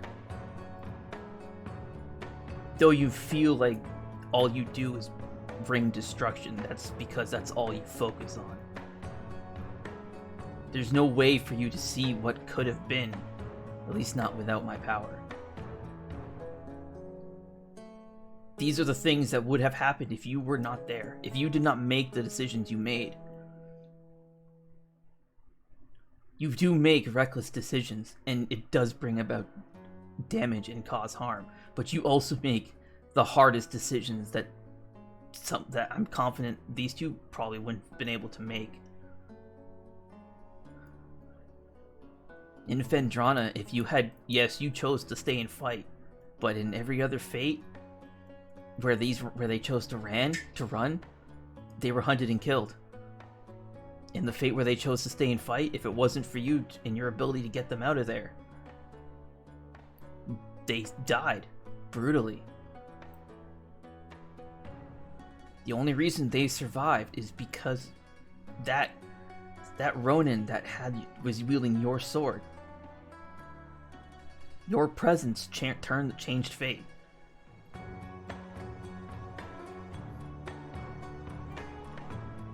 Not only that, look at how far Miss Veilwen went to make sure that you survive. Yes, you damaged her house, but the house can be rebuilt. Veilwen, did I say Miss Veilwen? I did, didn't I? Veilwen is trying so hard to make sure that you learn from your mistakes, but all you insist on doing is focusing on what you've done wrong.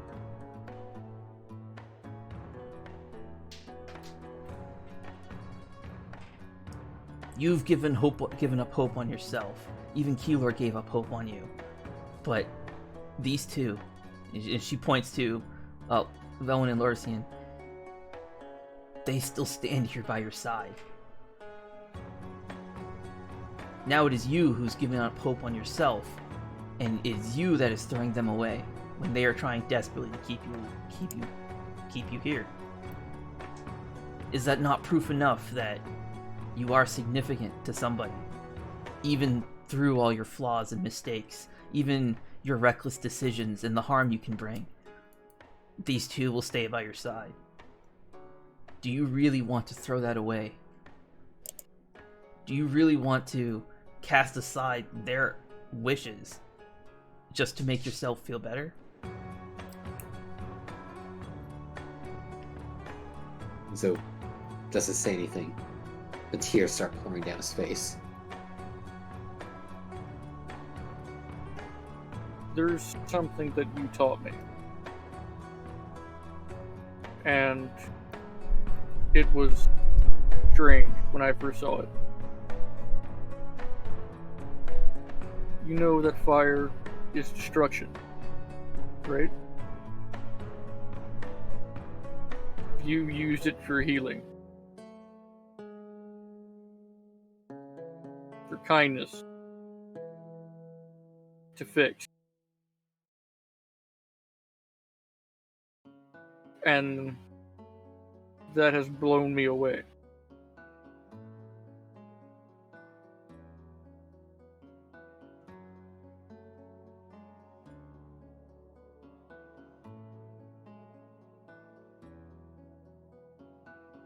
Whereas you see destruction only in yourself.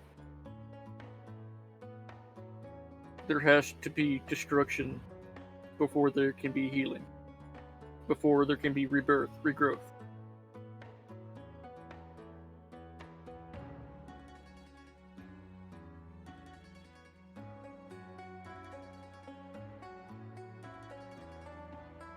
Like when a farmer, he tills the soil. He uproots everything around, the grass, the plants. Destroys everything.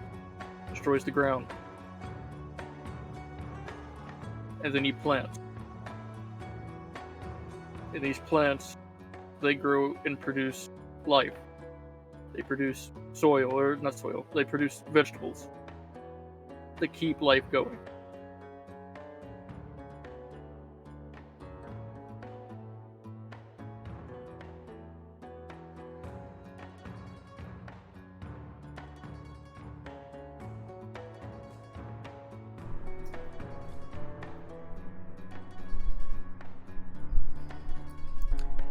Kuzo, there's one more thing I want to show you. Is she, you're still standing, right? Yeah. Yeah, okay. She once again, gently this time, caresses your cheek instead of just doing the forehead. This time, this time you see Astra. She is alone and by herself in a lone house. She looks very saddened and depressed, lonely even.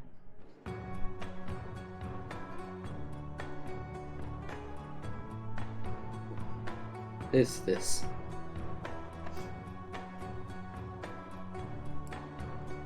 This is the fate that she would have had right about now if you hadn't met her, if you didn't exist, if you abandoned her. This is the fate that awaited her. Now, I'm sure you remember quite vividly what her actual fate was after you met her. Kuzo doesn't say anything. His fist just clenched. Of your daughter. The family you would have had. While it is unfortunate it was taken from you, but it also never would have existed, and Astra would have been miserable.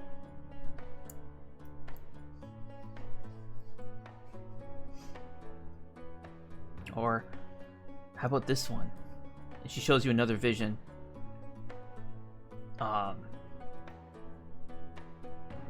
It's the desert. Zedekai's wielding the scythe of the Unmaker. And he goes on a rampage, destroying everything. It starts with the desert, spreads outward, one continent after the other.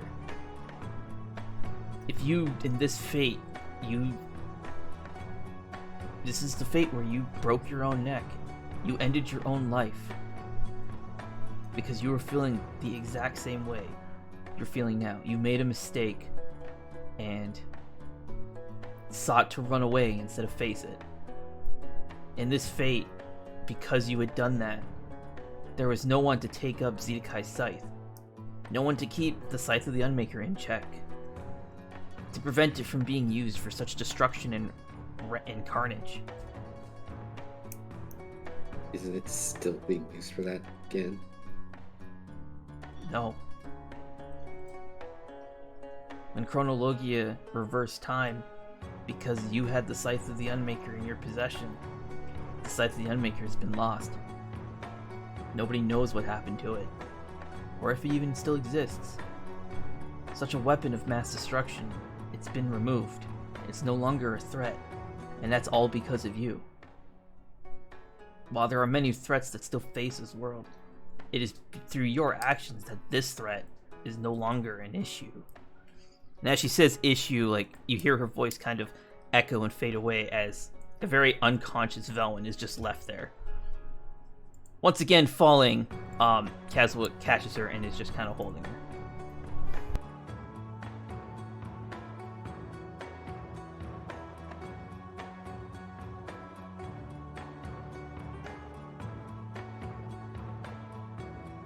Kuzo doesn't say anything. Just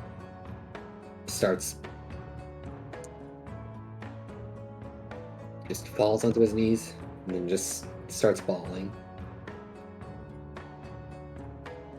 Elysia will sit down beside Kuzo, put his arm around Kuzo, and just pet his back.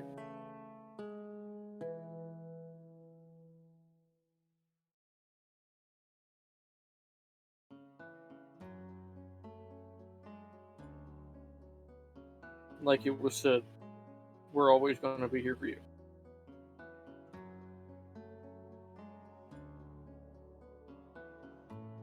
For as long as we can.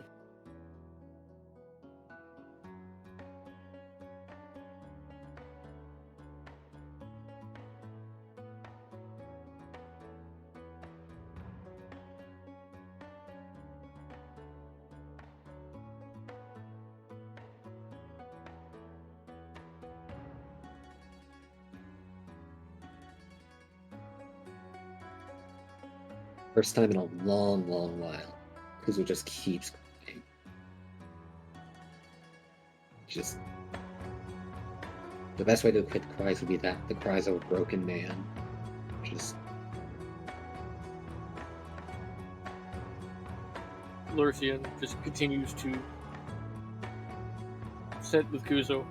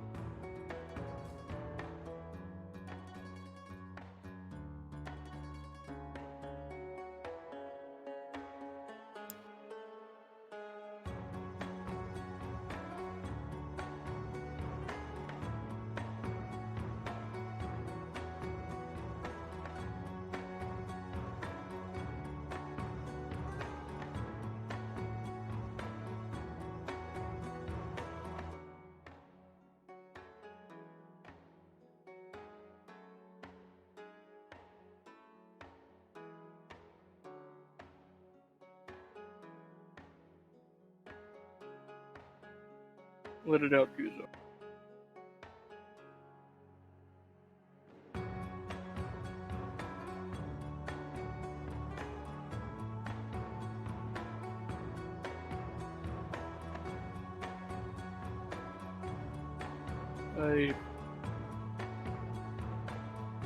You just see Kuzo, he's still just sobbing.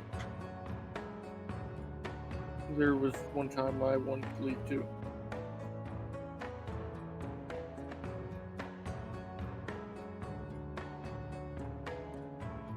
And you and Veilwen talked me into staying.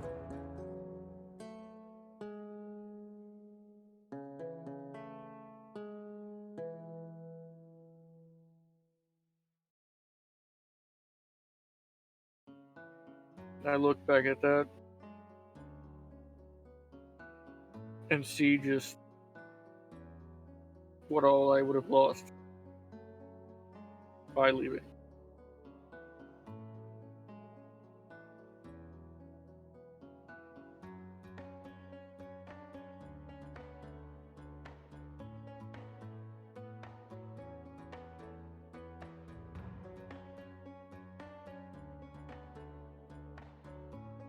Kuzo's not really going to be changing much DM, so like he's going to be stuck for me for a while. So kind of just wait. I have one more trick up my sleeve. Do you want me to deploy it?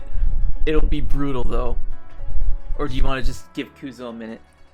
Sure, deploy it. Oh my god. Alright. Fuck it, why not? Going down on the pain train tonight.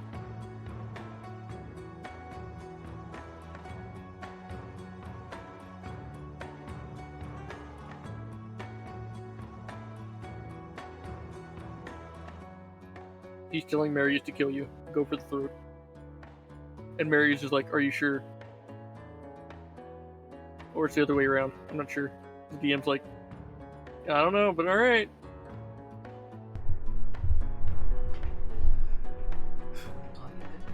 After a few minutes, Veilwen stirs. She opens her eyes and looks around in a confused state. To clarify, you also would have seen the visions that Ramiel was showing you. Oh, okay.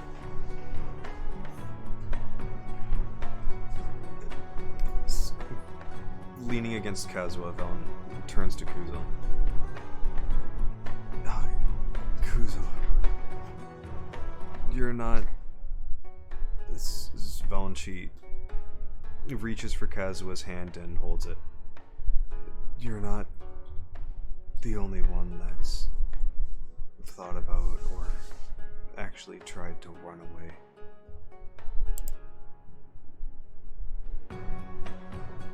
Elysia and I have both. We've been there, Kuzo. We understand how you feel.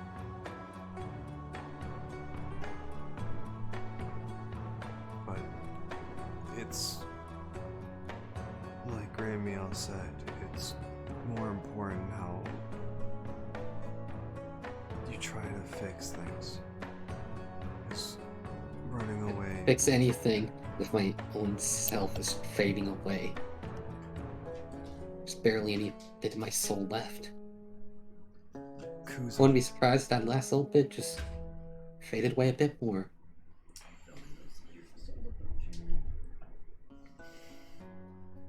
But you still have your soul, Kuzo, and it is still yours.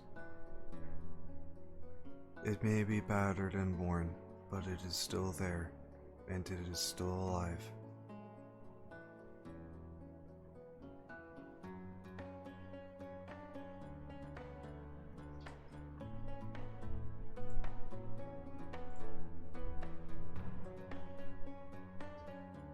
And Ramiel is right.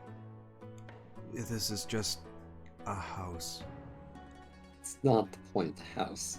The whole point was you guys. It hurt too much to let you guys get hurt. But that's what makes it caring about each other even more important. A treasure between us, the friendship that we have, the care we have for each other, about how we're feeling, how we're doing, and also the direction we're going.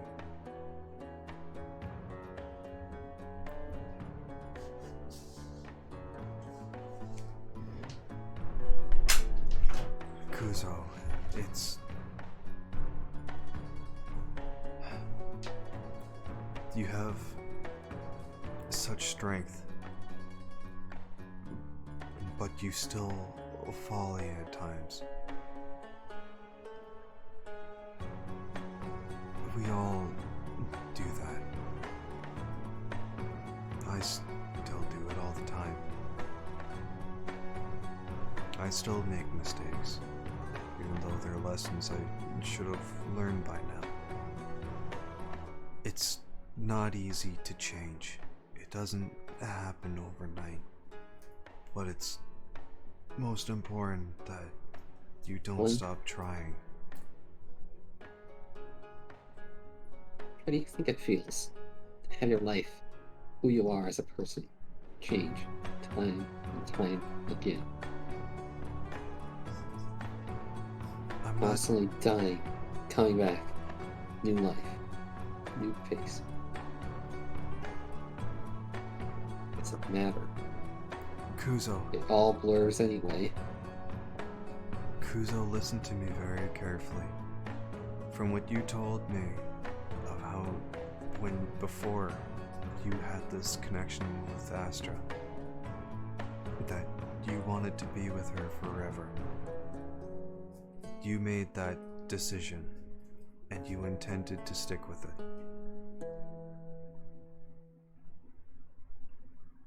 So, you had a hiccup.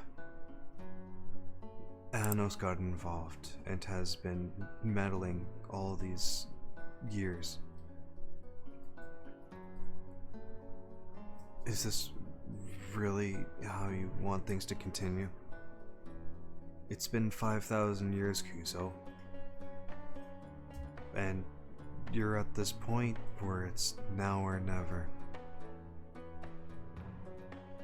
The connection you made 5,000 years ago with her is gone.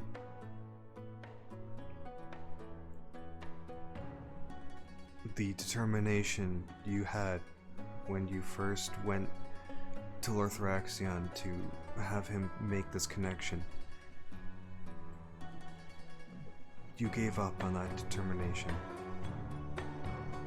didn't you? No. I've been searching for it for this entire time. But I can't find it, because it just fades away.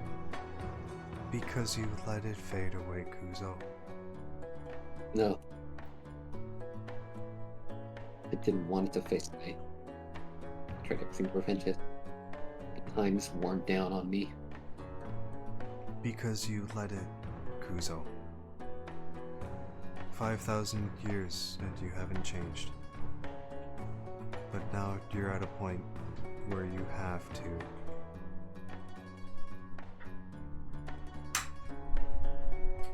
If not just for your sake, but for Astra's sake as well.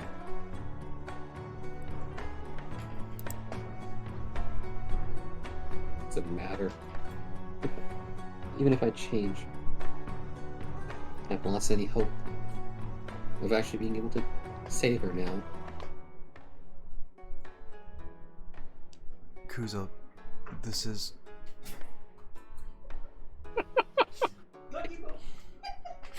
The DM just starts grabbing hands the mic. I thought he was done. Fuck off.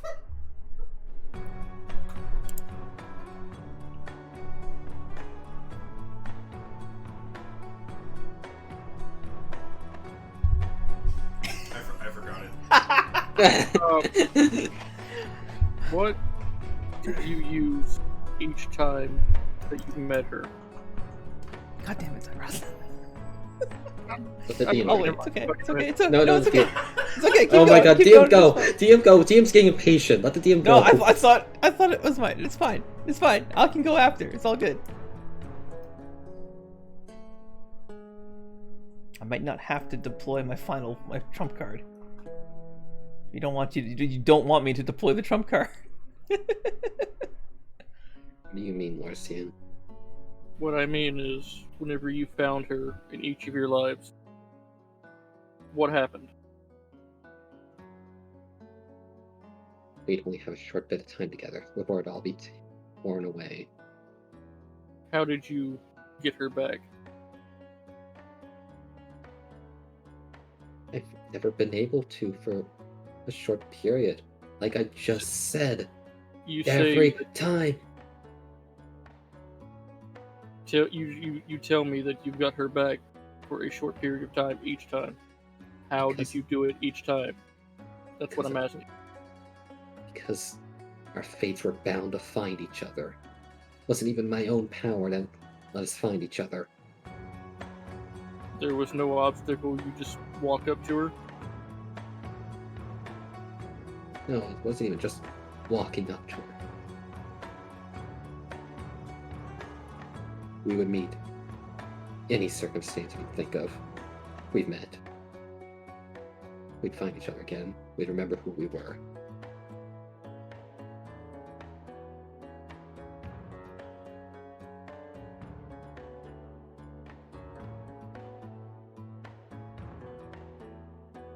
I'm confused.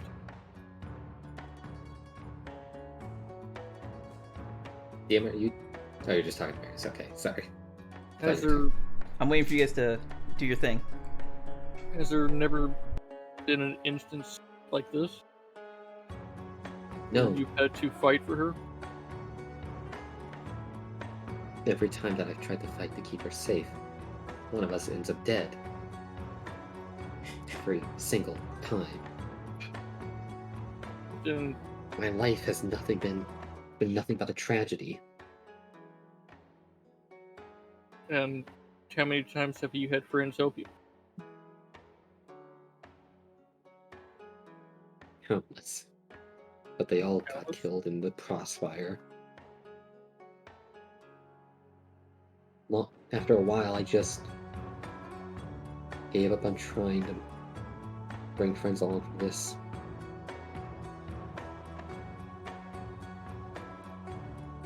What's the point in endangering more innocent people? They all just end up losing them as I die and I come back again. Well, And from what I remember, we were talking to Kazuo outside. And you said to him, or he said to you, what if I turn and kill you all? And then this went back and forth between us for quite some time. Everybody wanted him to stay, even though they knew what could have happened. We know full well what can happen, and we want you to stay with us through thick and thin, fire and ice.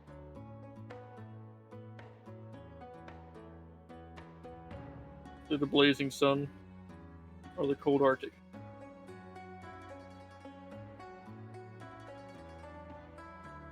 We want to be here for you. Because that's what friends do. Kuzo, Kazuo, like Miss Veilwen said, your bond through fate with Marisa, with Astra, it's gone. You have this one shot, this one opportunity to seize everything you've ever wanted. Are you going to capture it or just let it slip? can I capture it if I have no hands to capture it with? And there's something that you keep repeating, and it's starting to get on my nerves. It's not just you that will fight to save Marisa. We all will. This isn't a fight you're all doing on your own.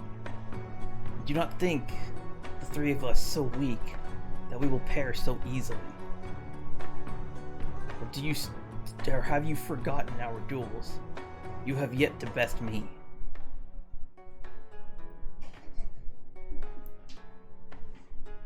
Right there, Kazuha. You are right there.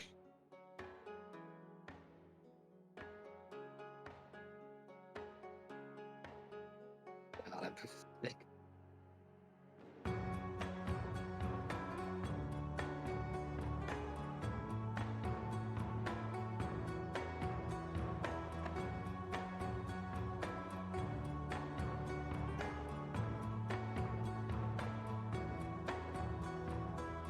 Rather not lose all of you, just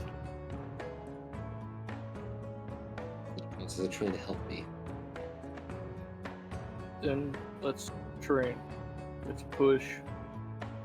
And let's make sure that doesn't happen. There's never enough time to train. There's time now. No, there isn't. Why There's not? only 2 fucking weeks, Larcian. Probably less than that now. That's it. Kuzo, if there isn't a way, then we will make one.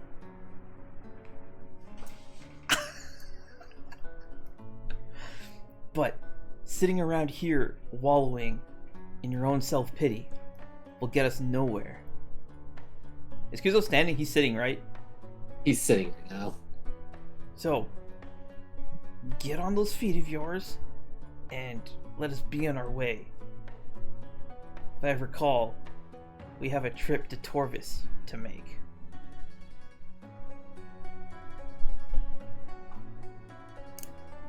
Okay.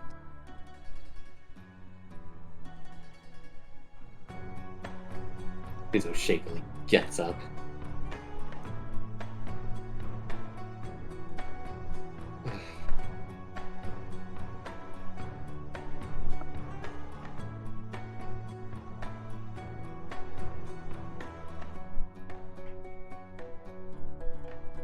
Let's go. I have a question for Kuzo. What is Anos like? What does he like to do? I want to create spells. Prepare. It was so long since I knew what he was, but what he is focus, dedication, hatred, malice, all towards one thing: making every single life I lead hell, making me suffer every chance he gets. And he uses that sword, that Oathbreaker. That, whatever else he's picked up over time. What magics does he know? At this point, it'd be safer to say, what doesn't he know?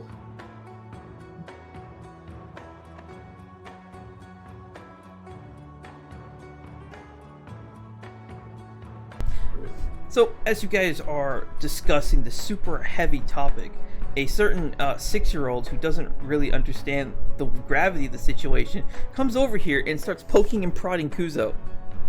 What? A look of fascination just blanketed across her face. What?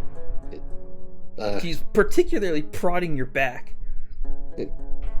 Like she's looking for a button to press. Kizunali, what are you doing? Do it! Do the thing! What? What are you... What thing? What are you do the orange thing. The orange thing? What? She continues to jab at your back with her fucking tiny finger. Or she's really short, so she's like reaching like as hard as she can. It turns around. It looks bent down. Looks. poking my back isn't gonna make my wings sprout out. Okay? Now watch. Do the thing. Stand back. Do the thing. Stand back over to there.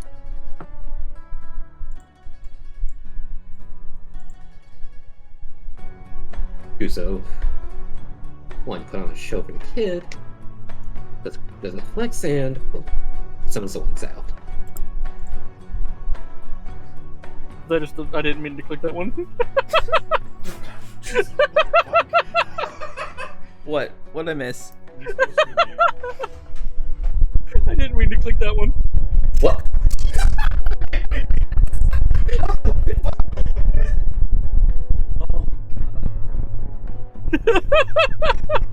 Might have to make it sound like that. Anyway, don't fucking look at me. She just kind of applauds.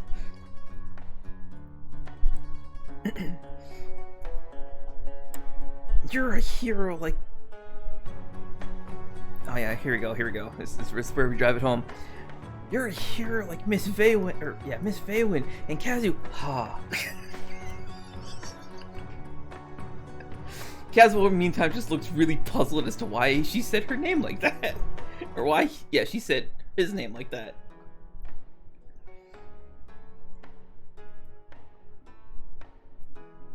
A hero. Why, yes, Kusanali.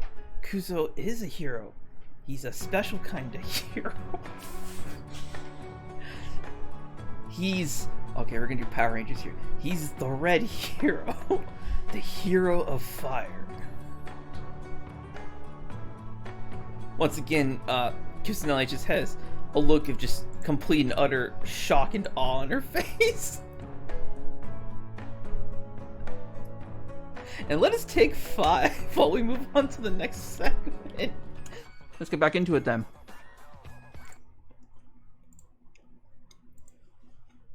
Are we still sad? Nah. Nah, not with Kusanali being wow. Wow! Wow. Wow.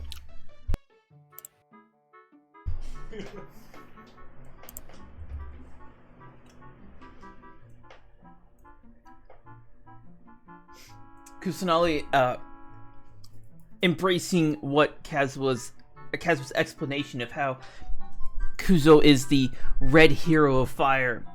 She turns, stares at Lorsian. Let's see, Lorsian's dressed mostly in white. Is he the white hero of fire? As she points at Lorsian.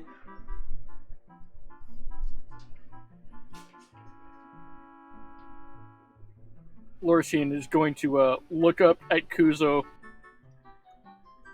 and then look to Kazu and Veilwen.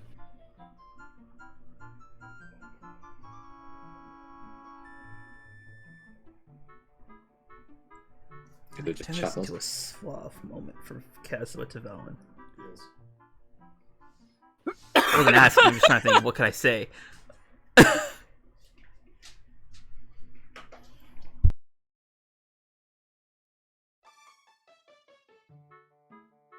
Mutes the DM's mic, doesn't fucking unmute it.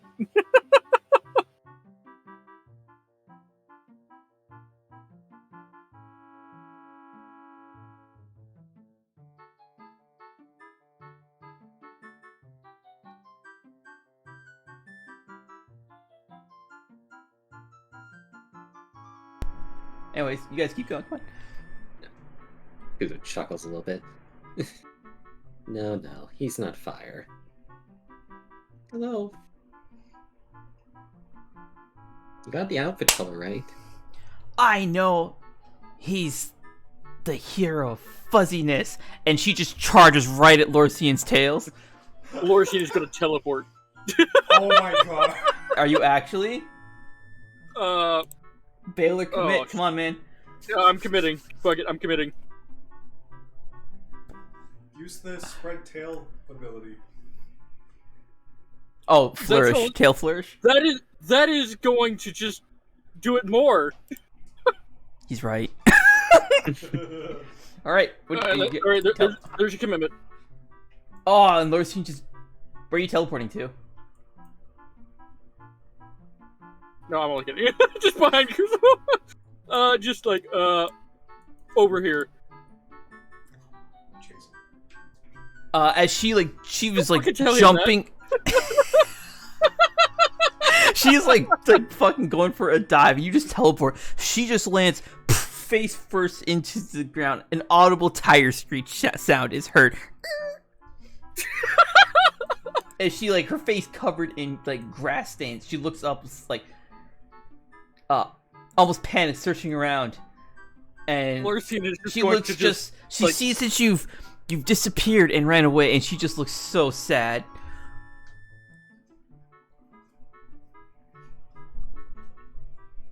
Lorcian is going to just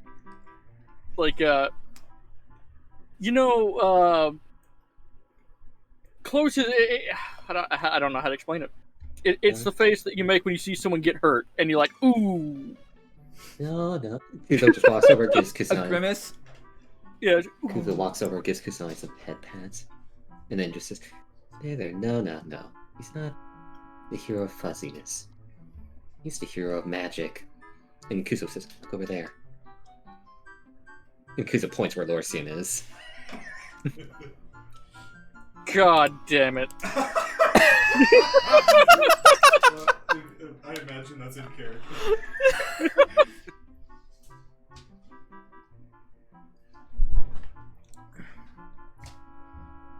He's good at making sure he doesn't get touched by anything.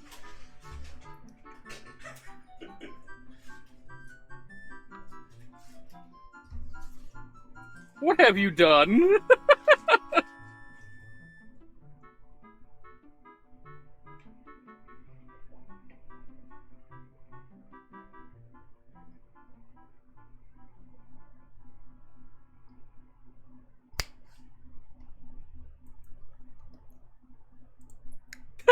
Pauses the game.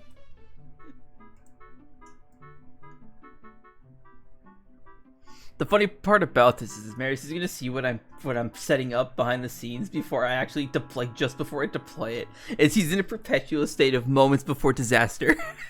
Censor by your eyes, Marius. Hide the vision. Avert your eyes. Oh god damn it! She went underground.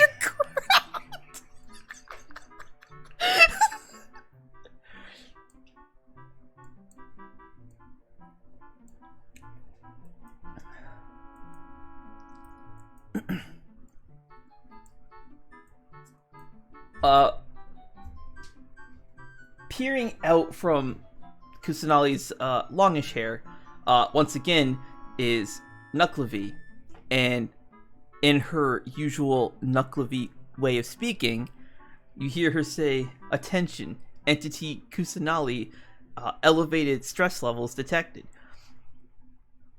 Recommendation, pleasant external stimuli."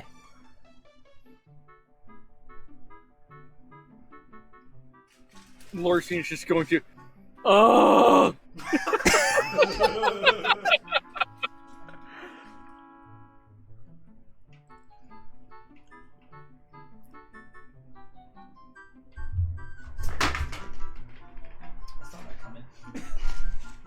That's a piece of nuggets. Death by Nug.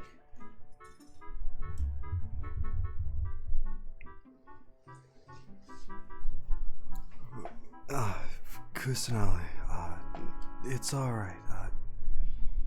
Lorcian. Sorry. Kusanali, Lorcian prefers it if you ask first. Before you go to hug him.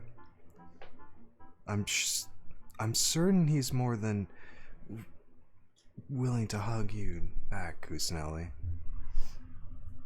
Why the hell do you gotta throw me under the bus like that? No. Velen is giving Lorcian a glare. Why have you done this to him? No, I don't want to hug him. I just want to hug his fluffy.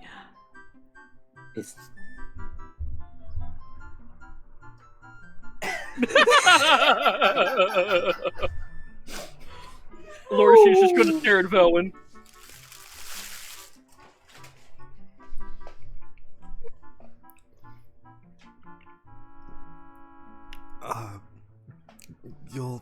You'll have to ask him, Kusanali. I don't even let Miss Veilwen touch my Fluffy. He was just looking back between Kazuo and Veilwen, and then Kusanali. Kusanali walks up to Kuzo, tugging on his sleeve, pointing at Lorisian. Defeat him!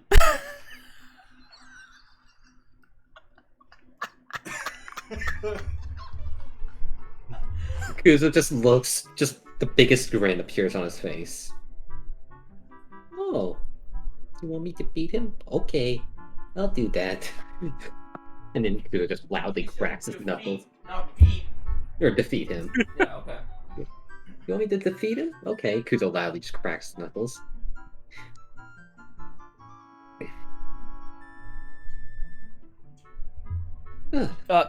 Kuzo, the overwhelming time pressure. Yeah, Right, of course. That'll be later, Kusanali. We got important stuff to do. Now then, we gotta head to Torbus. Lorisian is finally going to help her up. Oh, As I imagine, she already got up? Okay.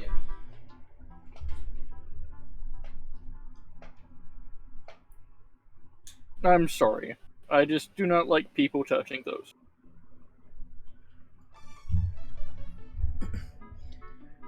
Oh, but Lorisian, surely you could make an exception for such an adorable child. Surely even you are not that heartless. As Kazuo kind of looks to Veilwen and gives her a distinct grin.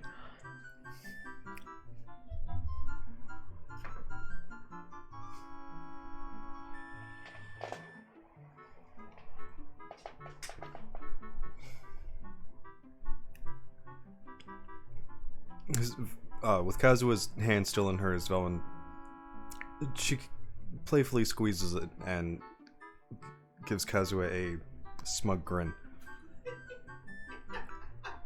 It's not the second time Lorisian's fallen victim to their pranks.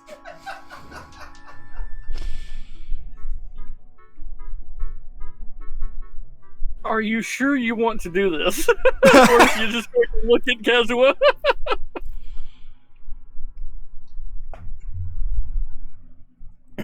Of course. You wouldn't want young Kusanali here to be sad. After all, her stress levels are elevated.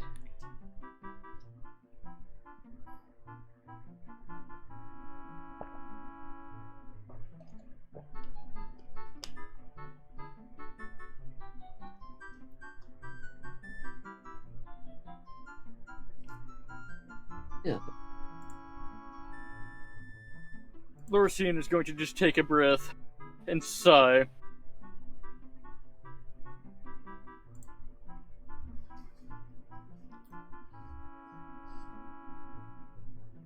Kuzo just looks at Lorisian and then just does a point as he casts. Where is it? Uh-oh. Oh my god, Cole. Message. Okay, it's message, okay. Just You accidentally disintegrate Lord. no. Kuzo just messaged Lorisian. Just turn into your little fox form. Just for a little while, just to make. Oh you happy. god. Oh god. I think she might kill me if I did that, Kuzo. I don't think I would be able to breathe. That's a risk I'm willing to take. Kuzo just gives Lorisian a look of just do it for the kid.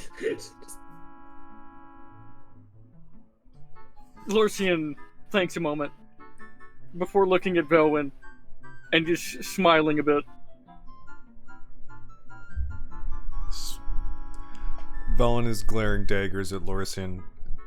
There is a look of confliction on her face.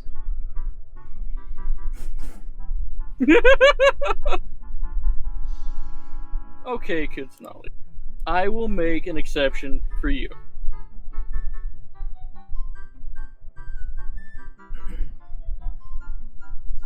And Lorcian will spirit shift.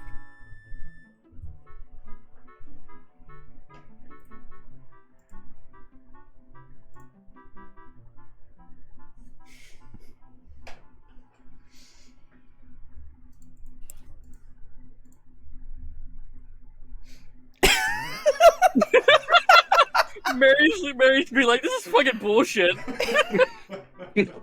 As Veilwen and Caswa, they both like look to each other in sheer shock, and Larson, you just hear from Kuzo, Veilwen, Caswa, and Caswa just, wow.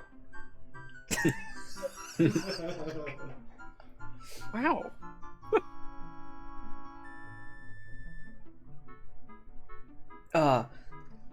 Kuzo, perhaps we should figure out how we're going to get to Torvis. Garan said he could provide us with the funding we need to purchase that ship. Yeah. Well, with Sulex back now.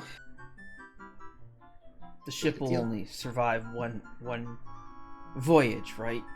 Yeah. But that's only one voyage to Arcadia. Surely Sulex could sail us to Torvis first.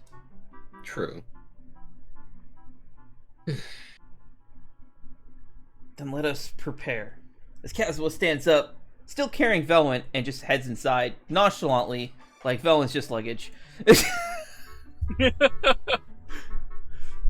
What? No, Casper. Lorcian is going to take one of his tails and just start waving it at Veilwen. Oh my god. Lorson, I'll get you for this. As the door closes. I'll get you next time, you meddling kids. Meanwhile, Kusanali is, Lorcian in his spirit form is only barely smaller than Kusanali. For context, he's like the same size as Merlin. Yeah, so Kusanali is just just wrapped around Lorcian and just like all kinds of pets. Lorcian Kusanali has now acquired an emotional support Lorcian.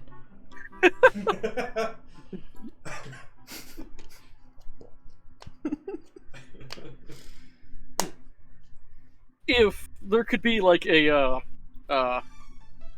just an I'm done with it look on Lorcian, it is there in his spirit form. Yeah. Just a mundane. If sigh was an emotion. Done with everything, look. If sigh was an emotion.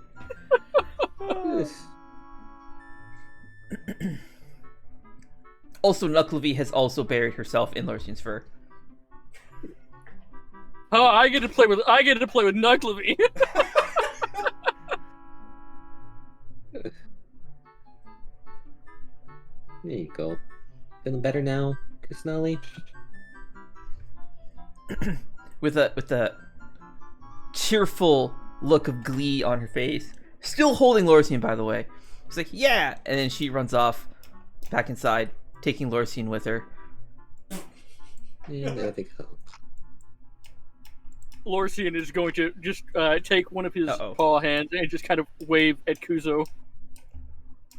It just gives a light wave. Or just... Meanwhile, inside, Veilwen and Caswa are just Caswa's walking down, I guess the main hall, carrying Veilwen, and you just see Kusanali just like basically skip on by, hugging Lorcian, and Nucklevy's also buried in his fur, and you can very clearly see it's Nucklevy because she's green and Lorcian's fur is white. Lorcian, on his way past Veilwen, just gonna stick his tongue out at her. Oh my god. For a second there, Marys, you were in the perfect post where your eyebrows were completely hidden by that cord. So it just looked like you had the most this is bullshit look on your face with no eyebrows. So it was really funny.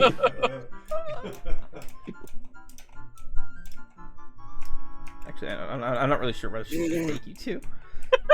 I'm not sure where you're going, but you're going. Yeah.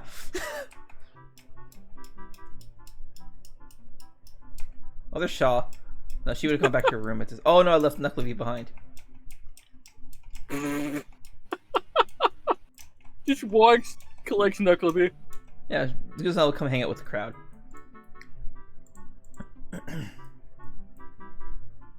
Meanwhile, outside, Kuzo. Get ready.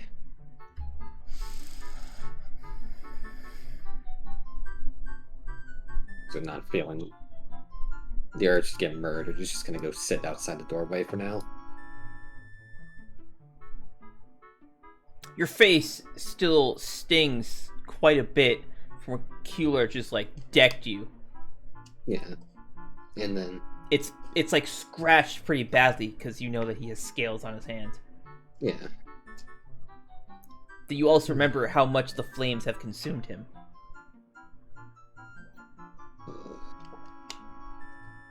What's happening, Keeler? How am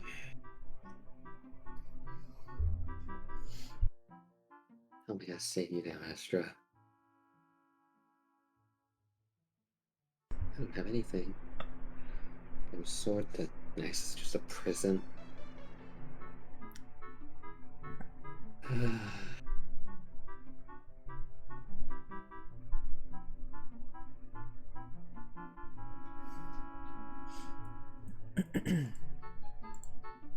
Meanwhile, it's... Oh, no, you're still going? Okay. Kuzo just mumbling to himself. It's me. Kuzo just we're self-reflecting right now. So. Okay. Meanwhile, inside, God damn it. There we go. Kazwa is still carrying Veilwen.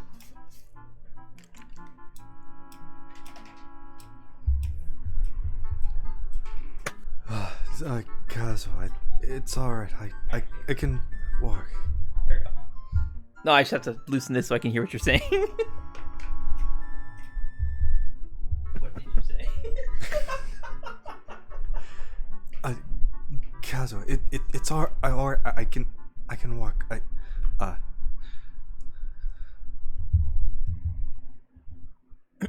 Still carrying you as he makes his way toward the stairs. He just looks down at you. I know.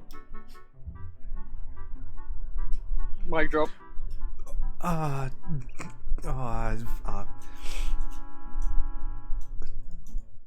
What the fuck happened to me? Beastone's on the You left him bottom outside the floor. front door. Yeah, Beastone's just kind of sitting outside. Oh, I see. He missed the trigger. Let's just look. There we go. Svelin's face goes bead red. She buries her face in her hands.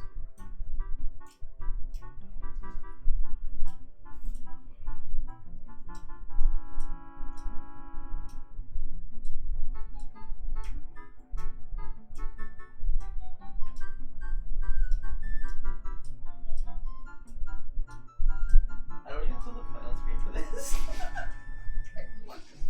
This is all you, bud. Oh no.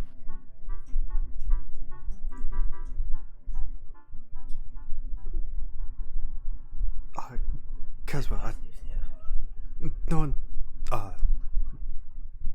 saw us, right? See, no one saw us, right? Aside from everyone that was there. Everybody saw. I don't see why it matters. Well, no, of course it matters. It's Actually, embarrassing. keep going.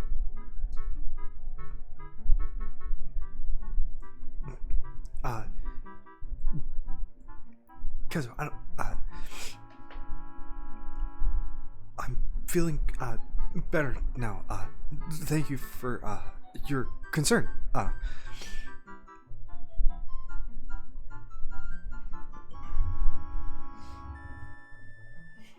Well,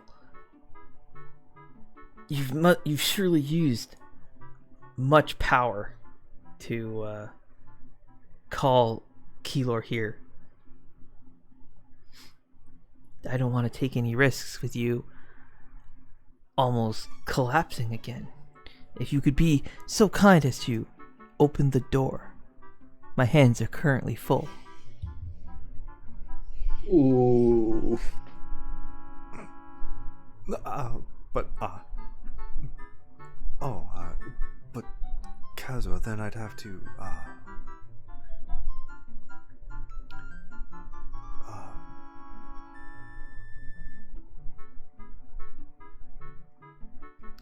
let go of your hand.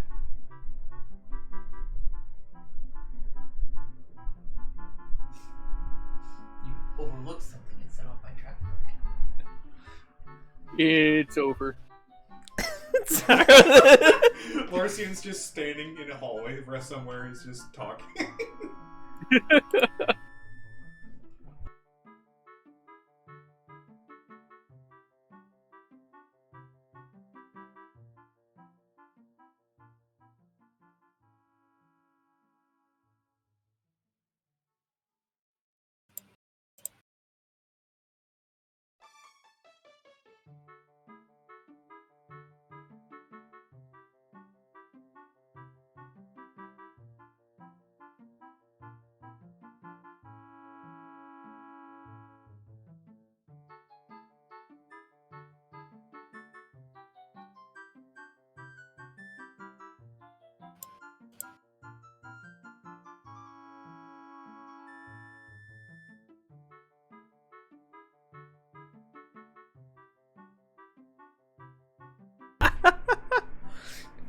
Meanwhile, Lorcian, that is exactly what's happening. Oh, I'm being kidnapped somewhere else.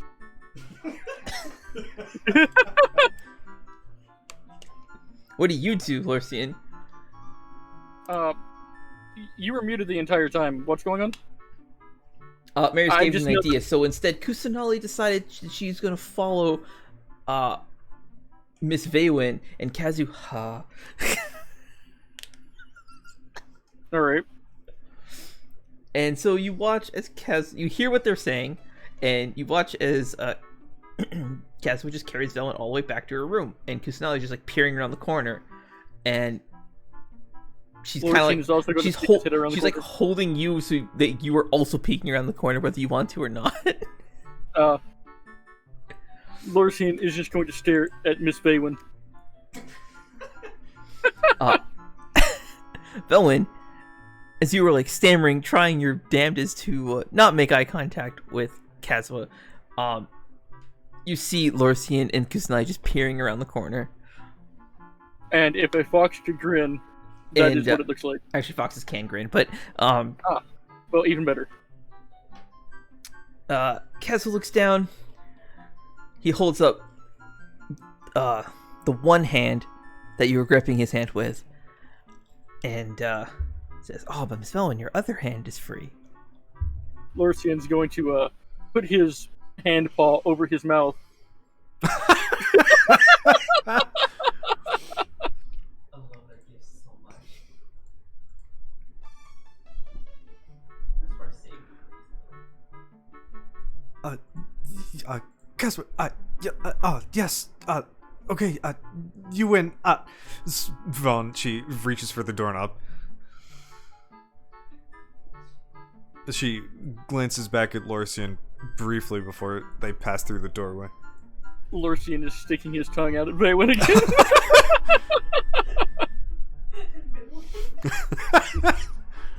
Ready. Meanwhile, outside, Kuzo has finished self-reflecting.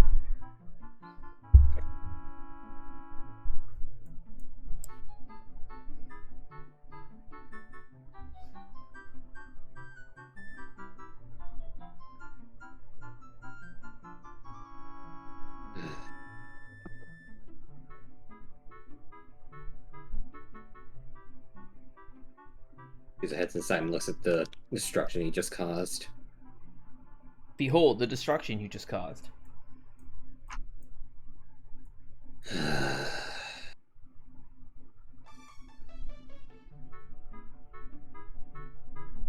Also, this room smells absolutely terrible as all the varnish on the floor is also burned up. Ugh. Yeah, Ugh, smells like burnt hair, especially because of the rug. What they don't know is that Lorsian and Shaw actually shed a lot. And so does Levy.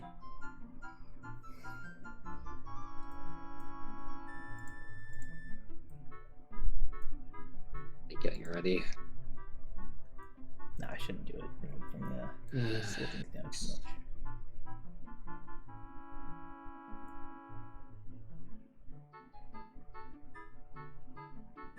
So we'll sit down and wait.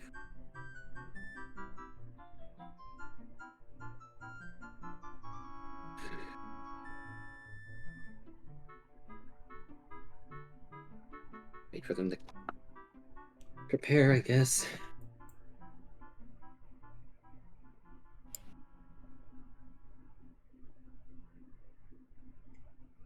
Meanwhile, on the second floor, Lorsian and Kusanali. What's Lorsian doing? Just being the victim? Yes.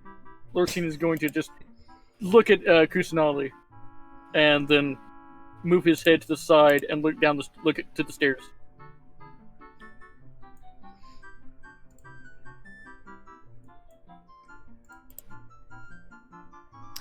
Kusanali, being a 6-year-old, thinks she understands exactly what it is you're telling her to do.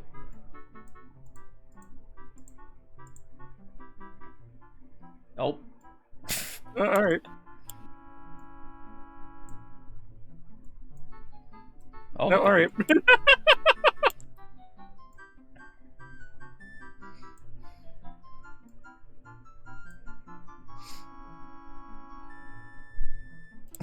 Here we go.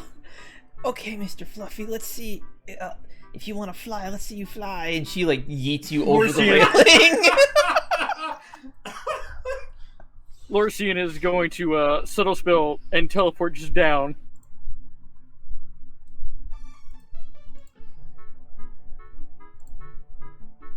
I'm gonna run you into the fucking trigger. There we go. Alright.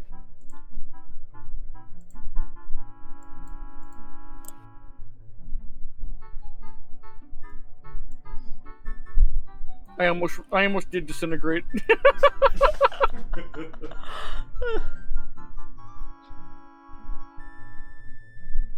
That's the one I wanted.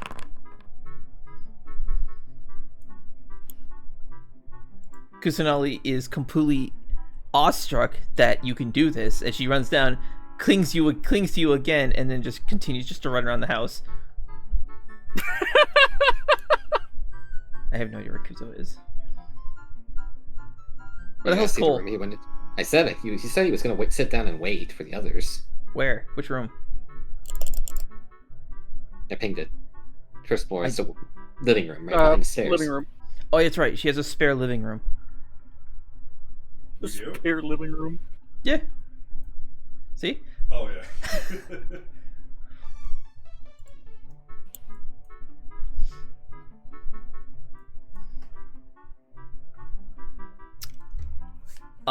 Seeing that Kuzo still looks rather distraught and sad, she holds up Lorsian and is just like, here. Lorsian's just going to stare at Kuzo.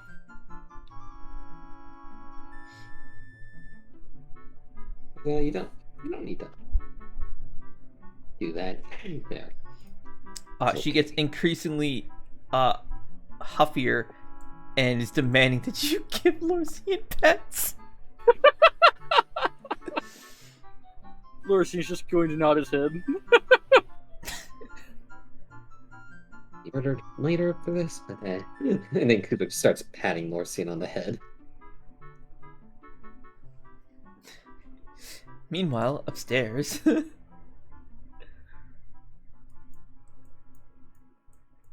I went to the main floor. Whoops. God damn it. There it is. Veilwen and Kazuha. As Kazuha carries Veilwen over to her... Okay, I'm just going to move you, I guess. Over to her bed and sets you down. He takes a step back. Reaching into his pocket, he pulls out a little box of candies.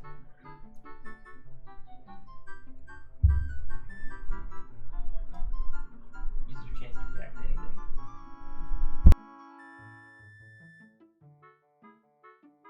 Yeah, this is your chance to react to anything.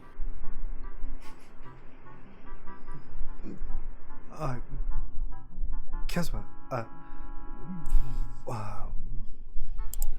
what are we going to do then?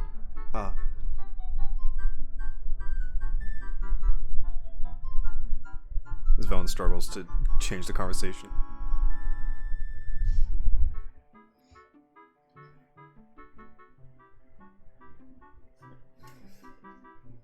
While I was out this morning, I managed to pick up this little box of treats, I guess.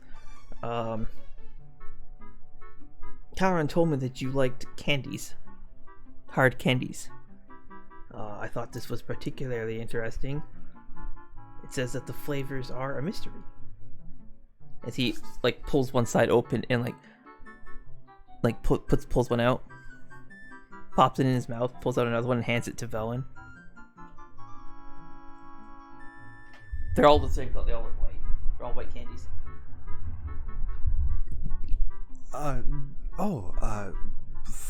Thank you, Kazwa.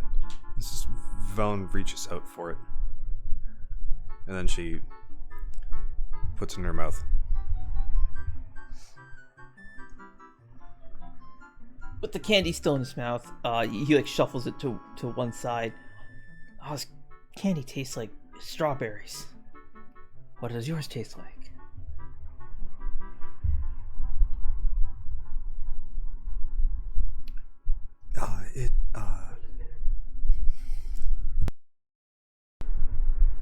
It tastes bitter. I can't discern the flavor. It's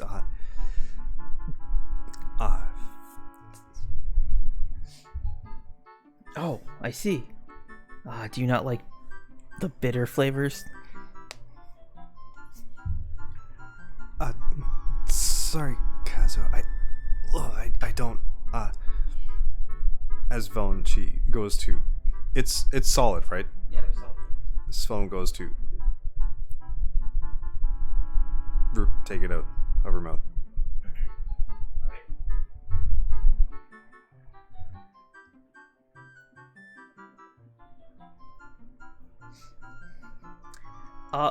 So as you reach your hand to your mouth to pull it out, Kazwa steps forward. He gets right up in your face, and before you can even process what has happened or what's happening, your candy suddenly changed like strawberries.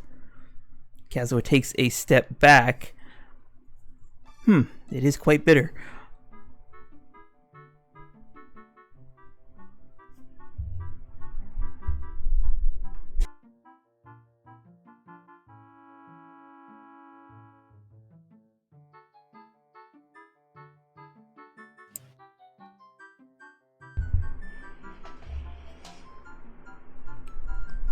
Veilwen has a shocked expression on her face as she is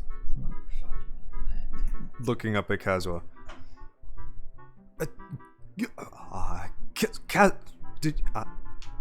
Did you just Veilwen falls silent.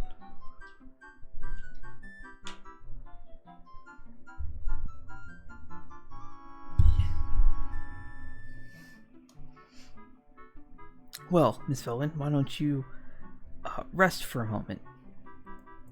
We'll go see about the arrangements for our journey to Torvis. As he walks by, he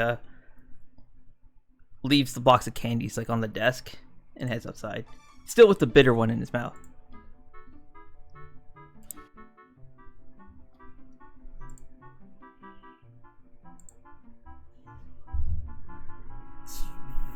Veilwen, she just, after a moment of realization, she reaches for her pillow and... You have a B-stone with you, right? Yeah, okay. Use your B-stone.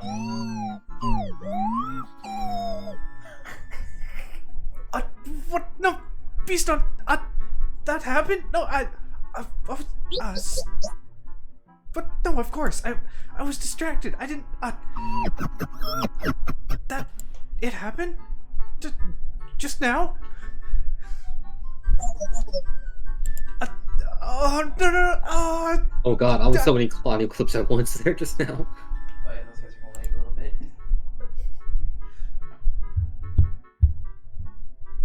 Vone, she just reaches for the pillow and holds it to her face and screams into it. They're so like little round, like think like gumballs, but they're not gumballs. They're just suckers. It's still it smells like strawberries. Also, as you bury your face in the pillow, it smells like maple.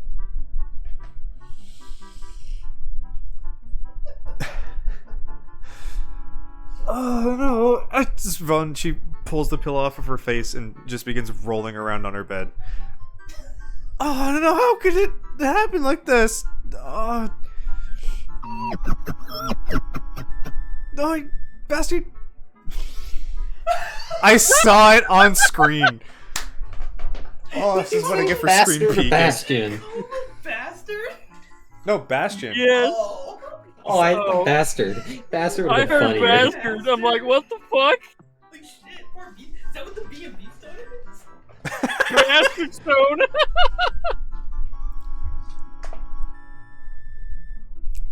Just rolling around on the bed. Veilwen, she's holding the pillow close to her chest.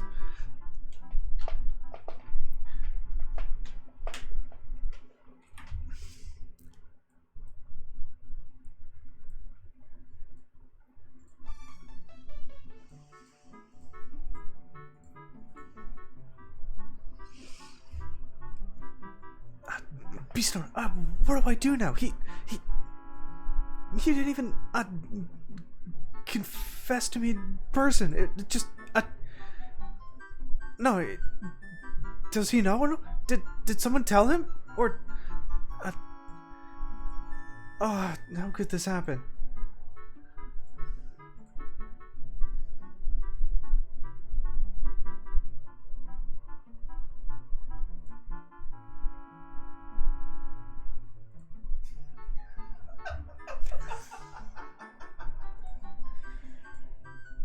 That's gonna be like the most dramatic thing ever. Sloppy check the box. See it happen in real time. Does your fucking Red Bulls get smaller every time I look at this table?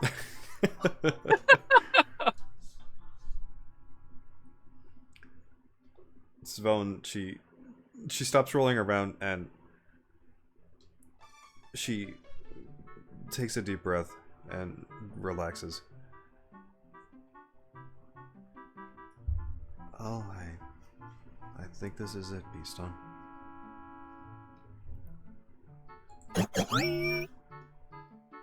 We'll face our futures together.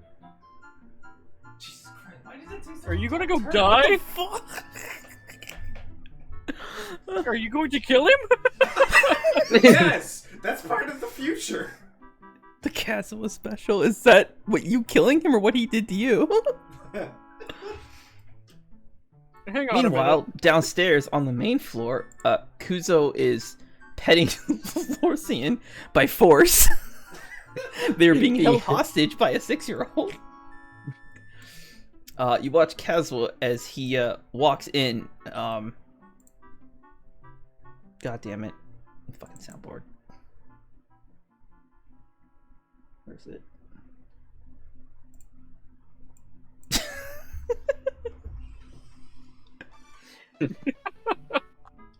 You can't tell like where the red of his eyes stop and his fucking face starts. Lorsian is just going to turn his head to Kazuo. Do that look. Fucking tilt it like what? Kudo's gonna say, "You alright there, Kazuo? You're looking a bit red." Oh, I'm yes.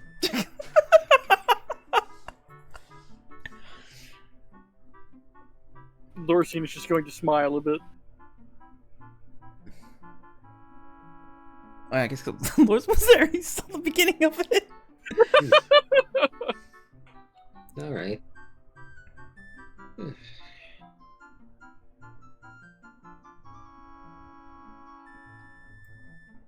Just need a moment to catch your breath and everything. You could say that. Alright. You can hear that he's chewing on something.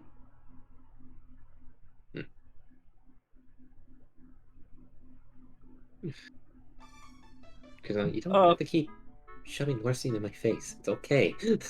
Larcian's just going to start squirming, trying to get down. Kusanali will, instead, believing that through the eyes of a 6-year-old, she understands exactly what's going on, she is going to hug Larcian tightly.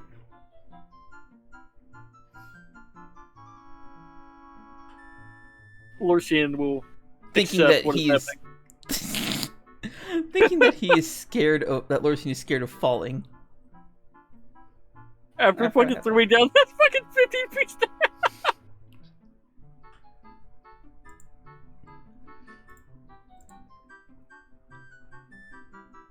Larcian is going to just stare at Kuzo, help. Just the help face. Kuzo gives it just a slight chuckle. There, Kusanali. Kuzo, See, did I hear you correctly? Did you say that is Larcian? You saw him change. Oh, that's right, he did. Shit, okay. Yeah. Kuzo, why are you being forced to pet Larcian? Kusanali here saw I was still slightly upset. Ah, I see. Of course, yeah. I'm feeling better now, Kusanali. Thank you. And Kusanali just gives Kusanali a pat on the head.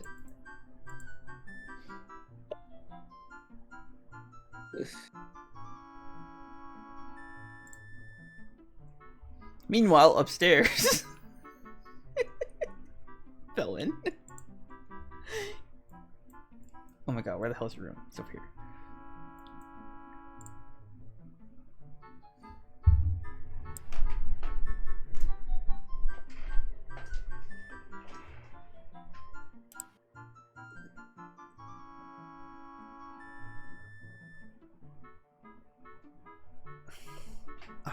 Beasto, do you think Kazwa, he did it on purpose or was it accident?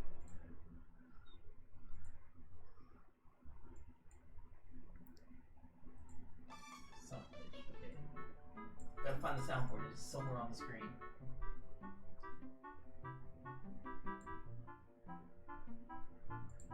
So I can't open it.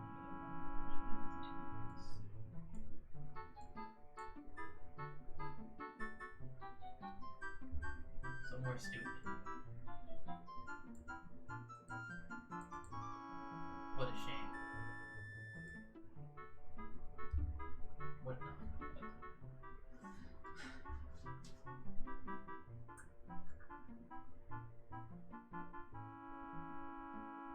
Where's Waldo? The thing fades away if I'm not using it. Where? There it is. See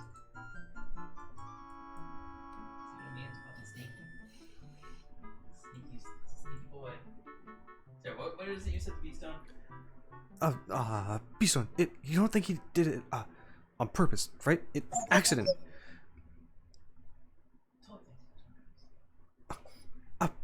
What? No, how could it be? How could he do that just like that? An arm and one to a box of candies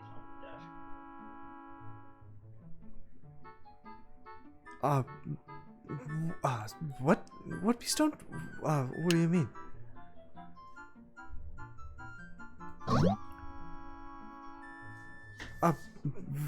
Well, yes, I guess so, but, Veilwen reaches for the box of candy. What a fucking grip. It's over here.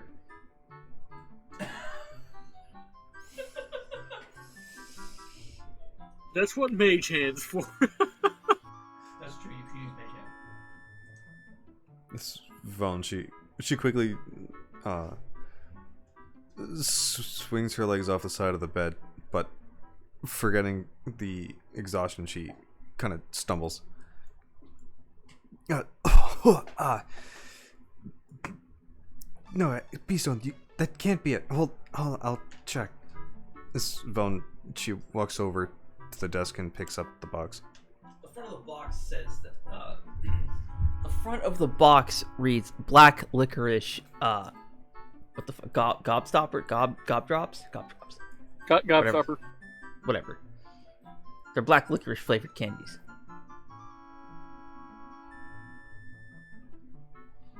But the one in your mouth is strawberry. Tastes like strawberries.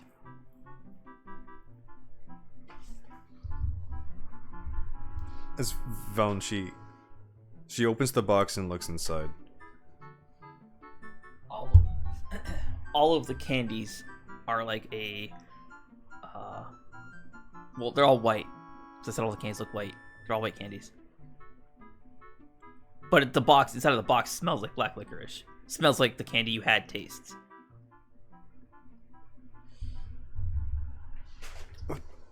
Oh, this is awful. But Beastone, where did he get the strawberry one from?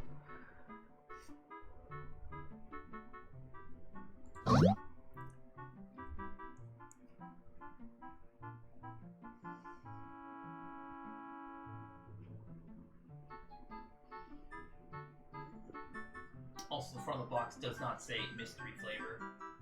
Because that's what Caswell said it was. Oh, Cass was teasing me again.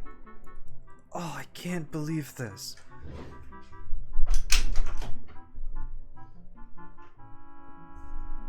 This is Valen. She walks back over to her bed. Sets the candy box on the dresser and just flops onto the bed, face first. Death. Oh,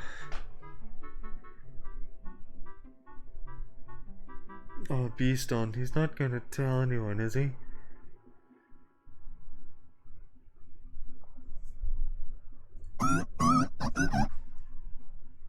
What? No, he wouldn't do that. No, certainly he'd be, just as embarrassed as me. I mean, it wouldn't be like this, how he like showing off the scar, right?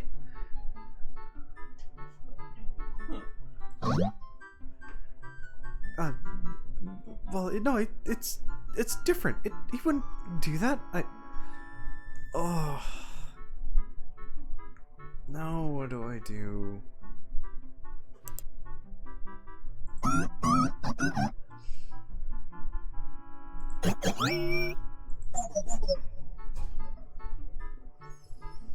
Oh, actually, you know what?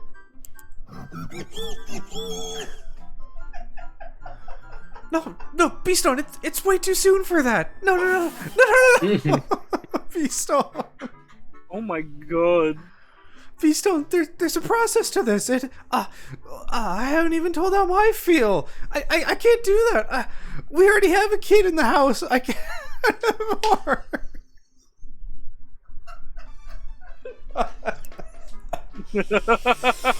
I just heard the sound effect Mary's just reacting to. Oh.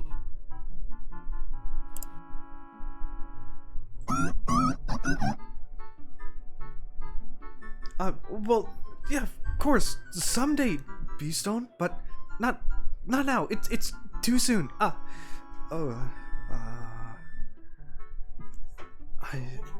time pressure.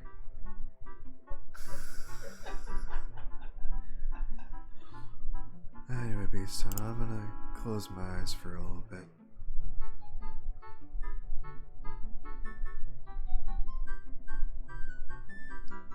Alright, we'll jump downstairs then.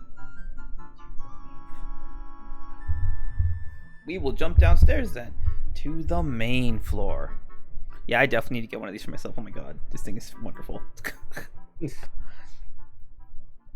Although it could be because the microphone's tilted the right direction and the boom arm's attached to this desk instead of way the fuck over there.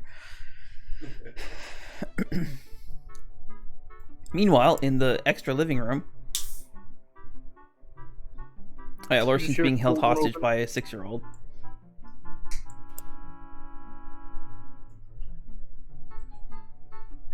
What you thinking about, Caswell?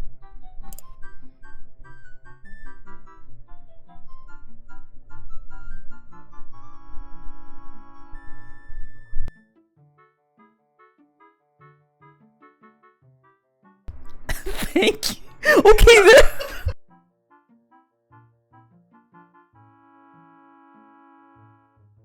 I don't even have to hear this, and I know you've killed him. All right.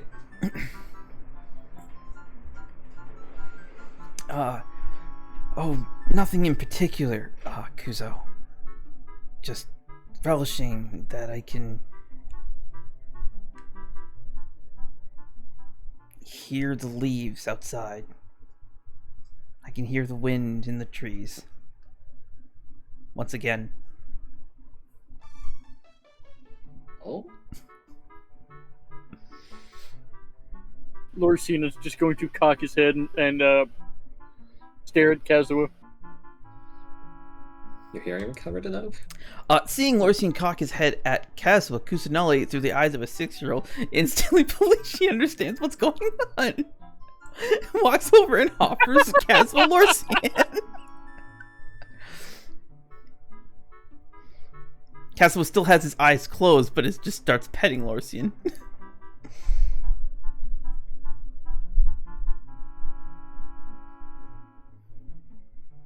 Lorcine is going to just go limp.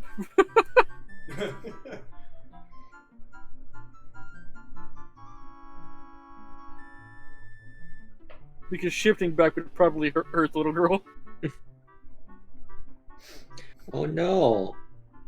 Kusanali, I think you need to put him down for a bit. He looks tired. Oh, if he's tired, then I should probably carry him so he doesn't pass out.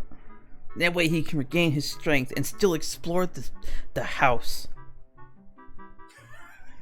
Lorcine is going to cast minor illusion on the door. Please do not.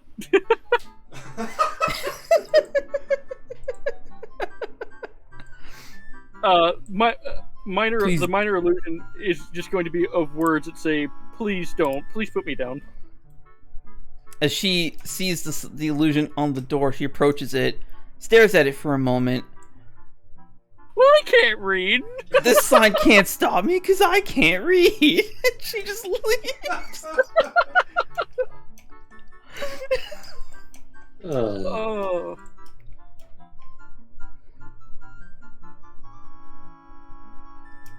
Seeing still a sad Shaw in the hallway, Kusanali walks up to Shaw and holds up Lorcine. Lorcine is just going to make eye contact with Shaw. And then look back to Quintanali. Shaw, also being a fox faunus, just looks disturbed. And just tells Kusanali, "Oh, thank you, Kusanali, but Achoo, I am allergic to foxes."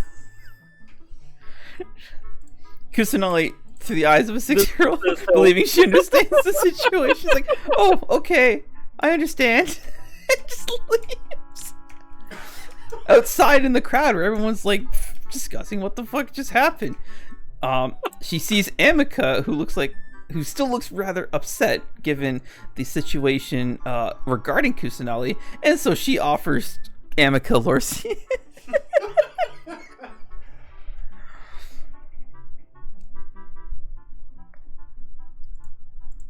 Lorcine is just going to direct eye contact with Amica.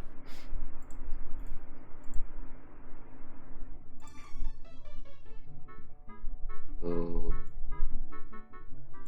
I should probably go make sure she isn't tossing Lorcine around or anything like that. Kusanali actually hands Lorcine over to Amica, who then gives Lorcine a proper cuddling before handing Lorcine off to Marin. Marin then gives Lorcine a good petting and then hands him off to Shinobu. Shinobu, looking surprised and confused, just does what everyone else is doing, and then hands Lorsian over to Calren. Calren, who gives Lorsian a very distinct grin, like he understands what's going on and the predicament that Lorsian is in. Lorsian is just going to nod. He's gonna pat Lorsian before handing him off to Akyr. I kind of want to bring Krez in here for no reason. This is nice, thank you. And he just leaves. And that is how Eldaroth had to make a new character. Oh my god, that'd be really funny. Oh.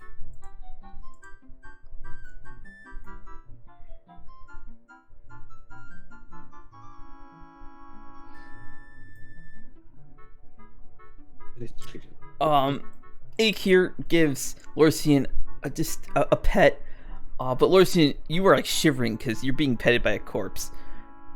Lorsian is going to squirm. With a distinct grin as everybody looks at Lorsian, Akyr hands Lorsian back to Kusanali. Take one down and pass it around.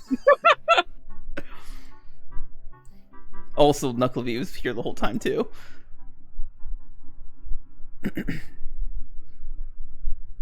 Meanwhile, Kuzo. Kuzo's looking around for Norse and Kuzo. Have you seen Kusanali? Shaw, without, which is still this like look of horror on her face, just points to the door, but won't like look outside. Okay, what's going on? And you just see Lorsian getting passed around from one person to the next.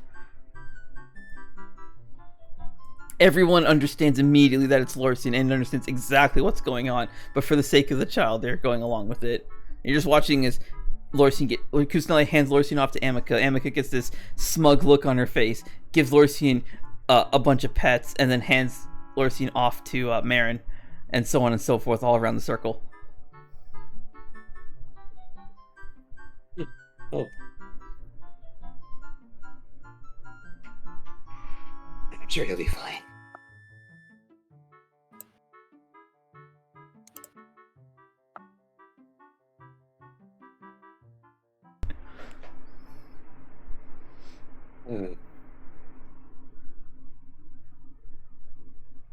I'm just gonna let him be. He'll have fun. It's fucking abandoned Lorsian. We're always stand by your side, Kuzo, because it's like, fuck him. Oh my god.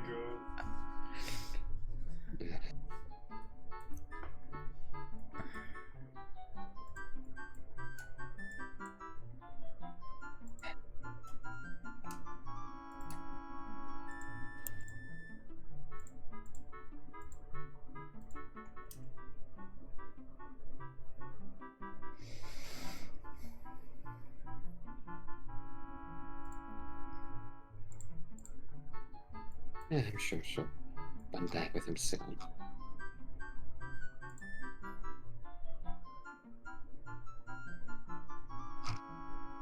Kudo just makes his way to the nearest bathroom.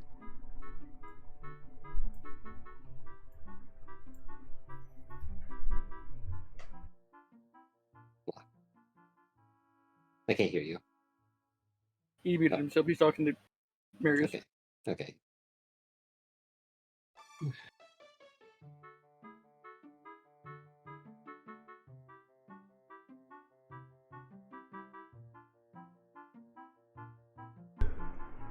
Alright, Kuzo, you are in the bathroom. There is a remarkable amount of fur in this bathroom. Kudo just ignores that and goes straight for the mirror. It's on the mirror, too. Okay. Everywhere. Red Hero of Fire, huh?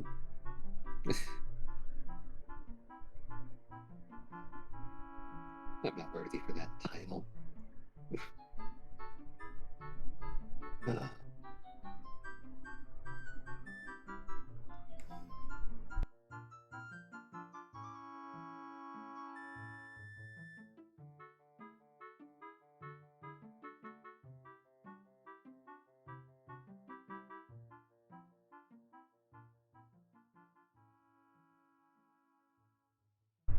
Kuzo, you, as you say, you tell yourself you're not worthy of the title.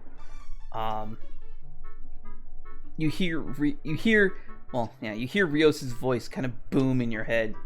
Then perhaps you should live up to the ideals of that child.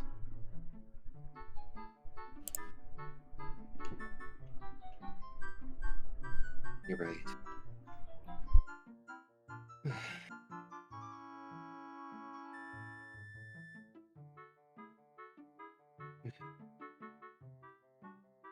I thought it wasn't muted for that. All right.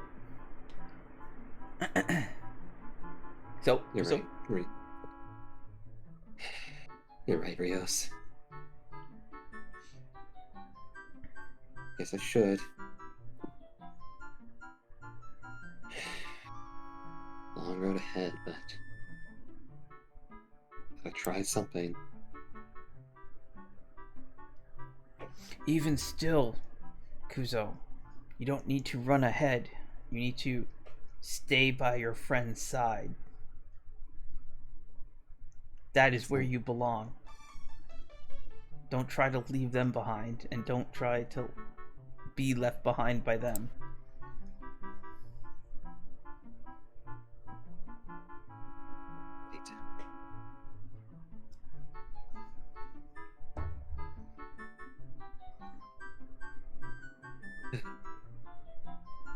Thank you, friend.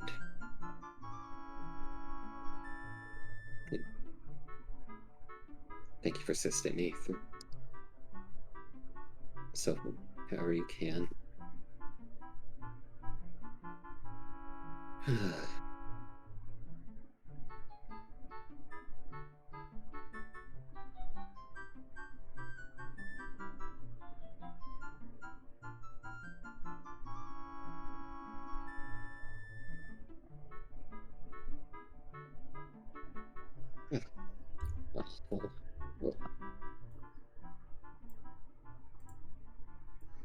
Kuzo, realizing that it looks like a complete mess.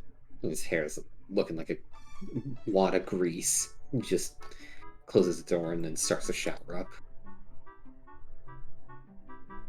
Okay. We'll say your shower will take... How long do you want to shower for and get cleaned up? Half an hour. We'll say half an hour. Half an hour, okay. That leaves Lorsian outside being passed around like show and tell. Yeah, Lorsian's just accepting it. It's not the worst thing ever that's ever happened, certainly.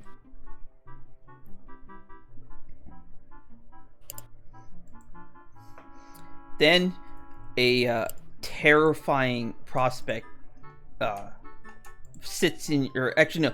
Lorsian, you hear someone says something, and it shoots a... like a death-defying... Not death-defying. A bone-chilling shiver runs down your spine.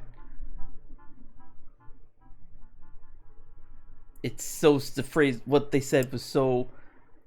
bad, you feel like life as you know it could come crumbling down at the implications if what they say is true, if what they say comes to pass. As you hear young Kusanali not understanding the ramifications of what it is that she's saying that she should do,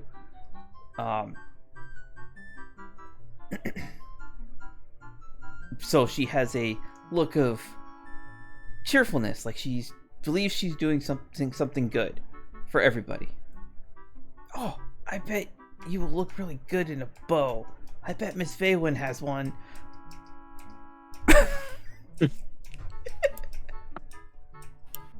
Lorsian is going to cast Minor Image again.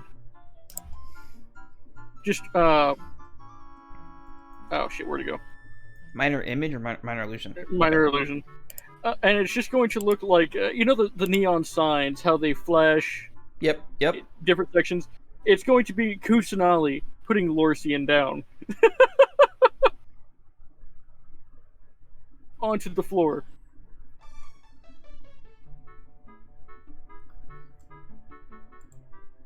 Does she understand the sign? Let's find out.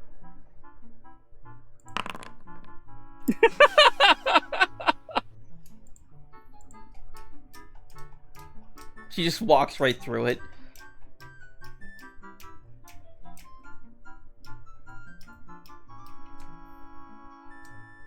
What the fuck? Okay. Mind you, though, Kusanali has never been on the second floor by herself. It's time for all of us to get lost. Let's go fucking pick a. I almost threw out the fucking window.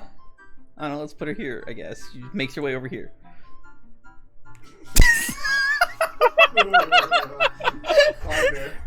I guess that's what that looks like. I finally got to see what it's like to be passed through the fucking wall.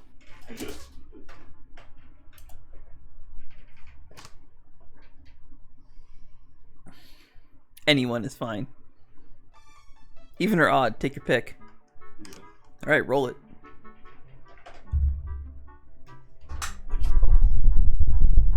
That's a 5.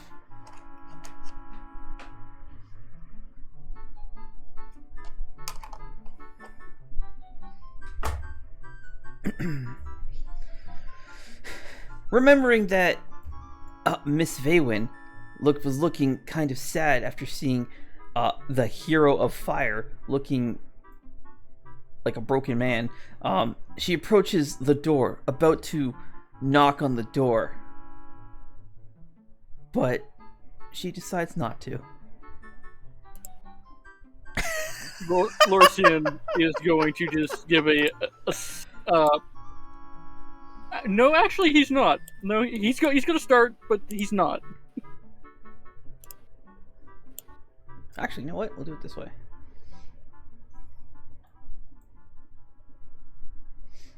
Kusanali, she makes her way out, sees the bed that she slept in last night, and decides she's going to climb up into it and just go to sleep, still cuddling Lorcian.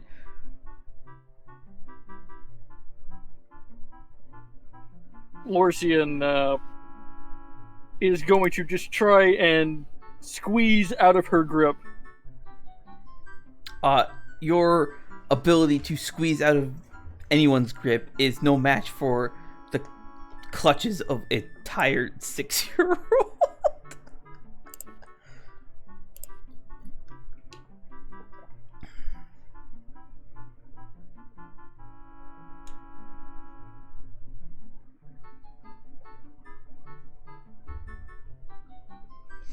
And so, this is your fate for the next 15 minutes. As 21 o'clock, that's what? 9? Yeah, 3 before midnight, yeah, 9. Yeah. Veilwen, you awaken.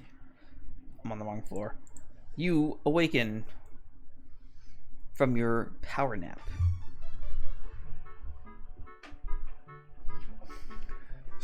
Veilwen, she shifts on her bed. Also, your bed still smells like maple, so you're greeted with the scent of maple.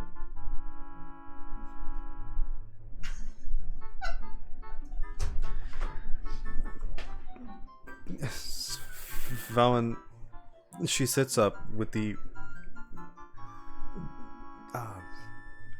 she reaches for the pillow and she holds it before her. She pulls it close to her and she sticks her face in it and takes a deep breath. Ah, sweet.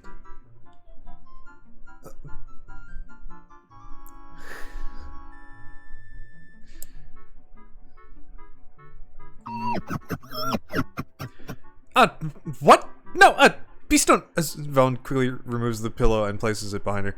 No, Beastone, you're right. No. Take it back, you're wrong. No. Beastone, no, that's enough. It's not like that. No, look, we have to go. Let's get, no. I'm not gonna hear any more of it. Here, it's Veilwen. She reaches for the pillow and, like, shoves it on Beastone's face.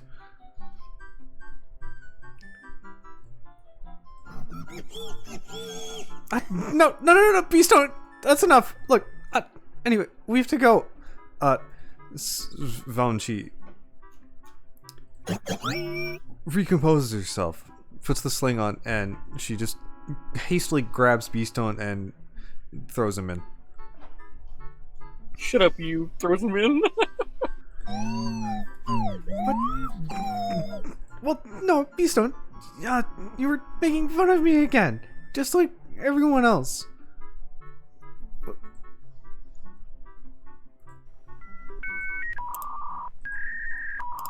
No, what? No, Beastone, we have to... No, we need the ESM to do that. We can't do that right now. Thank you, though. I appreciate it. I know, Beastone. I know we'll make it work. This one... I'm just gonna need a prompt ready. I will be able to hear whenever Veilwen's door opens. Svelen, she... Sorry, did you say you will or you won't? Will. Okay, yep.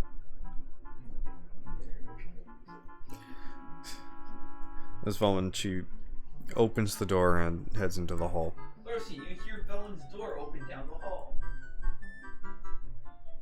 Nice.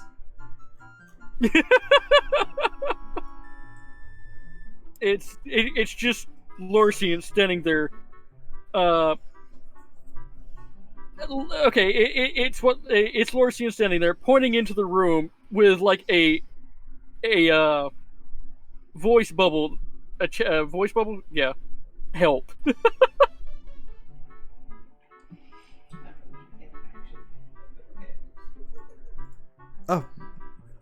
Wait. Wait, what's going on? You see young Snelly, who is like cuddling Lorcian and he's like sound asleep, all like buried in his fur. Also, Lepley's there too. Valen just stands there in the hall Seeing such bullshit. and just looks in at Lorcian. Can you see her? Probably, actually. Last slide. Yep. Yeah. Lorcian, did you... why are you calling for help? You're clearly enjoying yourself.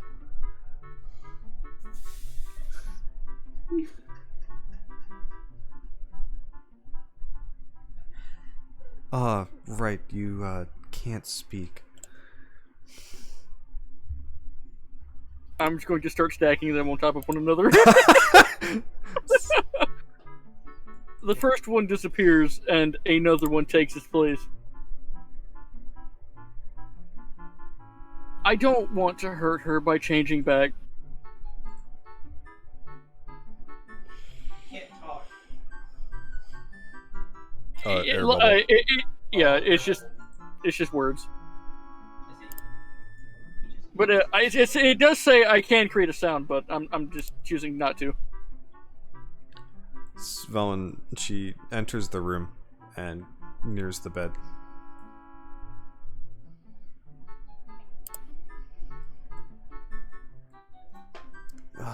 Alright, Lorcian.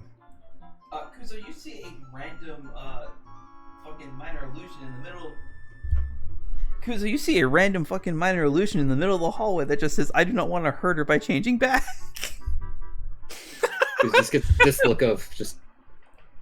The fuck? Kuzo's never seen such bullshit.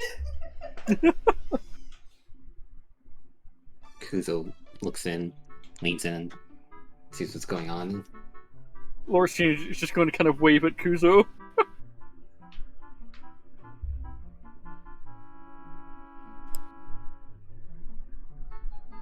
Kuzo just goes...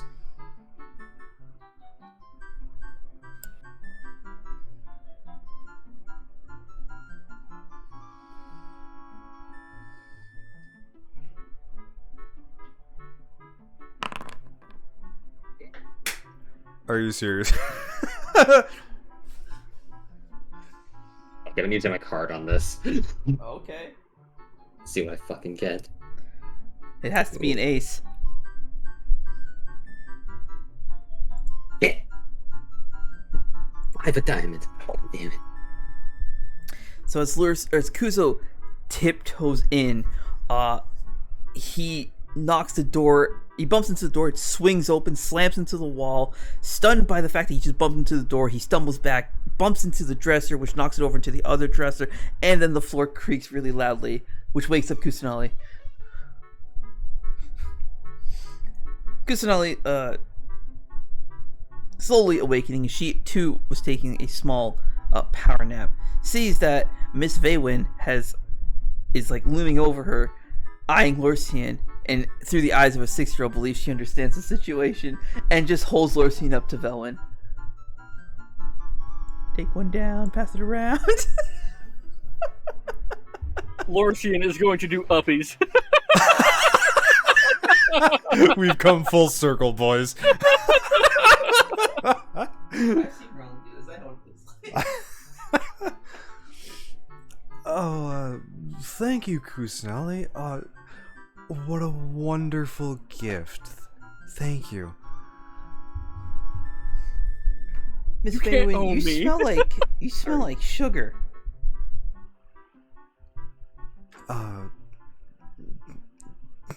Yes, I do, Kusanali. It's Kazua's Howry and the magic embedded in it. Lorsian is gonna take one for the team and just put a paw over his mouth. Cole, I think you know what you need to do now. Send me thing. Where are you dead?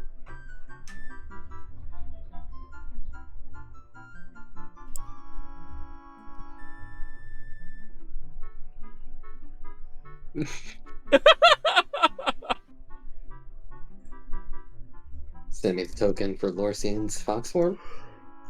For the art. I should. I don't actually know if I can do that, but alright. Let's see what I can find. Meanwhile, Veilwen versus Lorsian. As Veilwen, she caressing Lorsian, she takes a step back and reluctantly sets him down. As you go to Set him down. It rings true in your mind all the times Lorsian's teased you, and all the times you've never had anything to get him back with. Before Veilwen sets Lorsian down, she pauses.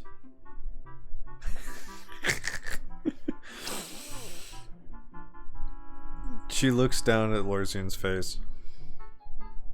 What's his eyes look like? Lorsian is just staring back at her. Don't do it. Well, I don't have the original image. That's gonna have to work. Alright.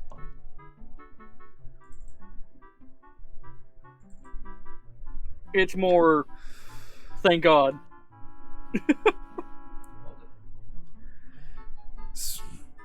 Veilwen reaches to pet Lorsian, but she pauses. Hey, Veilwen. We gotta get going soon. Lorsian. Kuzo, you're the one that awoke Kusanali. No, I wasn't trying to. But we still got time. We still got only a little bit of time. Yeah. Are you really telling me that we're wasting time, Kuzo? Well, I just had an emotional breakdown over a fuck up. You can say what I want right now. That's not how it works, Kuzo. I know. Yeah. Come on. You can let Lorsian on the way down. The minor illusion that Lorsian had just placed is, yes, Veilwen, you can do it. Oh shit. Oh my,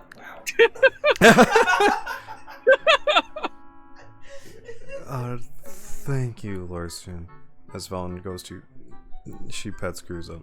Lorsian! Oh my god! I was looking at Kuzo's token.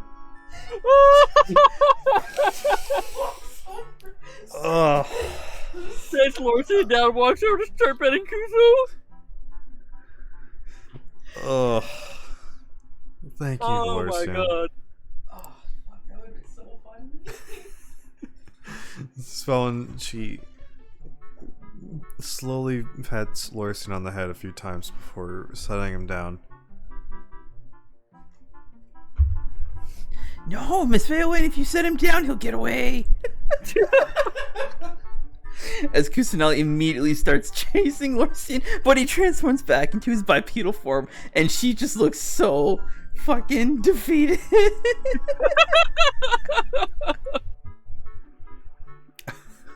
Oh.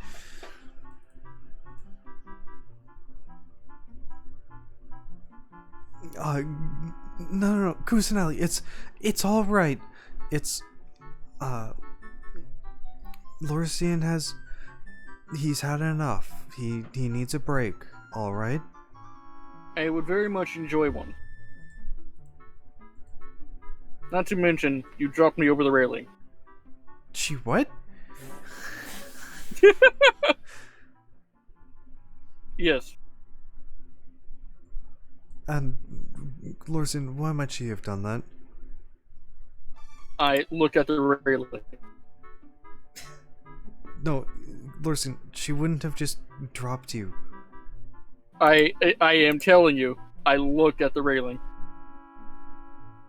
Lorsian, Actually. you showed her that you can teleport.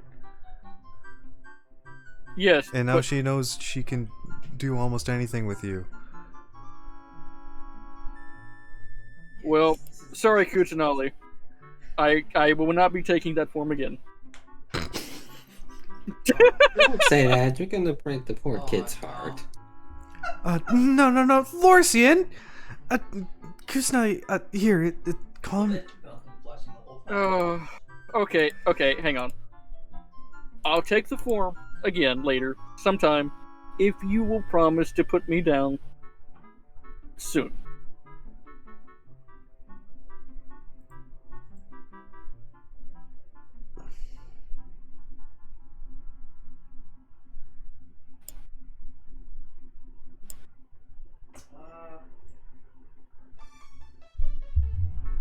Okay.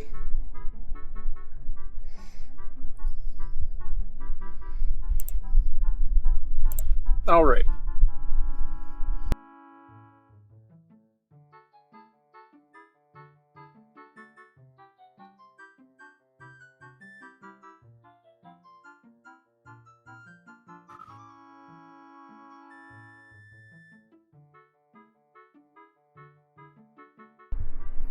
Alright. You three ready to go?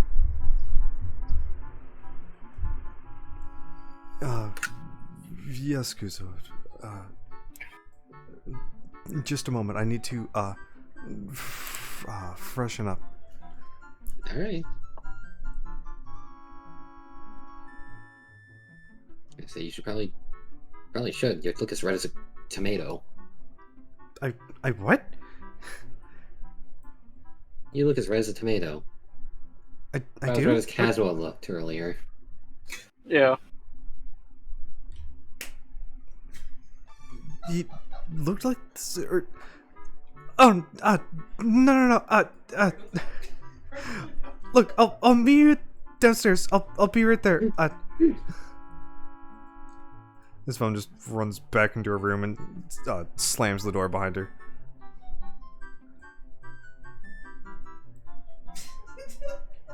Did she just fucking jump out the goddamn window?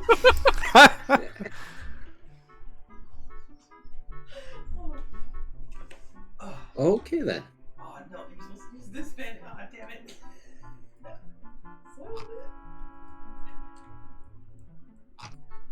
I will see you later.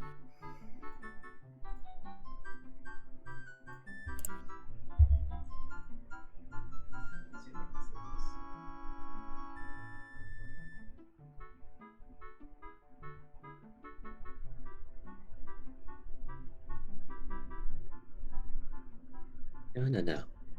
Cause let her be.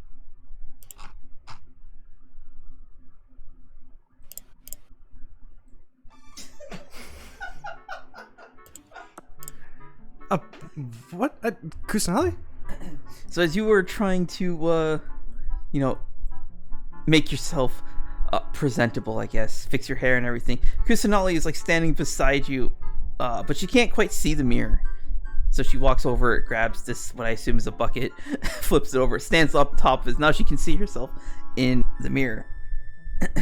As you try to adjust, I won't say adjust your token, adjust your hair so it's not all matted up and everything, Kusanali is trying to mimic what you're doing as you're doing it.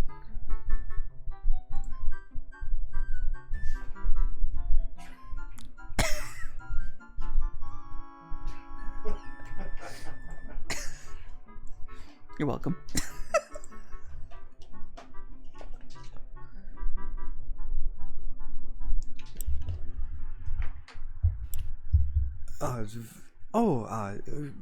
Kusanali, here, let me help you. With her comb, Veilwen will begin combing Kusanali's hair.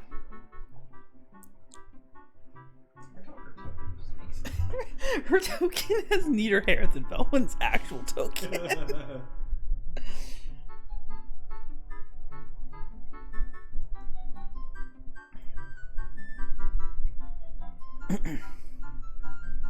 Oh yeah, I forgot you have a black one. Kusanali just has a big grin on her face, and her hair is actually surprisingly long for her age. It's about as long as yours. It does act, as you go to comb through it, is actually very well maintained, all things considered.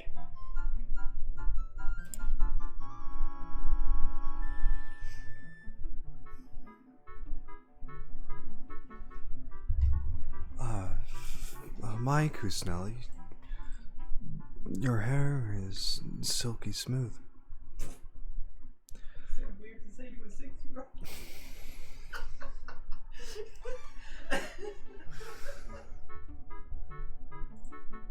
You must take great care of it.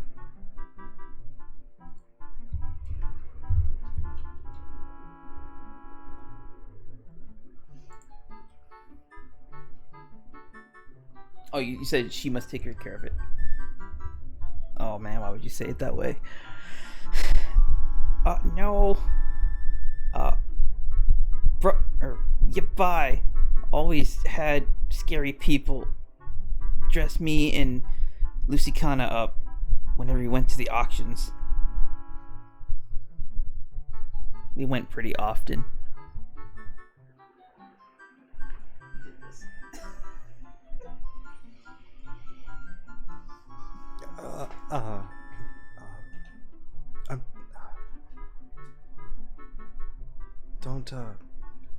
Don't think about it, Kusanali. That time is over.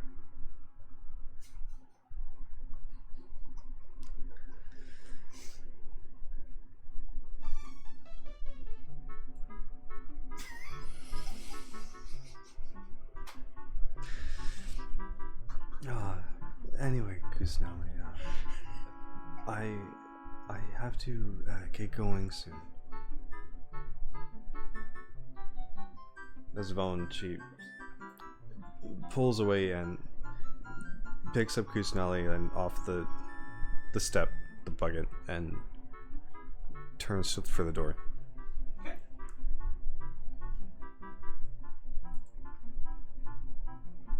I'm actually gonna follow you, so.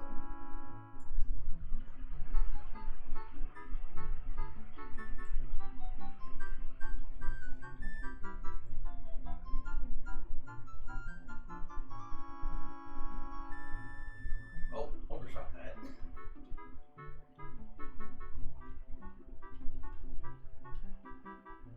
I'll put that right there.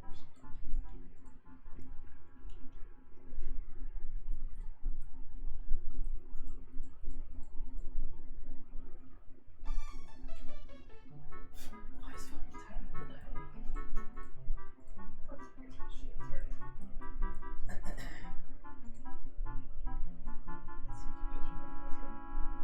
Shit, sorry.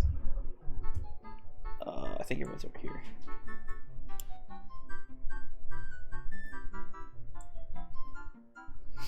Okay, so as Veilwen, as you come down the stairs, I assume you're carrying Kusanali, right? Or was she walking? Walking. Okay. So you come downstairs with Kusanali. Well, Kuzo, you see Kusanali is all dressed up and actually looks remarkably similar to that of Veilwen. Well, I put Caswell. Oh, he's over here still. There's so many minor illusions everywhere. All of my Minecraft. attempts to help myself. Oh yeah, I forgot about Cole's mask. I should probably take it off. Not before I fucking screenshot this shit and show it to him. Mhm. What? Who said that?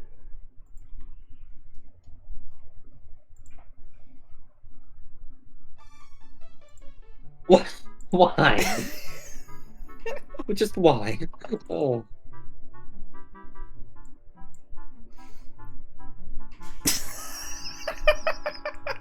I didn't know I could do this. This is fucking great. Anyways. Coming up behind you, so he'd be standing like kind of like offset like this a bit, Veilwen. You hear Caswell like kind of over your shoulder. Wow, wow, wow, Kusanali, you look very cute.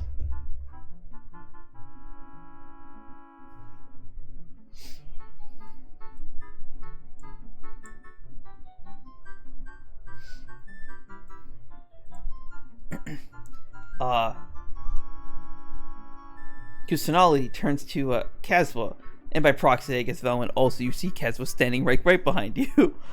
Wow, thanks, Kazu. Still puzzled why she says his name like that. Miss Veilwen styled my hair like hers. I can see that.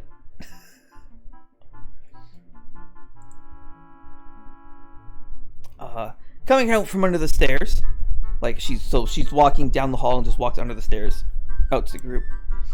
Oh, Veilwen, if I'd like a word, if you have a moment. Yes, certainly, Shinobu.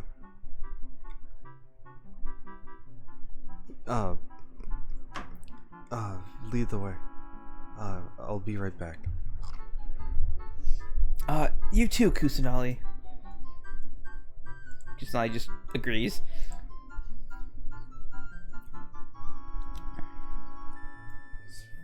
Veilwen cheat. Actually, you have a door over here. As Veilwen, she turns to Kazuha, and in an instant, her face is red, and she runs after Shinobu. Kazuha just gives you like a warm smile. Kuzo and Lorison, you see as like how red Veilwen gets. Kazuha gives her like a warm smile, and then as soon as the door is closed, he also gets just as red.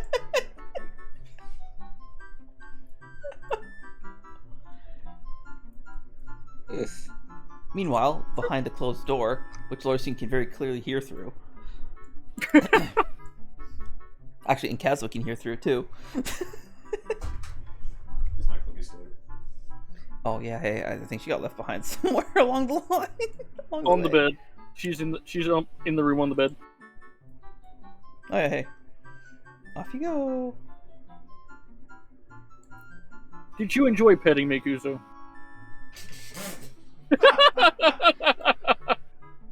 These are just with the most unamused look towards Lorcine. If I answer this, it's gonna be just used as blackmail against me. So I'm not going to. Oh, that says in a and million. of itself is an answer. That says a million words already. No matter what I say, I'll lose in that scenario. Well, you're getting smarter. Getting. God damn it. Ugh. Anyways, Veilwen, I did some digging into Kusanali's past. Kusanali, you mentioned your brother Yabai. Can you describe him?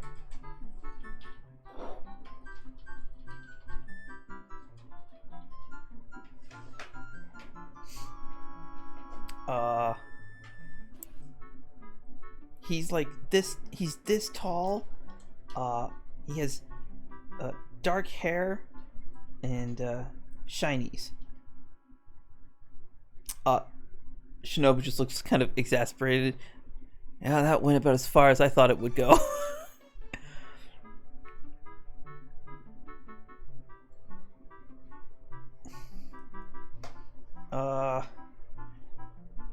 You see, she's holding her hand out in front of her, doing a similar gesture to that of, well, what Lorsian and Veilwen have done before. And a gray blob just kind of appears on the floor. Translucent gray blob.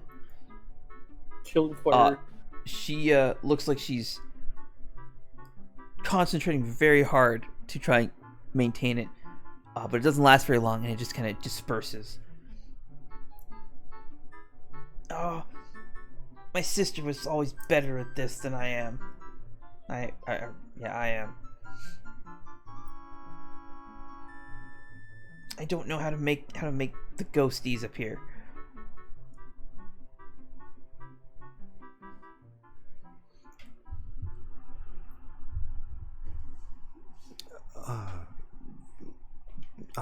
I believe I understand, Kusanali. Let me see if I can help you with this. When you're focusing on creating an image, it's important to recall first focus on the general look of what you're trying to replicate. Think of colors, how bright they or dark they are, which shade are they, and how do they make you feel? Do the colors make you happy? Do they make you sad, confused? And express that. Connect your feelings with what you're trying to replicate. Roll me wisdom to see if that explanation actually made any sense to her. Fuck. Check. Wisdom check, yeah. 22, okay. Followed by charisma to see if she actually paid attention. If your teaching voice was captivating enough. There's a hole in my shin. Ow, that fucking hurt. Where did it come from? Wait, no, that's never mind. Oh my god, you got a 15 with a 4.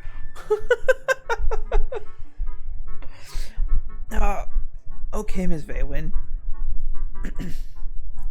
And she tries her damnness, but manages to create a minor illusion of yabai.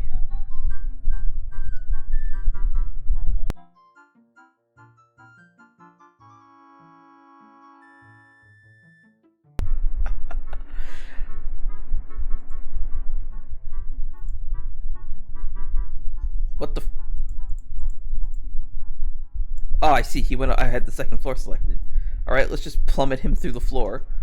There we go. And before you, Veilwen, sits a illusory figure of Kusanali's brother, so-called brother, Yabai.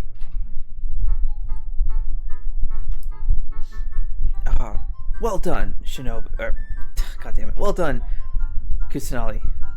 Now I need to talk to Miss Veilwen for a moment. Okay. She just walks out, Veilwen is leaving this here. She doesn't know how to dispel it. Veilwen is staring at this image. She is marking down every minor detail, every mark on his skin, the color of his eyes, the way his hair flows. It's a stiff fish, but okay. Well, yeah, the way it flows off his back. Oh, I see.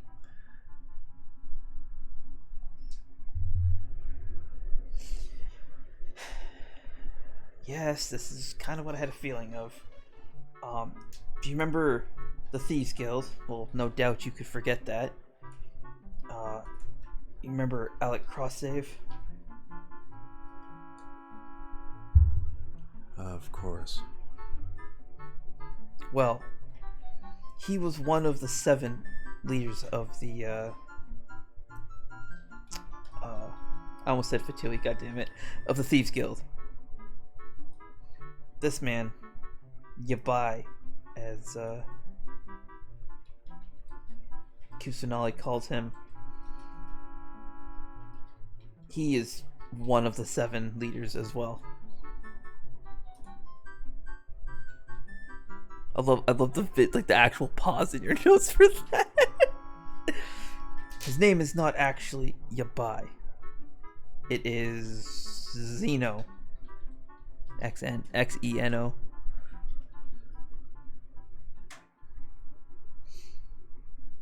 Otherwise known as the Slave Master.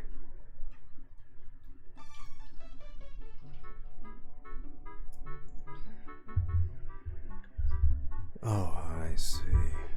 Of course.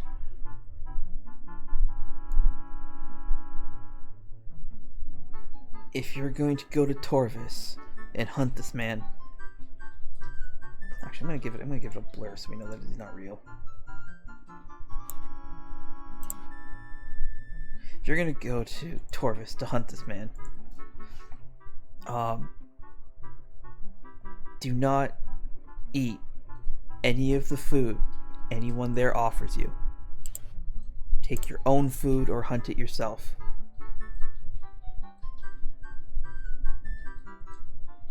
Same for water, drinks, anything like that. Even if you go to a tavern, don't trust any of the food anyone offers you.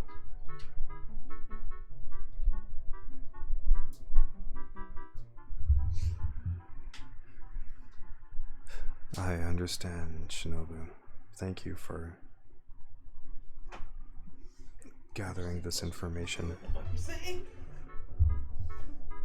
Oh, thanks, Shinobu, for the information. Of course, Veilwen.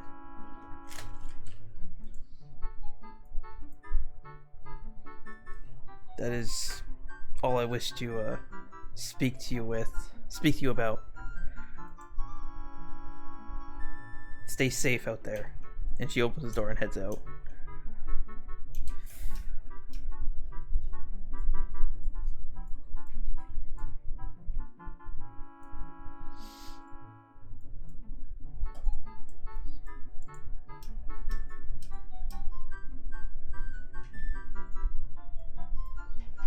Alright, it's all you guys.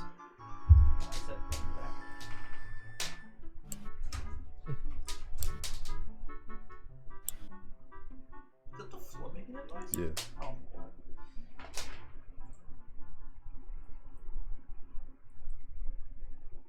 What's Veilwen's expression right now? Rage. Consume. Veilwen, what's wrong? Cold. I now know what he looks like. Oh. Okay. In that case, shall we head out now? I would like Shaw to come with us. I have something I need to pick up and need Shaw's help with it. It's fairly late, Lorsian. I don't think any of the stores will be open. You hear? What? Oh god. You hear someone shout from down the hall. Oh hey, oh my god, what happened to your what happened to your workshop?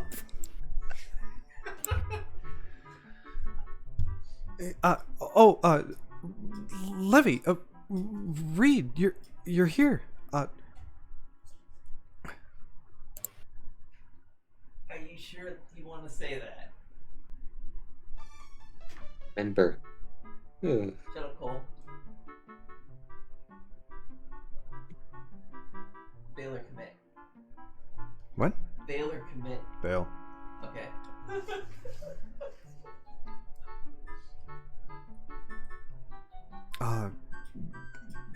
How are you doing?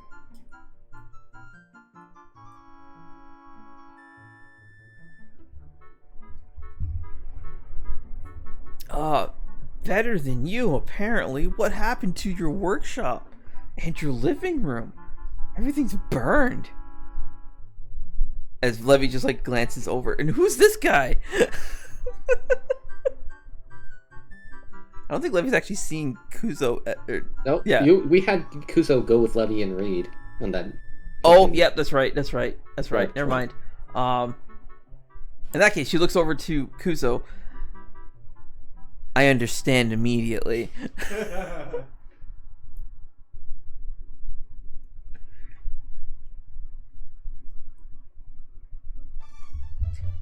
Hang on. Oh. And she just like stares at. Oh yeah, hey, Kaz fucking like probably. Velen's out now, so he's not gonna look like this. Let's do that. As you see, Levy, her head is darting between Kazuha and Veilwen, and then down to Kusanali.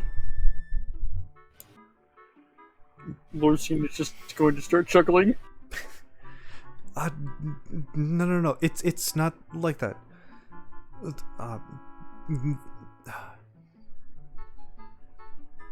We are merely looking after her for the moment. Not going to tell the truth. Lorsian? That is the truth. I thought it was more than a little bit. What? I was going. Hold on. I thought it was. I thought the adoption was like more than a little bit. What, Lorsian? What adoption? No, that's out of character. Oh no, no one was there for that. Yeah, no, we were not there for that. Well, Amica showed us, didn't she? No, she was not. Amica wasn't there for I that. only saw the point up until Amica left at the bridge. Oh, okay. Never mind all that.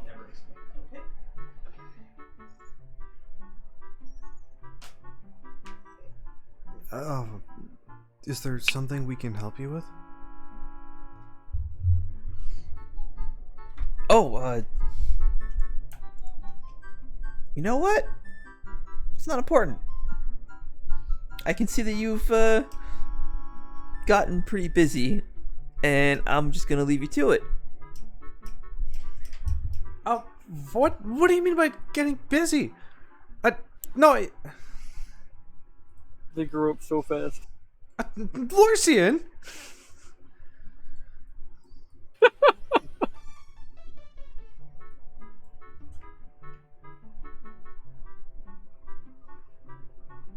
Did she come here just to tease you and then leave? Yes, Kuzo. It's Levy. Yeah, I don't know why I expected any different. Anyway, are we gonna have time to do this tonight? What? Head to Torvis? No. The cursed ship that you forgot to explain to us. Yeah, we also have to go. Yeah, that can wait. Curse ship. I mean, I didn't see any sort of hour sign on that boathouse, so... Alright, lead the way then, Kuzo. We gotta get the funds from Calren. Where is he, by the way? He's in the backyard. Wait, that's right. It's gonna be like nighttime now. Which is Everybody is in the backyard. They are? You know they are. I saw you at the doorway. Sorry, I should rephrase that. They still are? As far as I know, I haven't left for very long. They should still be here.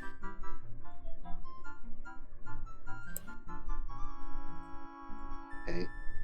And Veilwen, I don't feel right leading the way. Kuzo, you're the one who knows who the contact is for this. You're the one who set this up. Yes, but one, I think I just burned any goodwill I had with anybody else in the house after that. Whatever minuscule that I had. Two, Kuzo, enough. Let's get going. I'll take lead. I don't have the same face. Kuzo, you were talking to me about wasting time. Let us go. Okay. Wait, were you still Kuzo when you learned about this cursed ship? Wait, what? No. No, you do have the same face. Oh no, right? Okay, I was. Right? Yeah, I do. No. Wait, no, I don't actually remember when that happened. How many sessions has he been Amon for? Or had this new face? He definitely had it for the trip. When did you learn about the cursed ship? It was during the triple, right? I think so. Yeah, you were Amon for the entire triple. Okay. So yeah, you're Amon the whole time. Okay. Okay, disregard the face bit then.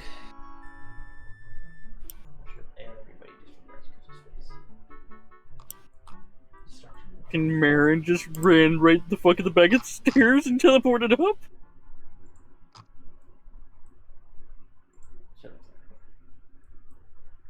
Oh.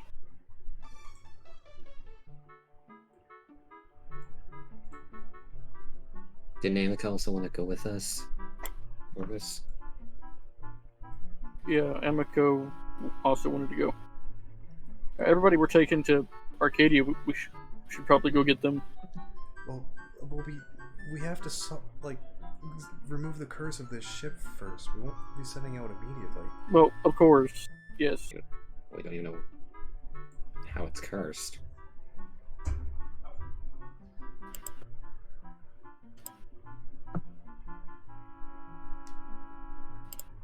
Wait.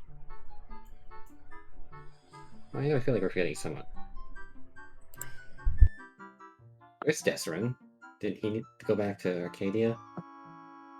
No, he's supposed to come with us.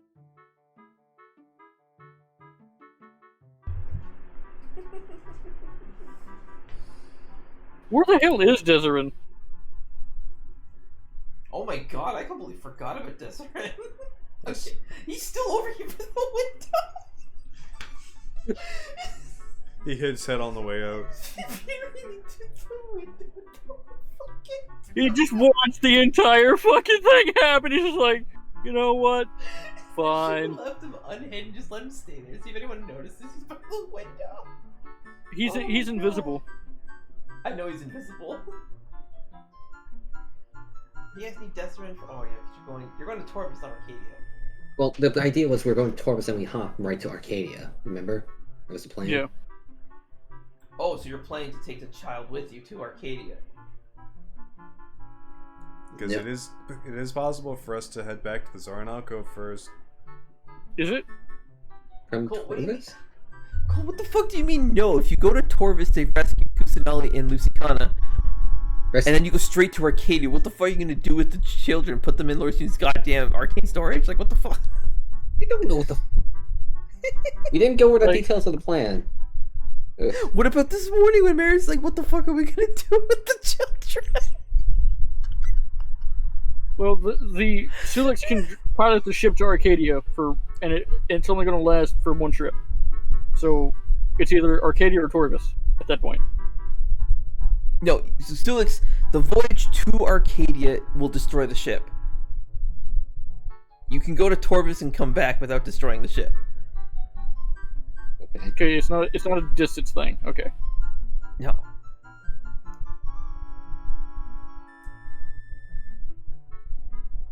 Well, hold on. Did we even make it to Torvus last time we destroyed the ship? You didn't even go to this is the first time you are ever No, going to Torvus. I know, but like, did we actually make it to where we could get to Torvus?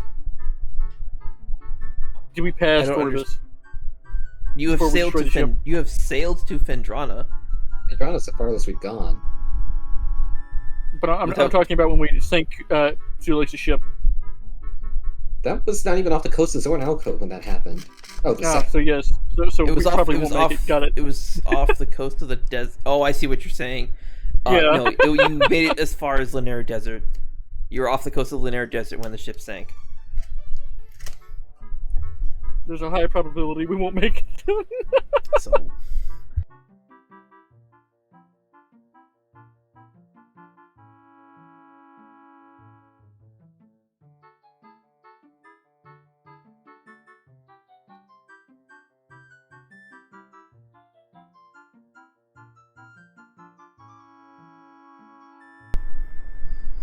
Okay, so you guys are standing around with your dick in your hand. What are you doing? Shall we be off then? Yeah, I think that would be best to go and check. After to get the ship in the first place. Well, we wanted to go check on it and see what curse it was before we got the funds to buy it. Alright. I believe that's what we wanted, right?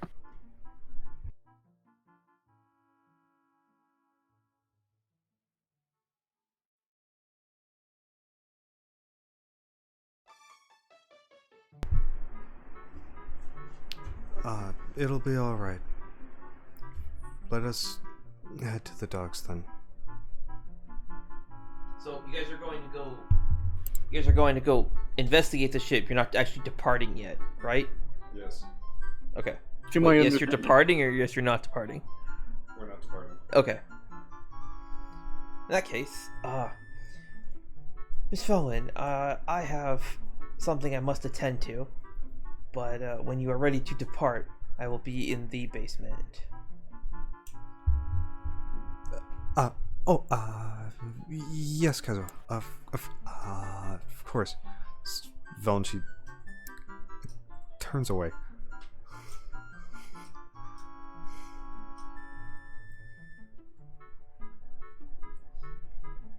You hear faintly as he turns to enter the workshop to get to the basement. As soon as he's like out of sight, you just hear him like, and then he continues on. Lorsian is going to turn to Amica, give her a playful glare for looking forward again.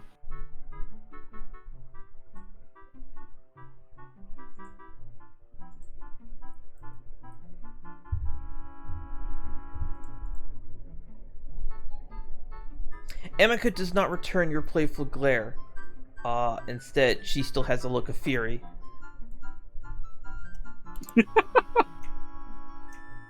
That is my favorite token. Alrighty, let's go see this ship. Whatever curse is going on with this thing, it isn't too dangerous.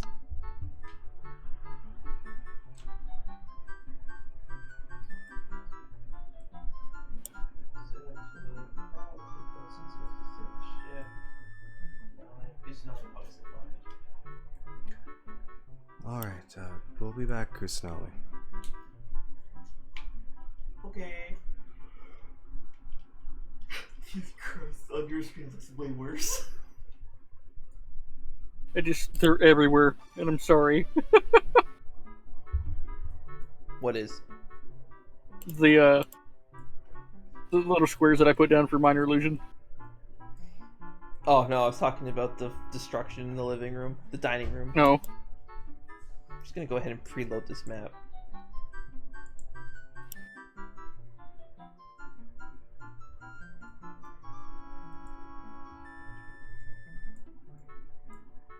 Oh my god, this is what it looks like in the dark.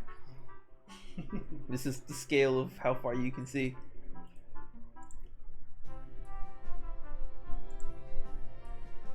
Oh god.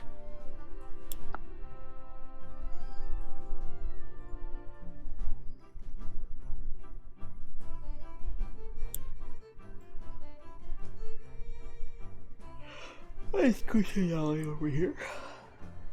Been there for a while. Alright, this is all you guys.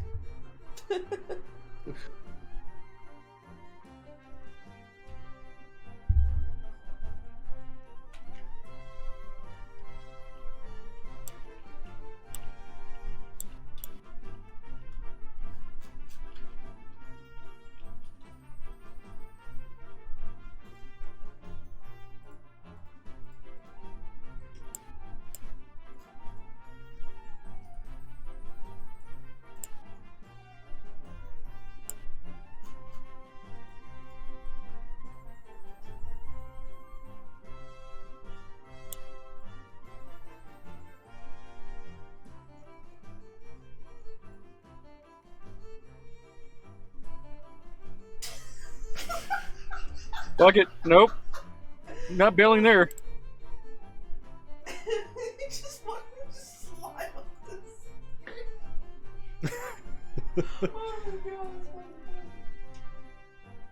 Oh wow, you got a fucking 720 resolution thing of Cole picking.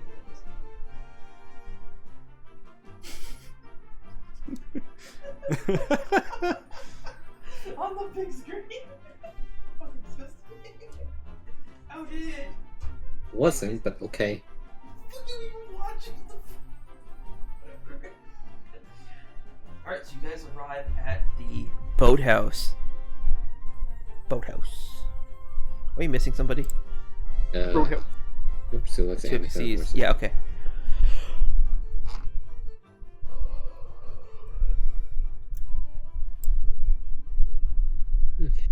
Is there like activity still going on inside, or is it quiet? Oh, yeah, there's activity going on inside. I said inside. Like, That's what I said. Inside. oh, okay. All right. Let's see about this ship. Oh my god, Merlin. Fuck off. My sister opened the door and now he needs to go bark for no reason.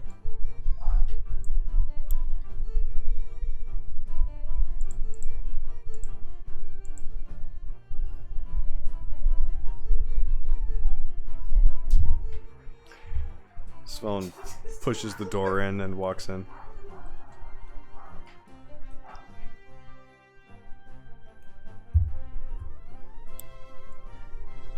Oh, you just like slam the doors open? Okay. I don't know why you passed it back to me. It's all you, man. Kuzo, which one? I have up the stairs and the Kuzo points up to the desk.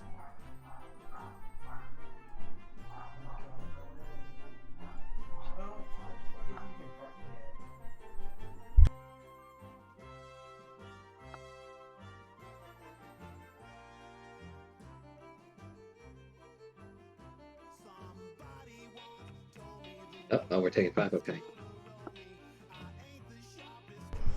It's not 5. Just there is a levy barking in the background. I thought Levy was the cars with the loud engines. Hang on. It's Oh, both. yeah. There's those two.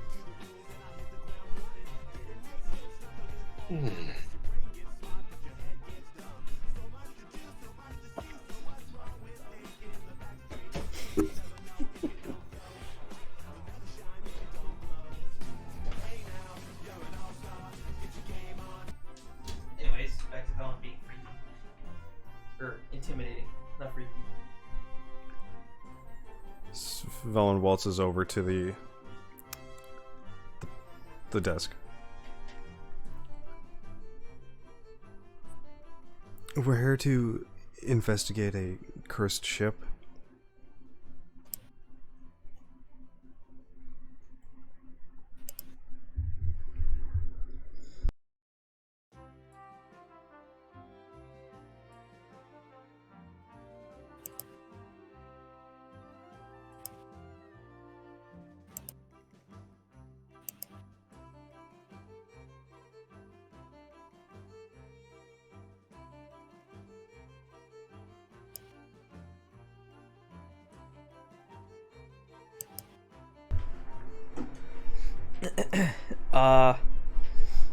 Cursed ship.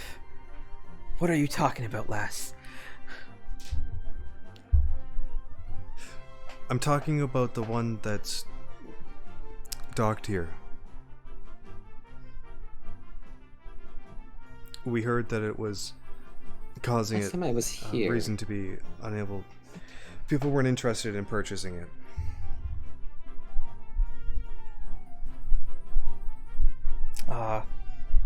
There was a cursed ship, but a young man in a hood came and, well, set the ship aflame.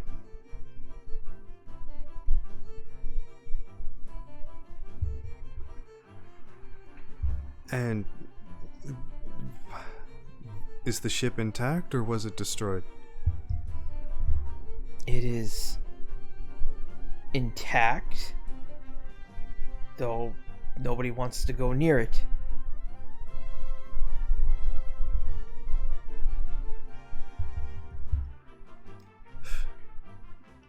Superstition that it's still cursed?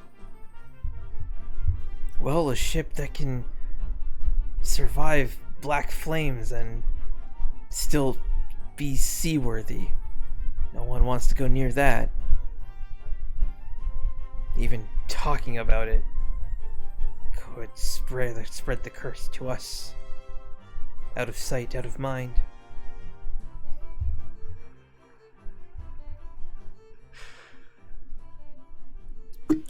And you're certain the ship is seaworthy?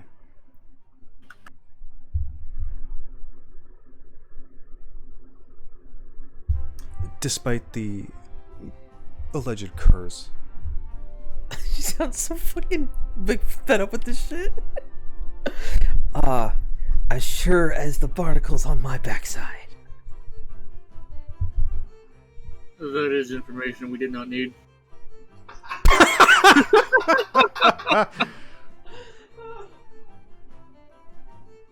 Such silly superstitions. We'll take it. Put it on Karen's tab.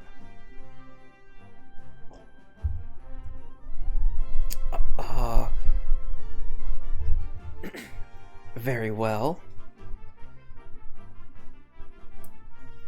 And he hands you like a document proving that you're the owner of this ship. Here, sign the bottom of this and give the ship a name. Velen reaches for the quill and signs her full name. Velen Talara.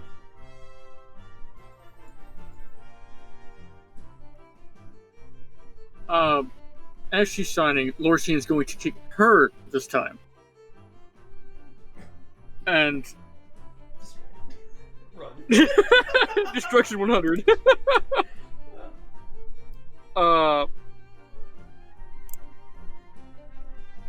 Did you even read it? Ooh. He's got you there, Velvet.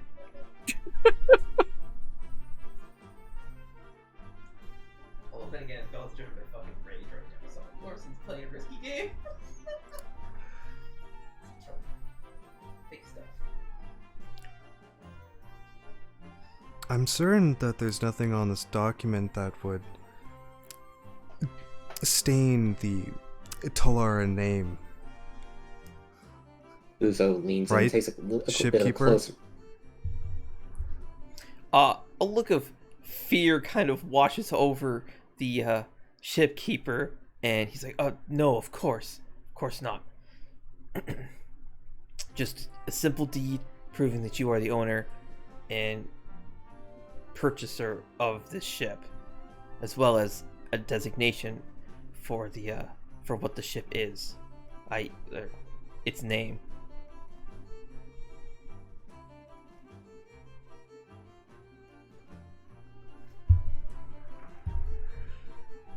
There, you see, Larson Kuzo? That's how you do business. As Velen finishes signing her name. And you still didn't read it? Kuzo takes a... Who has never done a business deal in her life said to be actual merchant. Kuzo never taught her how to be a merchant. She had to learn it all on her own. True, actually. No, she didn't. Fucking married father of soccer and not get ripped off. Now she's remembered. Anyway.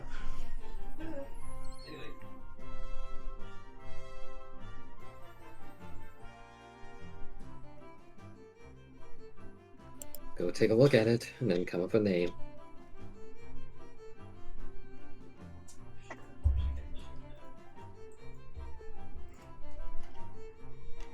Are you kidding?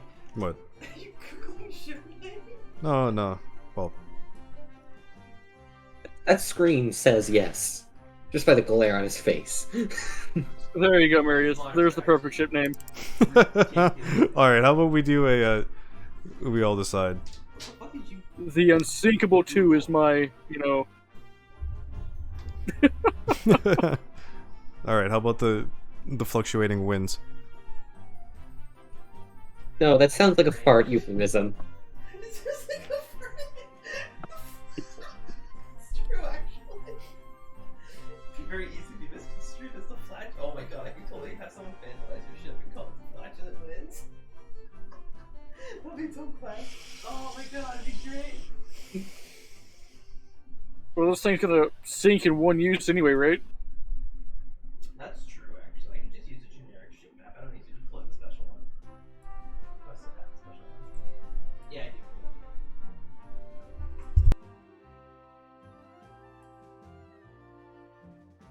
Don't look at me.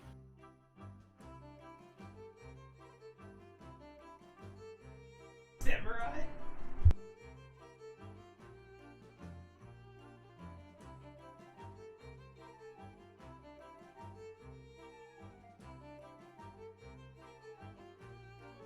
Oh, how about the Wave Rider?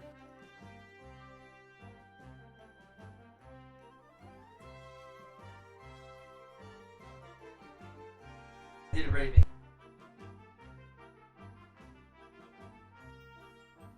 You get a free pass on this one. This also means you acknowledge that it's a stupid thing.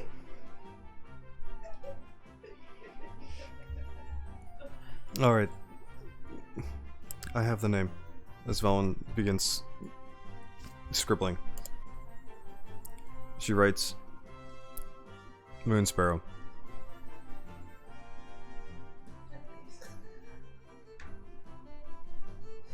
Oh my god. Oh. People leans over and looks at what the name she wrote is. Oh. Jack, if you flip that food bowl over, it's full of food. I'm gonna flip you over.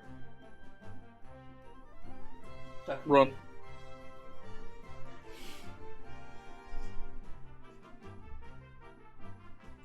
in. Moon Alright. Sparrow, huh? It's settled. Thank you for your time. Svetlin sets the cooldown. She folds up the document and turns to leave.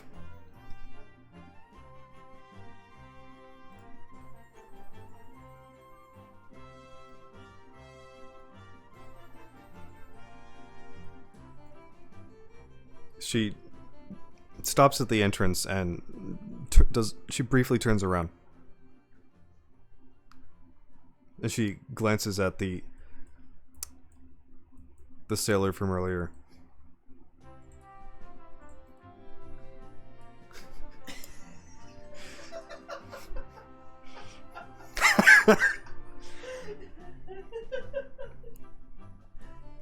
She What are you planning?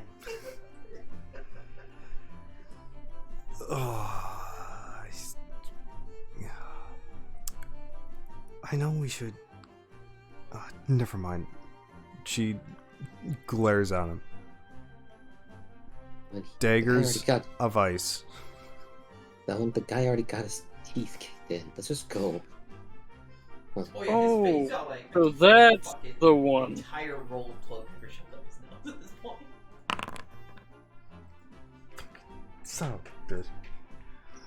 So that's who Sulex stepped on. Let's go.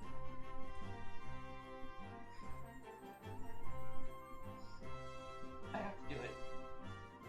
I have to do it, man. I'm sorry. Does he roll less than a 13? Shit. I want to use my card. I'm kidding. Pretty sure God has a card somewhere. I just haven't picked it toy because I forgot if I actually have it.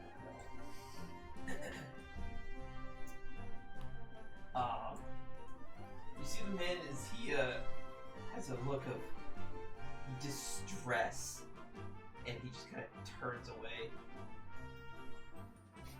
hurts his gaze, and the rest of his teeth.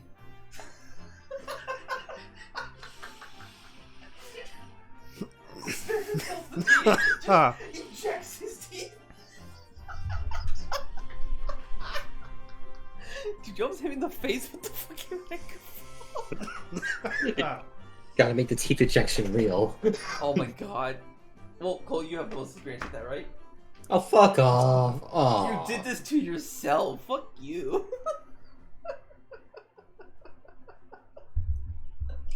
Alright, let us go inspect this ship. Did you say ship or shit? Ship. Yeah, either way works. They're both. It's the same thing.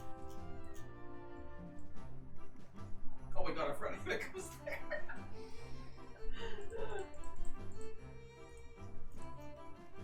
Alrighty, Veilwen, where's the ship docked at? God damn it. Small ship. We'll say it's...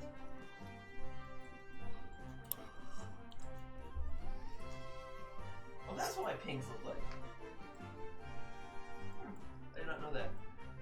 They did not look like that for me. It's the one right by the boathouse, Kuzo. Alright then. Melon heads towards it. Well, alright. Kidding.